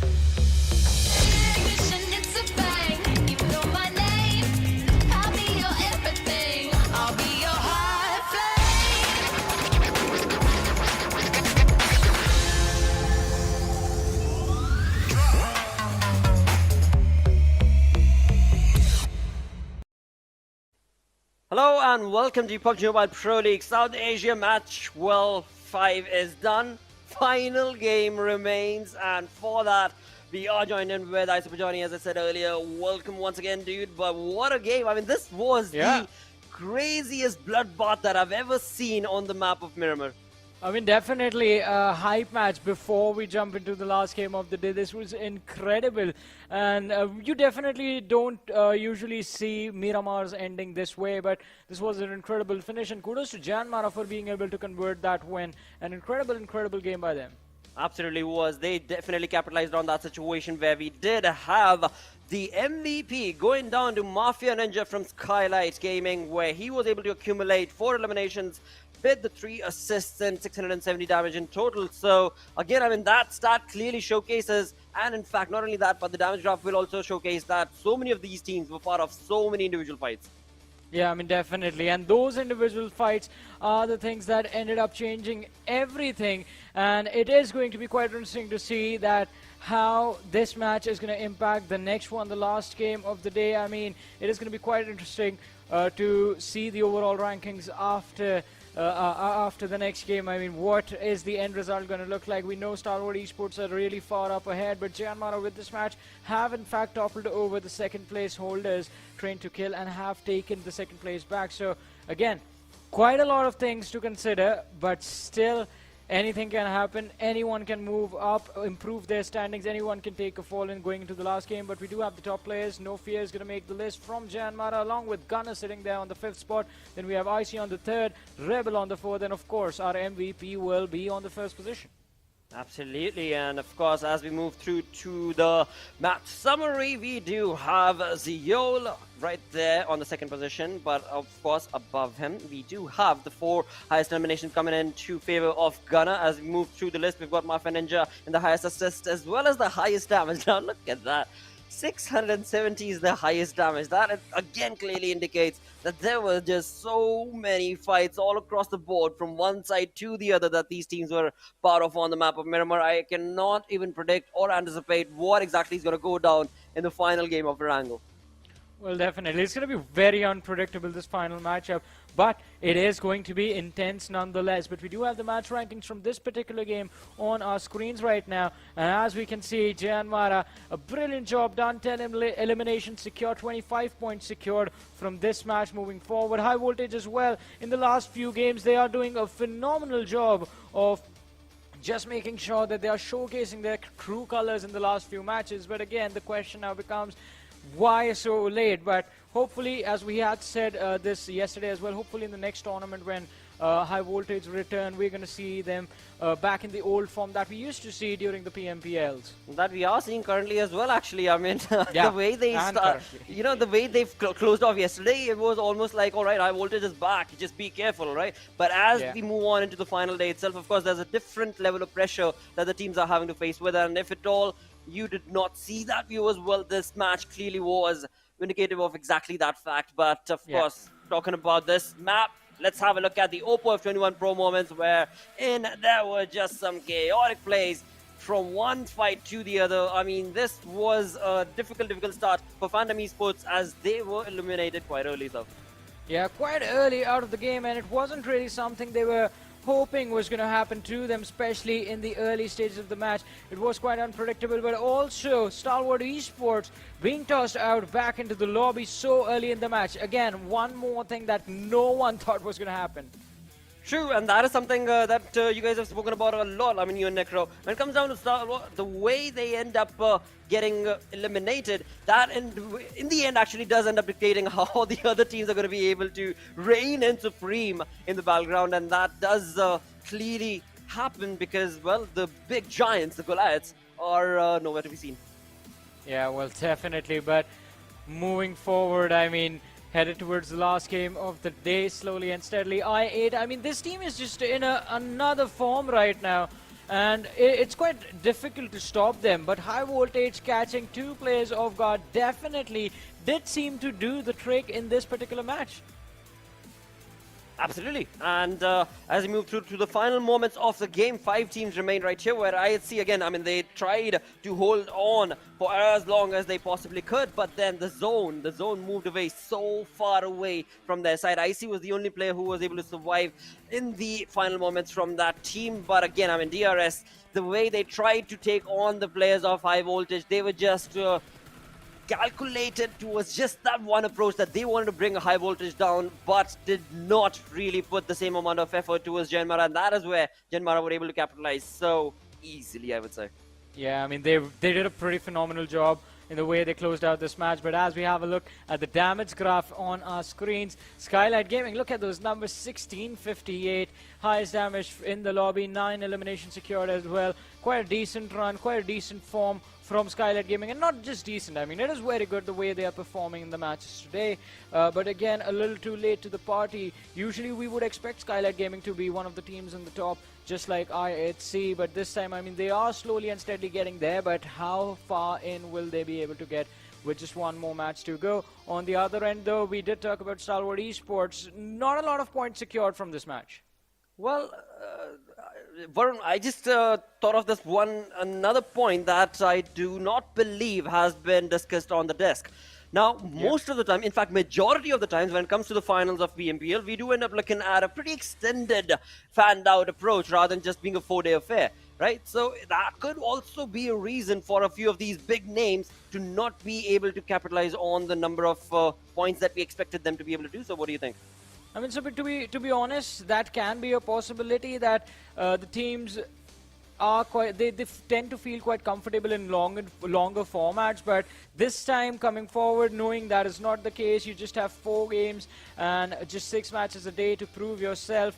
I mean, the team should have just prepped up for that, made sure that from the get-go their performance was on their best foot forward. But I mean, again, you can't really complain too much. In lobbies like these, in tournaments like these, where everyone is just the best from their region, right, it becomes really hard to compete. And because of that, I mean, this has been a rule of life, right? If someone is winning, someone has to take a hit. And when everyone is a very well-known name, well, even the teams taking the hits are going to be well-known teams as well. Interesting how you put it. When somebody's winning in life, somebody has to take a hit. Somebody has to take a fall is rather what I would want it to be IRL. But hey, somebody taking a hit as well in-game is exactly how it's being played out right here in the battleground. But again, yeah, you do get hit quite a lot. You do, right? That is true, that is true. But hey, right now it is a point-blank, straightforward question. Yeah. What is going to be your decision? What team are you want to be looking forward to getting the chicken dinner in this final game? See, I'm going to go ahead and make this prediction, but I know there's a very high probability this is not going to come to true, because this has been the case in every single tournament that you hardly get to see teams at the top finish with chicken dinners. But since Stalwart Esports have more than a 40-point difference between them and the team on the second position, right, I would want to see them finish off with a chicken dinner, but let's see what is going to happen. Okay, all right. But again, I mean, just to point out to the viewers, based on the facts and the stats itself that were displayed in the overall storyboard, Stalwart is sitting on top of the leaderboard, yes, in the overall standings, yes. They have, as Johnny so perfectly mentioned, about 40-point plus of lead, but along with all of that, they've only got, what, 3 chicken dinners, correct me if I'm wrong, Johnny, whereas the team sitting on the second position, JyanMaara, has 5 chicken dinners. So even with 5 chicken dinners, if you're not able to catch up, you might as well just bow down. Nope. I did not say that, because again, the mentality here is to be the best in the battleground, and for that, I do want to be able to see 52x Rage take this final chicken dinner.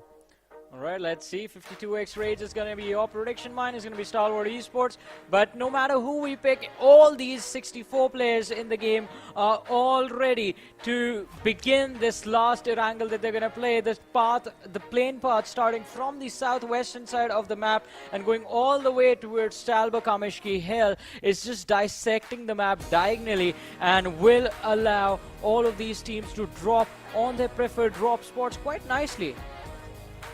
Absolutely, mate.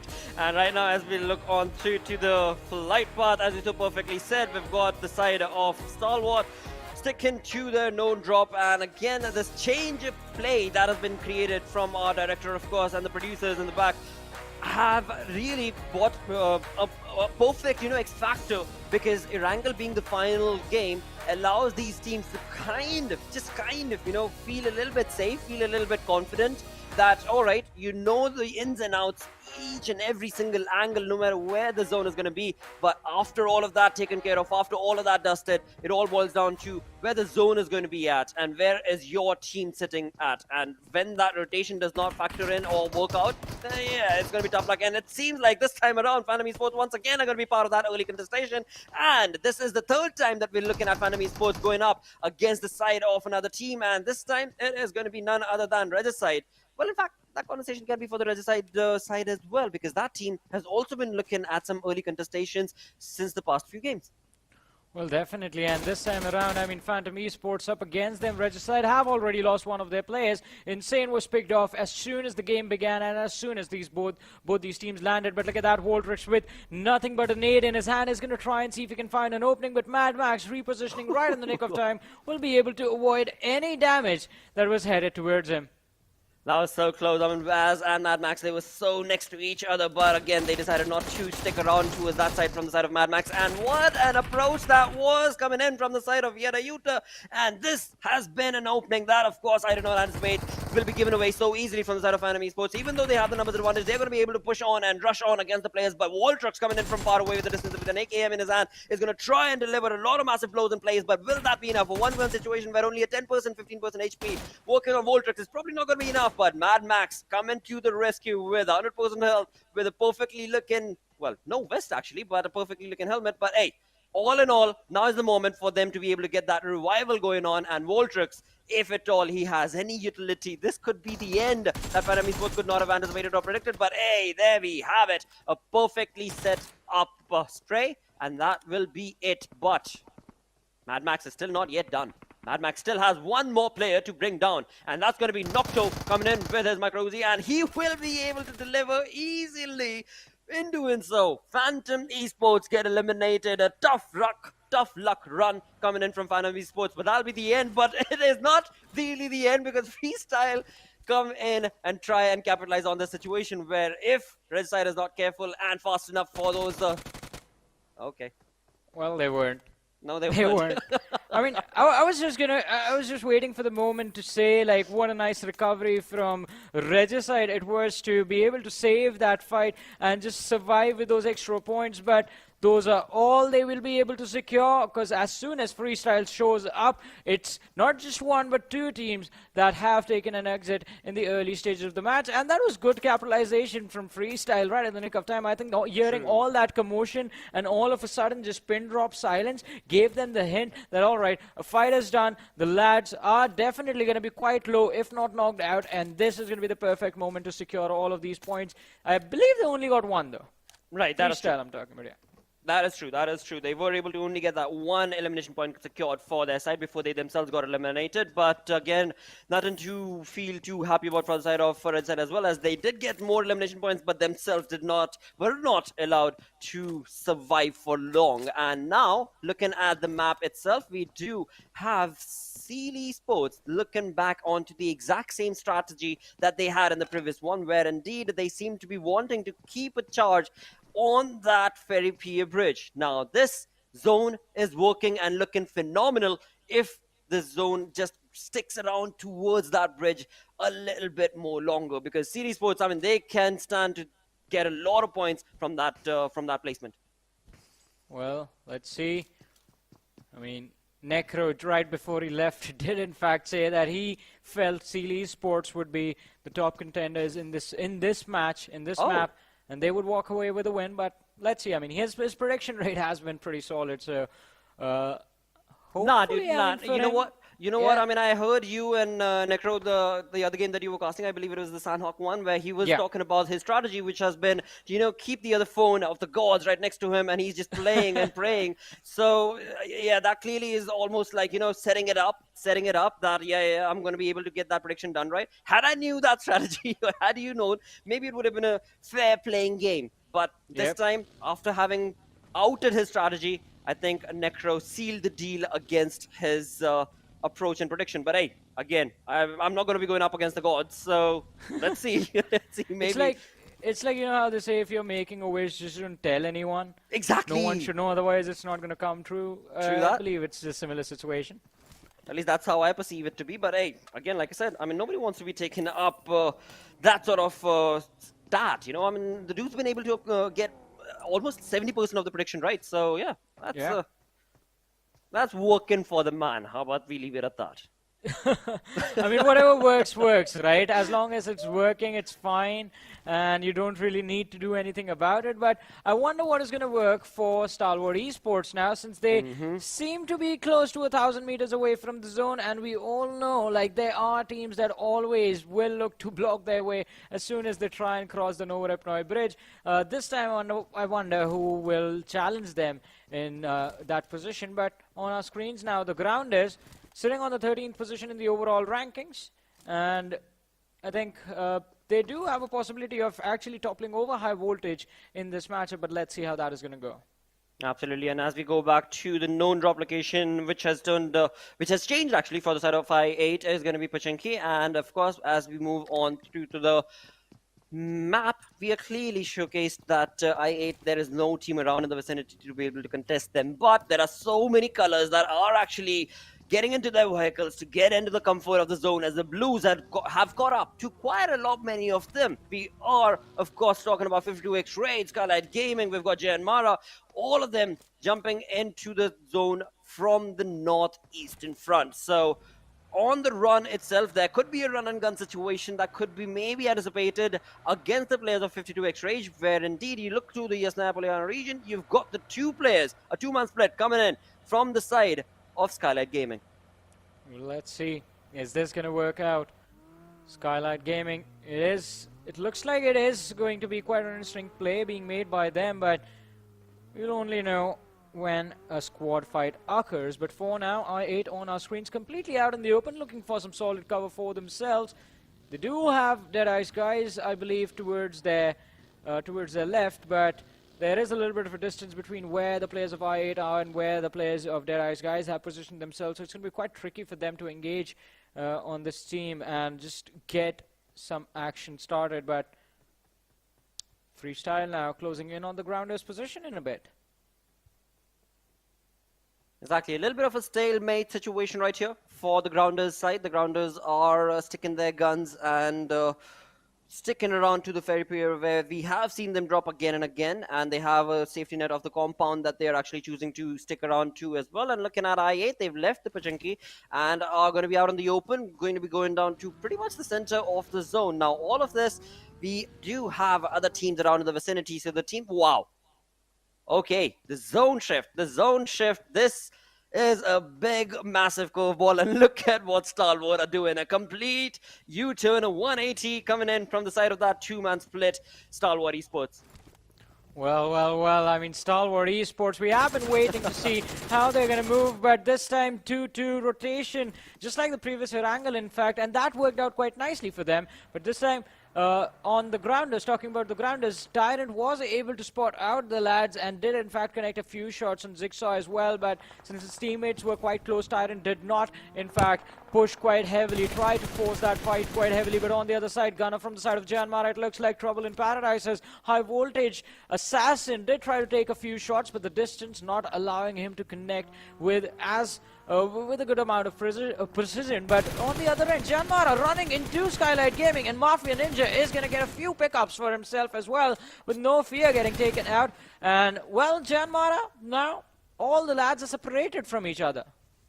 Well, they definitely are, and that's not looking good for the side of JyanMaara. But one thing that we have seen from the side of JyanMaara is that even if those lads are separated from each other, they are still able to have a decent play.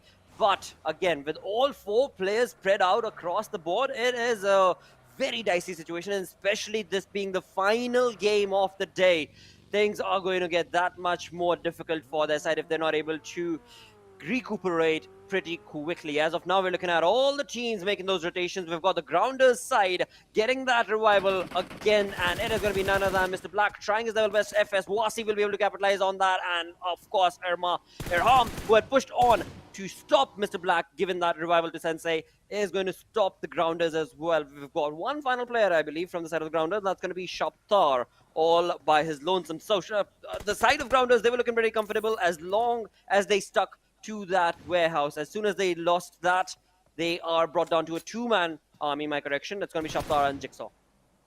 Well, and it's not going to be looking good for the team. Just final two players surviving. Freestyle still out for Hunt. And they won't let this go as easily as the Grounders think. Jigsaw and Shaptar, they will have to stay hidden for quite a bit now. And just let the clouds, the storm that's just hovering over them, let it pass by.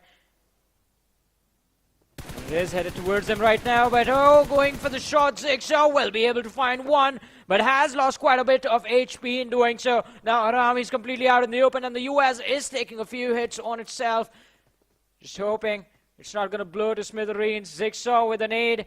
He's going to try and see if he can blow Aram out and make him force him step out in the open. He did for a minute, going for a few shots with the M249, but will be forced to jump in the water.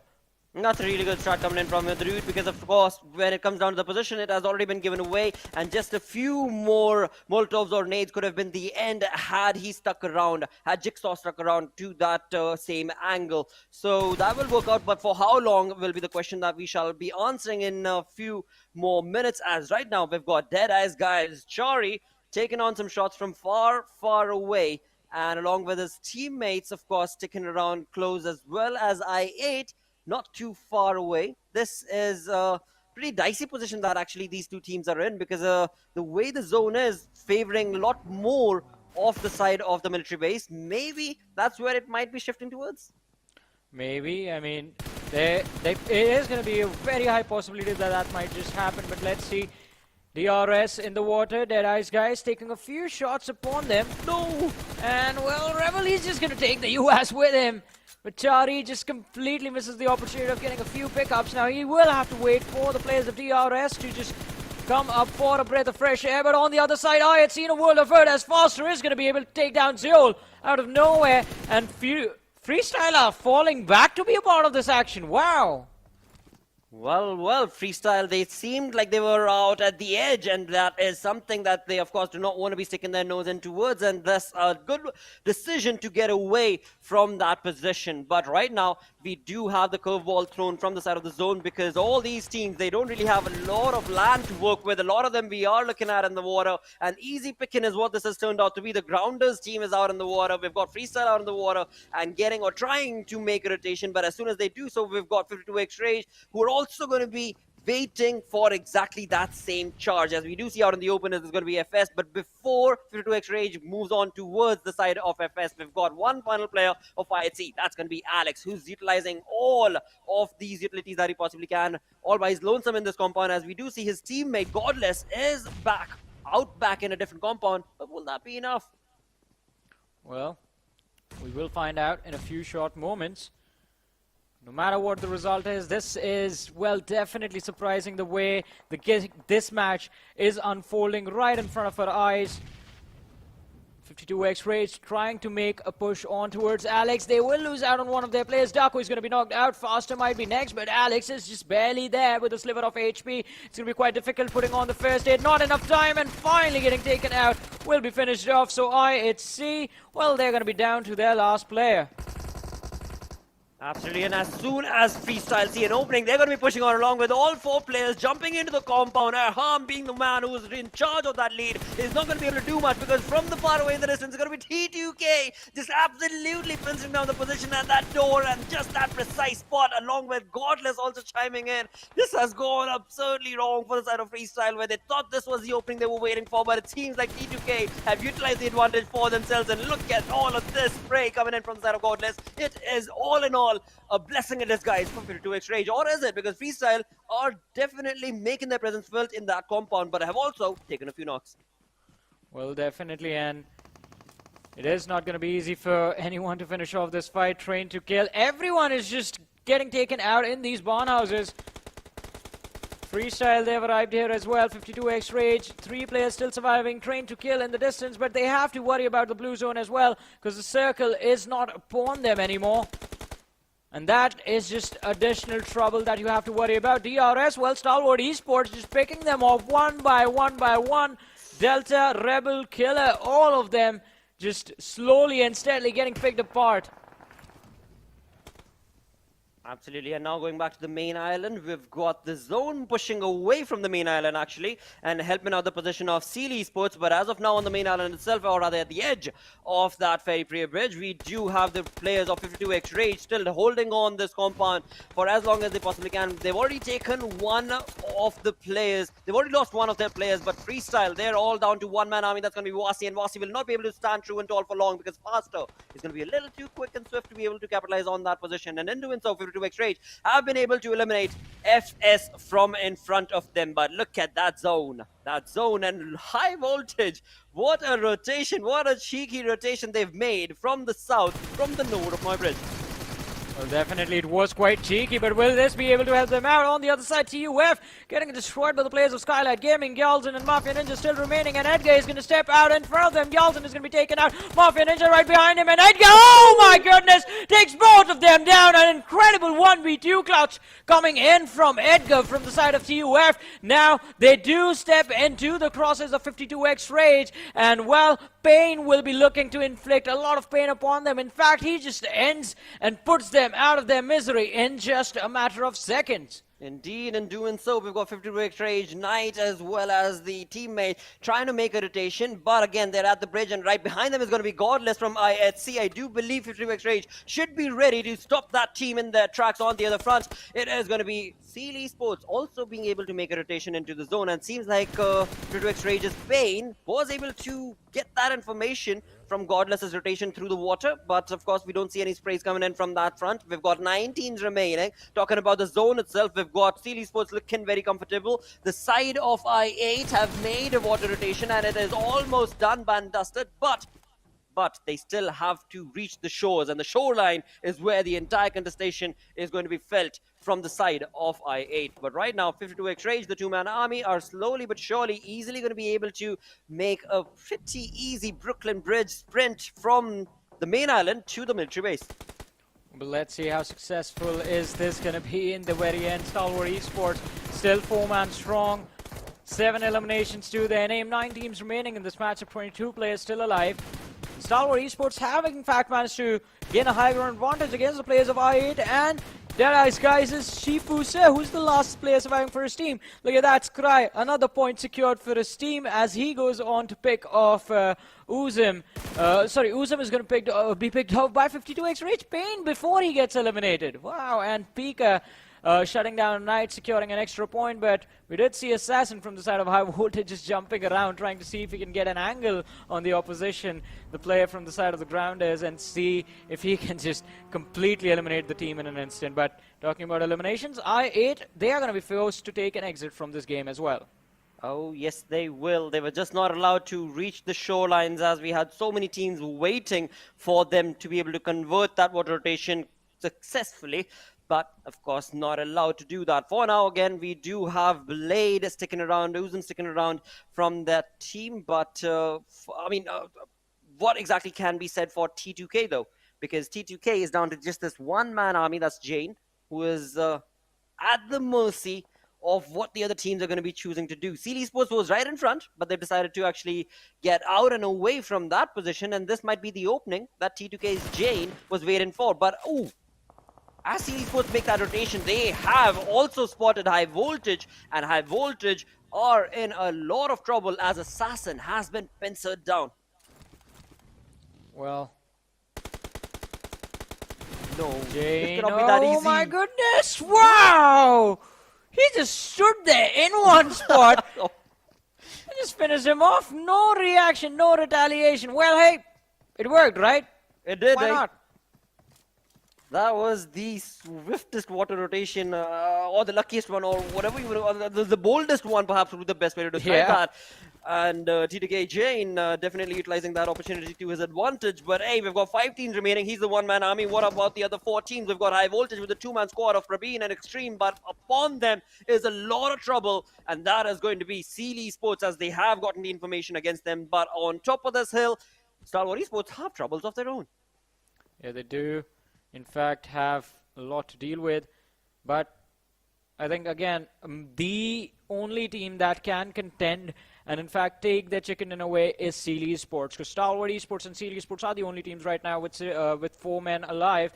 T2K, it's just Jane that's there, and High Voltage are down to the final 2 players as well. But Praveen, he seems to see the backs of the players of Stalwart Esports. So again, we did see a game-changing moment in Sanhok previously. Now maybe on this last Erangel, things can be changed and the chicken dinner can go to someone else. Nothing is ever guaranteed, but look at that. Extreme is going to be spotted out by Wally, and Wally switches over to the Mini 14.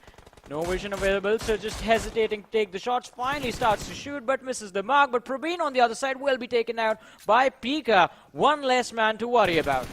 Well, one more less team perhaps to worry about if that spray is going to be connected and connected. It probably will, as the player is out in the open and, of course, Extreme too far away.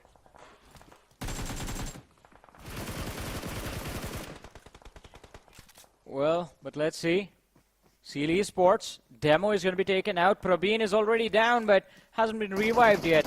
Stalwart Esports still doing a pretty good job. Top did take a lot of damage, but he has managed to stay alive all this time, and now, in fact, has healed up. Esports down to 3 players now. And, well, a lot of utility is going to be laid out by them to allow them moving space inside of the zone, to allow them to move towards the circle, which is under the control of Stalwart Esports. Other than them, everyone else is outside the circle. Absolutely. Stalwart Esports are the ones who are definitely keeping a control of the zone as of now. And Esports, they are stuck. They are stuck. I mean, they've got that rock to work with, and it seems like that's also not going to be working for long, because it is going to be Praveen from High Voltage taking on some shots against that player from Esports. And in doing so, Praveen himself will be able to give away his information, and Stalwart Esports Action will jump into action to take on those shots and bring that team down. And that does bring it down to another elimination point converted for the side of Esports. But look at T2K Jane. There is absolutely a red carpet open for him for Canes, because this is the legendary play that T2K's players have been showcasing in the past 3 days. But will this one-man army... Oh my goodness! Wow, that... again, it is action just pushing forward. He tried to go for a hero moment right there with the buggy driving forward, switching the seat, trying to see if he could take the player down, but just absolutely fails in doing that. And look at this, as you were saying, Blotter, we do see Jane on our screens, and this man is just patiently waiting in one spot. Wow.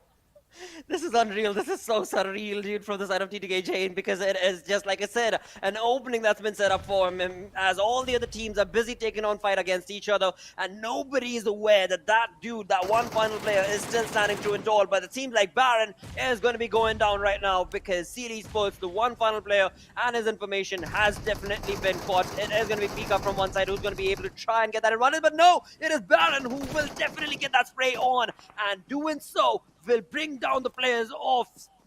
What a play! This is turned up. This is ludicrous. This is unbelievable. Can T2K get a chicken dinner out of nowhere? Well, let's see. We're about to find out. It's down to a 1v1, and I never thought T2K would stand the possibility of winning this game. But let's see. This match, this tournament needs to end in style. And what better way than a one against many situation? Jane, he has made it all the way down to a 1v1. The last player right in front of him inside of the smoke. Baron, he's prone out. Jane, he needs to get up and start shooting as soon as he sees him. And since Baron will step out first outside of the smokes, and he is a little bit on the outside of the zone. Let's see how the end is going to come of this match. Baron is throwing forward. Jane sees him, and the shots connect. Trying to kill the final chicken dinner. It is going to be theirs. What an impressive finish, but was this enough? Now that is the question that everyone will be waiting to find the answer to. How? What in a... What an opportunity. I am speechless. This is bold. This 434 damage in the entire game. 3 eliminations, getting a chicken dinner. T2K have made it to another level altogether. The gods of this game are definitely rooting for T2K. That was a once-in-a-lifetime sort of a game that one could be a part of. And what an amazing conversion from the side of T2K Jane. I mean, an impressive finish from Train to Kill. I mean, you can clearly see the audience in the arena already cheering for them. But that was the winner of the game. Now the real question is in front of us. Who is the champion of the PUBG Mobile Pro League South Asia? Oh boy. This was incredible. This was, like I said, a once-in-a-lifetime play, but the champions are Stalwart Esports, the team that made it known to the entire lobby from day one itself, with the number of points and chicken dinners and the elimination points all working in store and in favor of side of Stalwart Esports team, all the way from Mongolia, taking the championship by a storm, of course, because of the points lead that they got. I mean, talk about this, Johnny. They baited teams to get as close to 8-point difference, 6-point difference, and then would create a massive lead from the next game onwards, which is turning down to a 15-point lead. It's just absolutely abysmal for the side of Stalwart Esports how they're able to maintain this every single game. Yeah.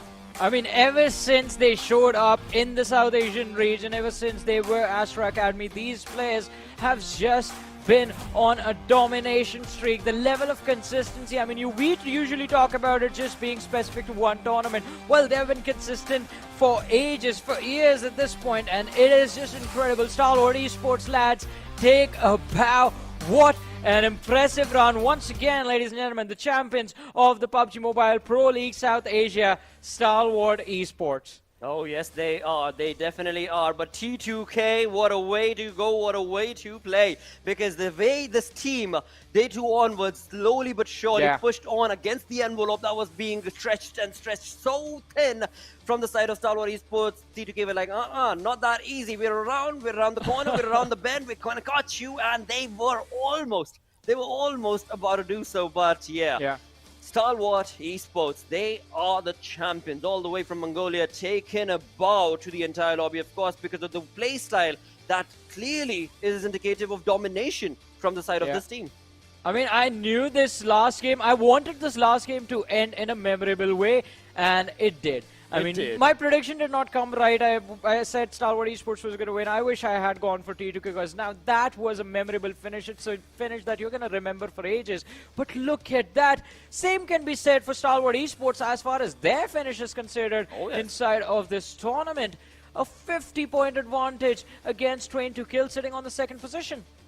I mean, just 3 chicken dinners, and the amount of point difference and distribution they've been able to accumulate in 24 matches, it is ludicrous. Of course, in all of that, T2K have 5 chicken dinners. JyanMaara sitting on the 3rd spot with 5 chicken dinners of their own, and then comes in I8 Esports, and of course, all of this, we have to bring up the name that is going to be 52X Rage, the team that has pushed on to the second page. But hey, from that second page, a team to bring up is going to be I8 Esports.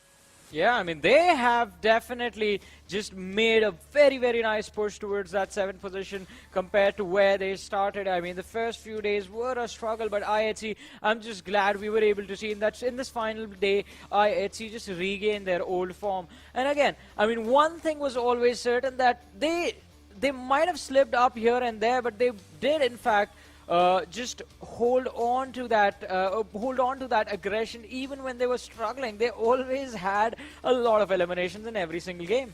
They definitely did. As we move through to the second page right now, we do have Phantom Esports sitting on that 11th position. Another commendable team is what I would say, and the approach that they've been able to have has been fabulous, is what I am going to call it. And look at High Voltage. I mean, the way this team, all the way from that 16th position, surely it was a bit too late of an uprising from their side of High Voltage, High Octane gameplay. But hey, again, if they're able to make it without a chicken dinner, jumping all the way from the 16th to slowly but surely climb all the way to the 14th, is a GG, bow down and roll sort of a play from their side as well. But TUF, tough conversion from them, because at one point in time they were looking good, but as the days progressed on from day 2 onward to the day 3 and then 4, it just faltered against them.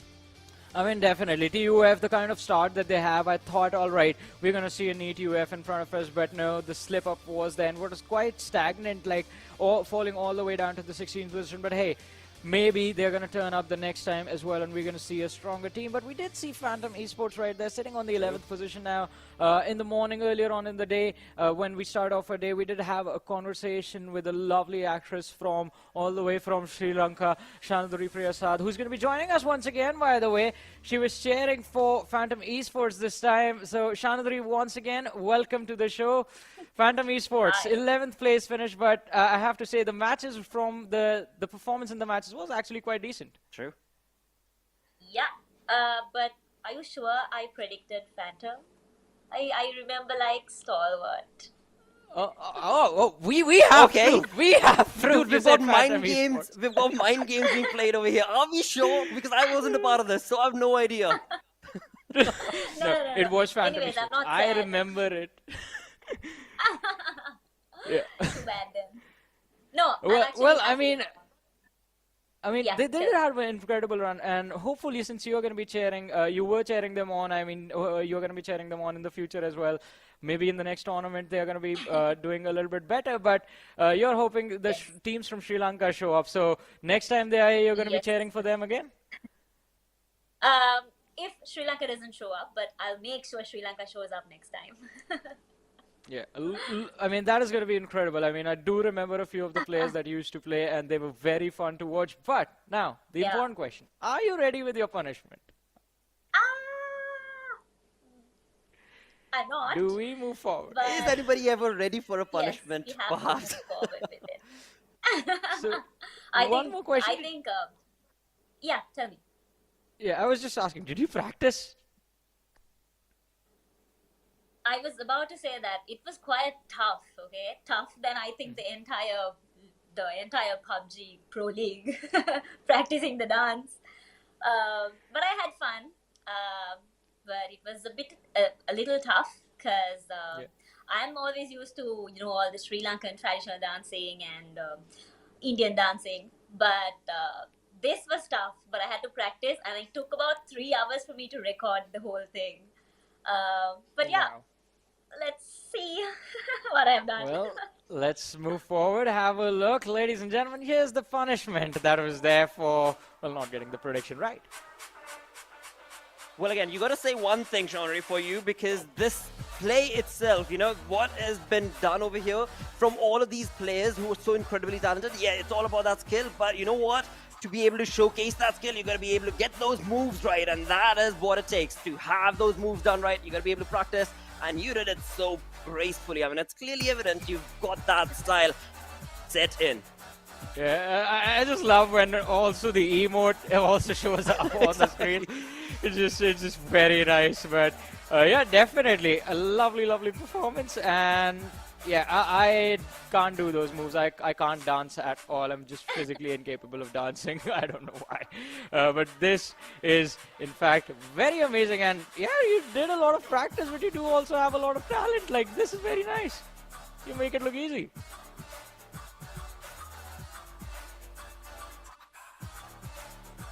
Absolutely, of course. And right now, as we have the punishment, all right, so the punishment done and dusted, I'm sure because of the way that you already are looking so graceful, you did enjoy this, right? It was 3-hour long practice, but it must definitely feel so much more awesome to have gone through this and learned all of these dance moves. Yeah, I think this is all. It was tough, like I said before. Yeah. So I was given a set of dancers, and I was given a set of song options to select from. And I thought the song I selected was easy, but no, when I tried to tally the steps with the song, it was tough. But I think I managed. Was I good? Really? Yeah, that was very good. No question about it. I'm sure the chat is definitely going to be appreciative of you bringing that onto yourself. But along with that, we've got a small little request right here, live as you're joining us. Would there be another traditional, as you said, you do love those traditional dances. Would there be a little bit of a move that you could perhaps showcase and maybe even teach Johnny right here? Yeah, I'm just gonna hide because I can't dance at all. I can dance. Can you sing for me maybe? I'll do some steps. Yeah, He's the this guy's a musician in here. I called it first. It's you. I called it first. But you know what? The banter right here, Chandra, is definitely going to carry on. But again, I do want to say thank you so very much. And of course, as Johnny did say, that we definitely do look forward to the upcoming season and maybe, have Sri Lankan team join in. And of course, you supporting, tuning in along through one of these streams as well.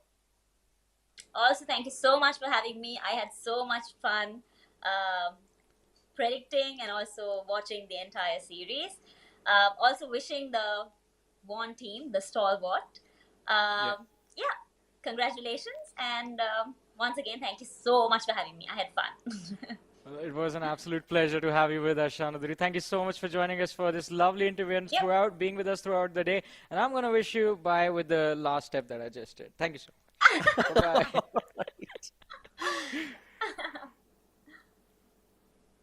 Well, I have to say the punishments are always fun. We had we had push-ups on day one and a dance today, and I have to say, I mean, push-ups for me are a lot more easier to do than dance. I can't dance. That was incredible. I can't do that. That is true, dude. That is so very true. Because again, I mean, when it comes to all of these dance moves, they're really set, choreographed properly. And when you actually try and get that groove going along with the track, then to match it up, it's just out of context. And no way ever. I doubt I'm going to be able to try it. But hey, that was a kudos performance and play right there. But again, going back to Stalwart Esports, that is what they deserved as well. I mean, that was a standing ovation from the side of Chandra as well because of the way this team of Stalwart Esports just dominated. I guess, Johnny, correct me if I'm wrong if I'm saying this, all the 4 days, that was the one team that was consistent in their approach and comfortable and confident and aggression needed when it mattered the most. Yeah, definitely. I mean, Stalwart Esports, they have been pretty consistent throughout this tournament. And again, we talked about this a little bit earlier. It was just 4 days, but so are the finals of majority of the PMPLs that happen. True. And Stalwart Esports, again, in any format, be it a month-long league or be it a 4-day finale, they make sure that they're always in every single game just putting their best foot forward. And again, the players also were in an incredible form right now. So that helped. That helped. Like Pika just was playing out of his minds. And talking about individual performances, I wonder who will the MVP of the tournament be? Okay. Well, again, that was also a tough one, right? That was also a tough one in the way that you've got the clips. You know, everybody's got individual clips set up from all the all the 4 days combined together. Somebody's going to be looking at or thinking about another clip of another team or another player altogether. Now, talking about the stats, you and Necro were bringing that number exactly down to the core. But let's ask the viewers, what do the viewers think? Who do you think, or rather, what player do you believe should get the MVP, disregarding the fact that there is a stat that was being built up, and that again is a very dominating number that is being won from that player? I mean, definitely. You guys can just let us know in the chat as well. I mean, it was a tough competition. It was a close competition between Pika and Top. Pika just being on top, and then Top just outperforming him. Then that was Pika again. So it was kind of a back and forth between the two players. But we know, I mean, there's a high possibility that it is going to be one of the lads from Stalwart Esports. Absolutely. That is something that Necro, as he left, he was very clear to point it out to the viewers that, all right, we've got this person sitting on the first position, this on the second, this on the third and the fourth. So, again, based on the way the final game was played, it was the best, I would say, the best finals that have been casted. Although, we do have to inform our viewers that we are not done with our day yet. Oh, yes. We are not done with our day yet. There's one more surprise for you guys. There's one more game that is about to happen. And it's going to be played on the map of, drumroll please, Livik! Between the top 12 teams of the lobby. Exactly. And once again, it is going to be an all-out war, all-out chaos, in fact, is what that will be ensued, because the way that final game was played out, I'm sure a few of those teams are not going to be happy. Oh yeah, I mean definitely they are going to try and take revenge in this Livik performance, because the points from this one are not going to be counted. This is just going to be a show match, a fun match between the lobby, and it is going to be really interesting to see exactly how these teams play on Livik. I haven't spent a lot of time on that map. It is a little bit too small for me. But whenever you feel like you want to warm up for a few matches and you are bored with your TDMs, might as well just drop onto the map of Livik, have a little bit of fun, and then just jump into those ranked games and try and grind the ladder. But for these players, it is going to be something different. They do like to win. For them, it's about the pride of just having the chicken dinner all to themselves, and I think that is what everyone is going to be fighting for. And well, Stalwart Esports might have missed out on the chicken dinner in the last game that actually mattered, but maybe in this Livik performance, they finish with a chicken.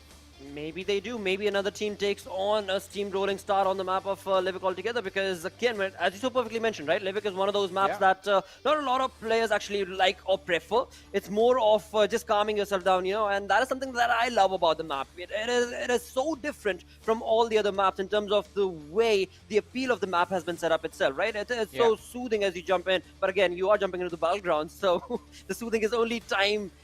It's only for a short-lived time, but again, that is something that we do hope these players are going to be bringing to when it comes down to the way that the game is going to be played, with 12 teams, as Johnny said, that will be jumping into this map. But of course, it is being set up right now, and as we wait for the teams to set themselves up for this final game, Johnny, dude, how about you bring up this conversation about what was the best moment that you remember in these 4 days? I mean, there have to be multiple moments. Yesterday's Miramar I8 just taking out Stalwart Esports in the very end was pretty incredible. Suyok's clutch against IHC from yesterday was incredible. Then a few days ago, we did see a 1v4 on Stalwart Esports by Faster from 52x Rage. Well, basically a 1v4, one of his points was stolen, but hey, nothing taken away. He did in fact knock out all of those players all by himself. So that was an incredible play, and I think a lot of insane moments from this particular tournament. It was very fun. It definitely was quite a lot of fun indeed. But you know what? The curveballs that have been thrown throughout the start of day one all the way into the final, I think PUBG Gods played it to perfection, because when it comes down to the final game, the way the zone moved away, and not only that, but also how T2K Jane was able to miraculously come up on top after having sustained, I mean, the way he stood in the water to take that finish and then move all the way up out in the open across that hill to then jump into a 1v1 battle, it has to be the best finishes in the entire saga of the series, I would say. I mean, definitely, and multiple stolen wins as well in this particular tournament. I mean, this very last game as well, including this one. So that was also quite fun. Then I love this. You're not gonna like. I'm so sorry, I'm cutting you off. You're not gonna like this question, and I'm sure director is probably not gonna like the question as well. But I'm gonna ask it. I mean, anyways, name one team that stole multiple chicken dinners. Oh wow. T2K. T2K. Exactly. It is T2K. And you know what? I mean, it's just so... Some people call it you stole the chicken dinner. Some people call it like, no, they deserved it because they were able to capitalize on the situation. Either or, in the end, it's all about, you know, I mean, when you talk about third parties, nobody points out that third parties is supposed to be illegal or something. It's fair play. It's fair game. But right now, we've got the MVP of the tournament. The man of the entire event walking away with some money of his own is going to be chopped from Stalwart Esports, Johnny. Well, yeah, and most valuable player, Stalwart Esports, top right here, 50 eliminations, 32 assists, almost 10,000 damage dished out, 21 minute of average survival time after 24 matches. So, what a run. What a run indeed. And again, throughout the entire play, he was actually up against his teammates itself. You know, I mean, that's the crazy fold that was turning out to be, where indeed you talk about his teammates. Here they are, action on that second spot, along with, of course, Pika on third. And then comes in JyanMaara's No Fear. Now, JyanMaara's No Fear also a commendable job because he's stuck to that fourth position for a very long time on this MVP ranking. Yeah, I mean, definitely it was an incredible run from No Fear as well. I wonder what happened to Demo. At a certain point, we saw him competing for the top spot, and now all of a sudden he's gone. That is true, mate. I mean, you pointed it out so perfectly on this final day. You know, there are some who win, and then there have to be the other side, which is not going to be able to get that result exactly for themselves. So, no problems at all. That's exactly how it is going to be. But what is the best part? The best part is the fact that these teams walk away with a lot of experience, and not only that, they are going to be coming back and that much more stronger. And that itself is a huge undertaking for these teams to be able to capitalize upon. I mean, the way 52X Rage started off on day one itself, right? Coming in from the Pakistan PMPL, though, without getting a chicken dinner and all of that saga, and then they pushed on here in the first day itself, having a really miraculous play on day one itself. Yes, the other days things did falter down, but still, it is tough approach. And we perfectly mentioned in the conversation that certain teams, they end up taking some time to get used to the lobby, and 4-day affair is not comfortable for everybody. I mean, it wasn't comfortable, I don't know. for sure. But, I mean, as you were talking about 52X Rage, I mean, all I have to say is, I mean, it was a very impressive run. Doesn't matter, like, we did see a fall-off as well. This is their first, again, a new team stepping up in such an incredible manner and just trying their level best to keep up with the players who have time and time again experienced the international stages. I mean, I think that is the positive of what I want to focus on with 52X Rage. They tried the level best. They did put up, in fact, a lot of memorable moments in this particular tournament. And again, the individual skill is there. It's just about understanding the rest of the competition. Exactly. And I believe whenever they return to this Pro League stage again, we're going to see them just be inside of the top 5 quite consistently. Definitely, because that, again, has to be every single time. This is something that I always point out, that these teams walk away with the experience, and that experience is how they're able to stand themselves apart from the other the other teams as they jump in to the next season. And of course, that is where 52X Rage do definitely have the upper hand in all of this saga. But now it is time that we've been waiting for. We've got 12 teams waiting, and Livik is the map that they're going to be jumping into. And right off the bat, we've got the side of Slipknot. That is going to be from Phantom Esports, taking on a different charge towards Hot Spring. Well, but let's see. Rose Farm and Hot Springs are, well, not contested. Skylightz Gaming is just going to be completely isolated over there. But hey, we do have a cluster. JyanMaara, it seems like there's going to be an early interaction between them and the players from Train to Kill. Well, we've got some early contestations between T2K. T2K, so you're going down thanks to IE's Ghost from another direction altogether, as we do have a lot of first blood situations where just in the matter of seconds itself, we've got 3 to 4 players going down. Well, more bodies are going to fall. Snipe YT with the barrel. He's looking to see if he can find and take down Jane right there. On the other side, JyanMaara in a world of hurt as Gunner is going to be taken out. Snipe YT again trying to go for a push on towards Legend. And that's going to be the cleanup happening on the players of T2K. Already one team out within the first minute of the game. I8, I believe, are going to be next. They have lost a lot of their players. One last player from the side of I8 remaining. Well, again, looking out of that kill feed, we've got a lot of teams taking on a lot of these fights. 52x Rage, JyanMaara all across the board, with T2K being the ones that is going to be in their crosshairs. 52x Rage with that bold action is going to be one by one. A Daku approach coming in from Daku right here, where he's going to be able to pincer down 2 players from the side of High Voltage, and Phantom Esports' Venom also chiming in to stop JyanMaara's aggressive stance. They're in IHC. I mean, they're being very, very quiet. They are nowhere to be seen. I mean, but let's see. Finally, they are making their presence felt. Stalwart Esports action is out, trying to crawl towards peak. At top, the shotgun at this distance, it's not going to be that beneficial, but he actually closes in quite perfectly. 4 rounds left, 2.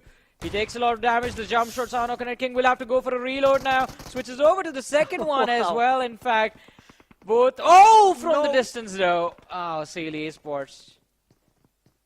Deadeyes Guys, Chari got a second life right there in that moment, but right now it's going to be 52x Rage faster, who's going to have to be really fast, but he's definitely cannot, as I was asking for IHC. IHC's Godless jumps in and going to be delivering exactly what Faster was doing, exactly on the same staircase with that bolt. But on all of that, the shot have secured a decent amount of points and decent amount of eliminations. There are no points as such. This is all about just having some fun, and in that fun saga, in the first 2.5 minutes itself, the numbers have dwindled down to 23 players surviving as Sealy Esports jump into this compound where IHC and Stalwart are patiently waiting.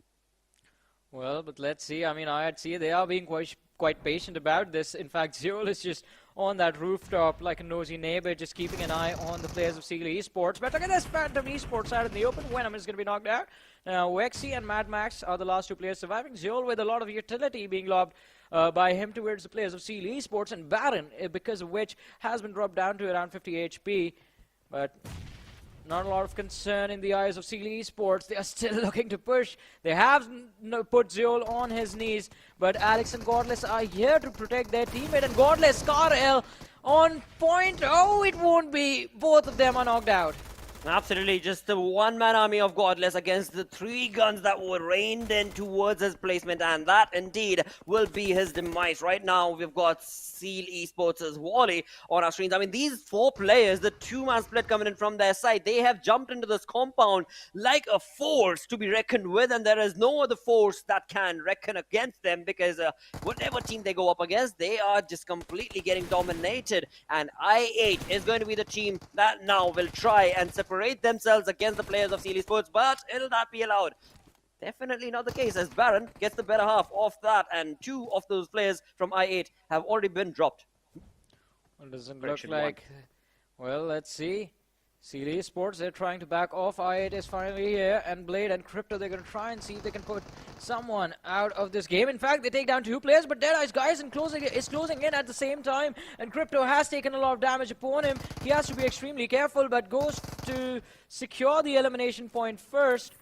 And while Seal Esports, they lose out on 2 of their players on the other side. Top with a shotgun, takes down 1, but the second one, oh my goodness, he just runs out of ammo and has to switch weapons, so he will be taken care of as well. And Wally all alone, just waiting on the staircase. 3 players from the side of Stalwart Esports in front of him. Pika, the first man to go down. Wally's just barely left with 20 HP. Tries to take down the second as well, but won't succeed. 7 teams, 22 players alive now. Absolutely, it has I8 are still around in the vicinity with the 3 players still standing and strong. They definitely are, as Crypto will be able to bring down Scry, but I see from the side of IHC going to be chiming in along, but not before he himself gets third-partied upon, and that third party is going to be brought on from the side of Deadeyes Guys. True Love Sir, as True Love Sir will be able to eliminate IC from this entire saga. In doing so, IHC have been brought down to a 3-man squad as well, but I8, they are definitely sticking on top of these roofs, and they are making their presence felt from one team to the next. They are bringing down a lot of hurt, but IHC, I mean, they've got 7 eliminations already. What? Where was all of this at? Why were they missing out on all of this?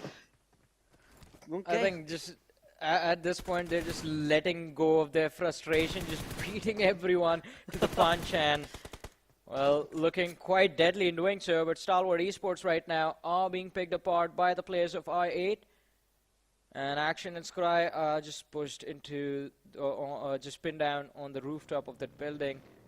I8C closing in, just surrounding these lads. They will be moving in finally towards those compounds, but Crypto, will he be able to find an opening? Trying to go for the shots, but completely fails to hit the mark, and I8C have arrived. Dude, they definitely have arrived. I mean, this is the over-aggression that we remember from the side of I8C, and this is what was missing from their side. But this time around, we're going to have to see if that over-aggressive play from I8C will be able to retake this compound, as all the 4 players have jumped in, with I8's Crypto up on top all by his lonesome. But right in front of them is going to be the compound that is in charge of Stalwart Esports, with just a 2-man army. Action and Scry. What exactly are they trying to prove and deliver right here in this lobby? Are they just playing it for fun, or are they bringing down some personal Mongolian rivalry right here? But again, numbers advantage is going to be favoring I8C, so I do want to favor what I8C will do. But in all, Crypto's position, he's been sitting here taking on shots, but nobody is none the wiser against his position. Well, yeah, and it is going to be quite interesting to see how long he's going to be surviving for, considering he's the last player surviving for his team. On the other side, there are 3 teams left with all 4 players still intact, I8C being one of them. And well, Stalwart Esports, they're going to be down 1 more. Scry being picked off by Crypto out in the open, and he's going to be able to secure that finish as well. Alrighty, few more shots, just being extremely careful so as to not get taken out. On the other side, the Nima from the side of Skylightz Gaming picking off Phantom Esports' Slipknot. Nade. Oh! Right in the face. The nade from Godless right to the face, of course, was the end that, of course, I8 Crypto did not anticipate. But right here, we do have Stalwart Esports. I mean, this is the team that was trying to create that cheeky play from the flank angle, but Crypto got the better half of that, and that resulting has left Stalwart Esports with just 1-man army. That's going to be Action, and now I8C are on top of his position. Alex from one side, and of course his teammates from the other. But where are the other teams? Right now, we've got only these 2, as Skylightz are taking on a different fight against the players of Phantom Esports out in the open. Alrighty, Phantom Esports, Wexy, last player surviving for his team. And with the way the situation is laid out, I don't think he's going to be surviving for long. But let's see against Galzin now. Galzin prone out. And he sees the opposition. Easy pickings for Skylightz Gaming. But well, not so easy at all, in fact. They've lost 2 players. Nima and Galzin lost 2 players surviving. That means the advantage right now in terms of the numbers the team has is in the hands of Deadeyes Guys, since it's just the whole team remaining. But also, they are 180 meters away from the zone. Now, since this is Livik, it shouldn't be easy to travel those 200 meters, but I8C is waiting for them once they actually get in the circle. They definitely are. For now, we've got the side of Skylightz with 6 elimination points for themselves. I8C's Alex just trying to find some information against whatever teams that's going to be making rotation. It seems like I8C's Alex is going to be going up against Nima, and Skylightz Gaming's Nima is going to be setting up a nade against the player of I8C. But for now, will that connect? Oh no, Alex will be able to get the better half of Nima, as that spray will be the demise of Nima in doing so. Galzin, the final player surviving, as Alex finishes up this match between him and Nima. So we've got 1 final player surviving, of course, from the side of Skylightz Gaming, and then far away from another play itself is going to be Deadeyes Guys. All 4 players, but nowhere to be seen. Last 3 teams, 11 elimination points in the hands of I8C, 4 to Deadeyes Guys, and just 6 in the hands of Skylightz Gaming. Teams a little bit further away from each other, and well, Nima, he is right here again, back in the match, all thanks to Galzin, but has landed quite close to the players of I8C, so I don't know how great of an idea that is going to be. Godless, wow, he's just dealing with a blue zone for some reason. I believe would like to join his teammate now that finally Galzin has started to pull the trigger and taken down Alex. So if Icy goes down, Godless will all of a sudden find himself as the last solo survivor for his team. He definitely will. As of now, the Molotov is definitely on point, but it seems like Godless's flank is going to be able to stop the player in his track, and Gyalzen will go down. And in that, we've got Nima chiming in, the final player. Will he be able to get close to be able to get that revival against Gyalzen? But IHC's Godless is still around in that area, still around in the vicinity, and Deadeyes are slowly but surely, hopefully, making their way towards exactly where the fight is taking place. For now, IHC's Godless is going to be going back to give that revival to his teammates, and thus they will have a two-man army, and same apparently is definitely going to be the case for Skylightz Gaming as well.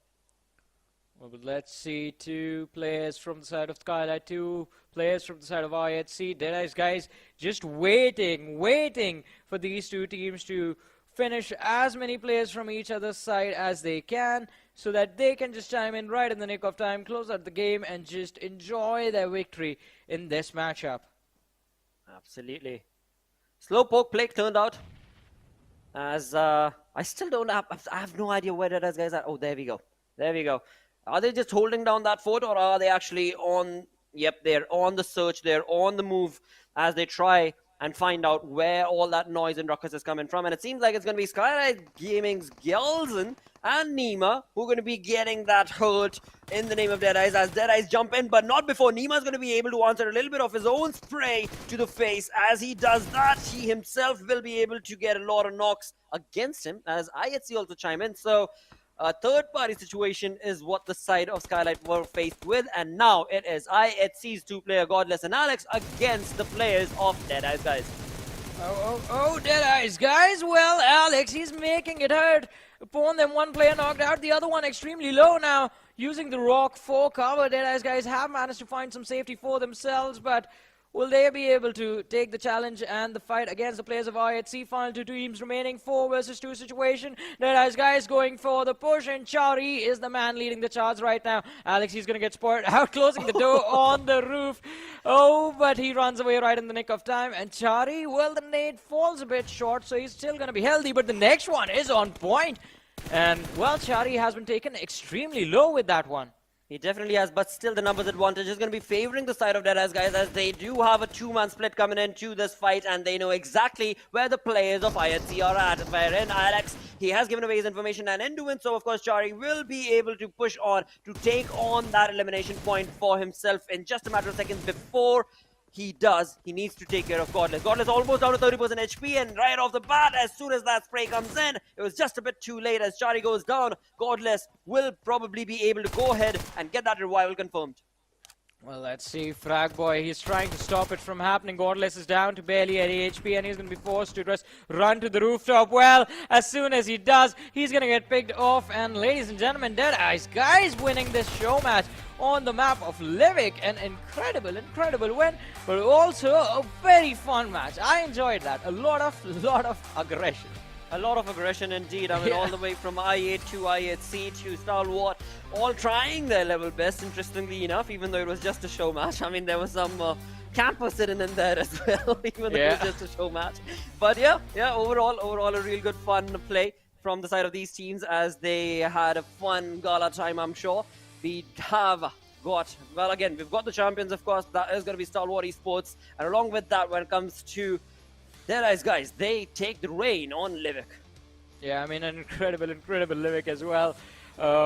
It was a little bit forced, majority of the fight, but hey, I mean, the teams, the players, they were just, I mean, this was just to sort of relieve a lot of the stress that has been building up for the last 4 days. Just let everything go inside of this one final game. Just play how you want. But we do have the MVP of this match, and Godless is finally on the big screen, on the Jumbotron in the center of this arena. 4 eliminations secured, 832 damage dished out, and 1 assist. Yeah, first time. And this is, it's quite weird because we are so used to seeing him. We are so used to just seeing this team perform.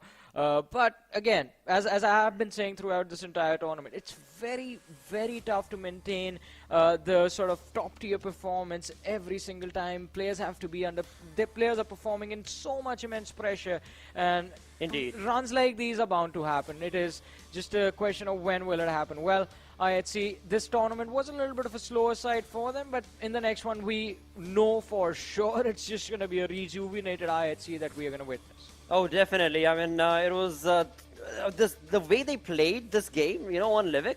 This is how they used to play. Just all out guns blazing, just approaching with a lot of confidence into a compound and then making that presence felt and known, and that's how they would convert those elimination points again and again. And not to say that they did not do so this time around. I mean, from the second page moving all the way into the top 8 itself was a perfect play coming in from the side of IHC Esports. And in this final game, we have them taken on 24 points for elimination. So again, a perfect domination from the side of these, in fact all of these teams, as we did see Phantom Esports bring in that aggressive streak for their side. I8 were all over the place, so were JyanMaara and Seal Esports, and I mean all of these teams, they utilized every single opportunity they could right there. Yeah, I mean, they did a pretty phenomenal job, and it has been an incredible Pro League South Asia Championship this time around as well. I mean, a surprising run from a lot of these teams, an impressive performance from JyanMaara specifically. I mean,